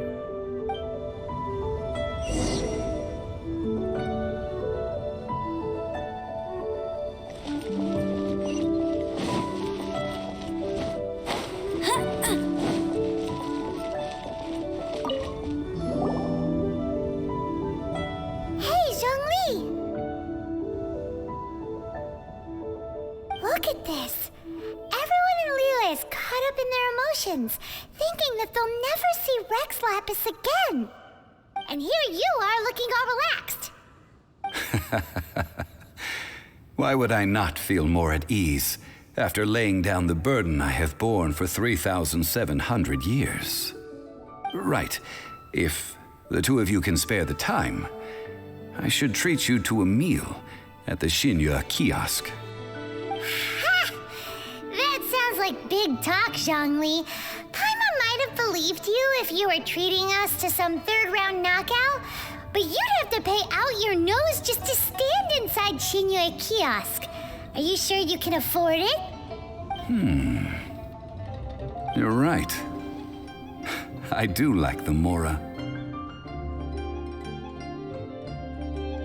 As the Rex Lapis Morax, I can easily create Mora. But since I have chosen to walk this earth as the mortal Zhongli, I should abide by the same rules that mortals do. When I was journeying with you, though I still had the Gnosis in hand, I knew that I must soon retire from my role as an Archon, so I had to rehearse a little for my new life. Oh, no wonder. Paimon gets it now. You didn't look at the price tags when we were spending because you've never had to. But since you weren't used to not being able to just make more Mora as and when you wanted to, you had to try becoming a parasite to society who lives off of other people's credit. Well, we were only spending Fatui money. You don't have to say it like that. In the City of Commerce, we do not merely exchange money or goods. We also exchange knowledge, memories, and foresight, as well as positions, roles, and lives. The Archon Morax could never experience life as the true mortal Zhongli could, no matter how many times he descended to be with his people. I must thank you for that. I will treasure the memories that I made as Zhongli, traveling the streets of Liyue with you. That is true, but there is no journey that does not end. No meetings without partings. Paimon make a move and continue our search for the Seven. I fear that continuing your journey may be difficult. The nation that neighbors Liyue by sea, Inazuma, is presently closed. Yes, the nation has been closed by order of its deity, the Electro-Archon Ball. And just as the people of Liyue preferred to call me Rex Lapis, she too goes by another name among locals in Inazuma. Paimon thinks we've heard that one before. Raiden? That is the case. And since Raiden is also the shogun of Inazuma, people call her the Raiden Shogun. That said, though people at the wharf were saying that the situation in Inazuma is very tense, Paimon doesn't remember that always being the case. It wasn't that bad last year. Zhongli, since you're Rex Lapis, shouldn't you know something about what's happening there? Just how did Inazuma become a closed nation? It's because of visions. Visions? When faced with circumstances beyond their control, humans often bemoan their lack of power. But if a person shows true strength of will at a desperate and fateful moment in their life, the gods will look upon them with favor. This is what visions are. Magical foci bestowed upon those who have been acknowledged by the gods. Uh-huh. That's how people in Teyvat see it. But starting from last year, the Raiden Shogun began promulgating the Vision Hunt Decree. Vision Hunt Decree? Yes. It was an order to seize all visions within Inazuma's borders, and to inlay them upon the hands of the statue of the omnipresent god. They want to seize visions. But why? Aren't visions blessings from the gods? I should think that in the Raiden Shogun's eyes, it is precisely because they are divine blessings that they should be under the sole dominion of divinity. Whoa, that's harsh. The Animo Archon is the god of freedom, and the Geo Archon is the god of contracts. For her part, the Raiden Shogun is the god of eternity. It seems as though she has finally decided to eliminate any unstable elements that could pose a threat to her eternal realm. The fact that even I, the oldest of the seven, have now passed away, will only strengthen her resolve to pursue eternity. Knowing her, she must have again quoted that adage she is most fond of when proclaiming that decree to her people. 7 ideals for 7 gods, and of these, eternity is nearest unto the heavenly principles. All right then. Was there anything else you wish to know? That was a good one. Failing a divine trial. How they came up with that excuse, I will never know. That said, the reason why the Qixing were so eager to resolve the incident and stop pursuing the culprit was indeed because they received news in secret that Rex Lapis was not dead. I hinted as much to the Adepti as well. How did I accomplish that, you ask? Have you ever heard of this particularly convenient Adepti art known as gifting dreams and visions? All right then. Was there anything else you wish to know? Yeah, about that. Before the Qixing made their announcement, we listened to a lot of people talking on the way. Most of them put the blame for everything on Childe. These are indeed false accusations. But it remains undeniably true that Childe did send people to the Jade Chamber to prevent the Adepti and the Qixing from defeating the ancient god. I've heard that Ningguang is busy milking that for all it's worth on the foreign relations front at the moment, browbeating the envoys of the Fatui. Ha! Those poor Snezhnayan diplomats. If it were not for Childe's exalted position as a harbinger, I'm certain that they would have shifted all the blame to him and called for his dismissal by now. All right then. Was there anything else you wish to know? The time of the Adepti has long passed. If even the Liyue Qixing don't want to face that truth, then what future is there for Liyue? Kuching is absolutely right in saying this. Now, though I did laud Ningguang's desire for power, believing this to be a good thing, and thought as a matter of course that she must have been behind the Qixing's plan to take governing power over Liyue from the hands of the gods and Adepti. Could the original person who brought up the idea of seizing power have been... All right then. Was there anything else you wish to know? That's right. Zhongli, now that you don't have your gnosis, what's going to happen to all the Mora in Teyvat? Since Morax is dead, are they all just gonna disappear? Also, isn't the Golden House the only mint in the entire continent? Will it even continue to work? The Mora present now will not vanish. But the Golden House will indeed have to cease operations for a lengthy period of time, since creating Mora requires the use of the Geo-Archon's power. This is terrible! We're all about to run out of Mora! The world is coming to an end! Yes, this is indeed a major issue from a financial standpoint. Well, I suppose we'll just leave such troublesome matters to the Liyue Qixing to debate. Then, did you at least set some private funds aside for yourself? Oh, a private fund. This does seem like a good, logical, common-sense idea. It's a shame. What's a shame? It's a shame that I didn't think of it at the time. All right then. Was there anything else you wish to know? Well then, I suppose you'll have to find a way to get inside this closed nation. Have patience. I suspect that some serendipity must first come into play.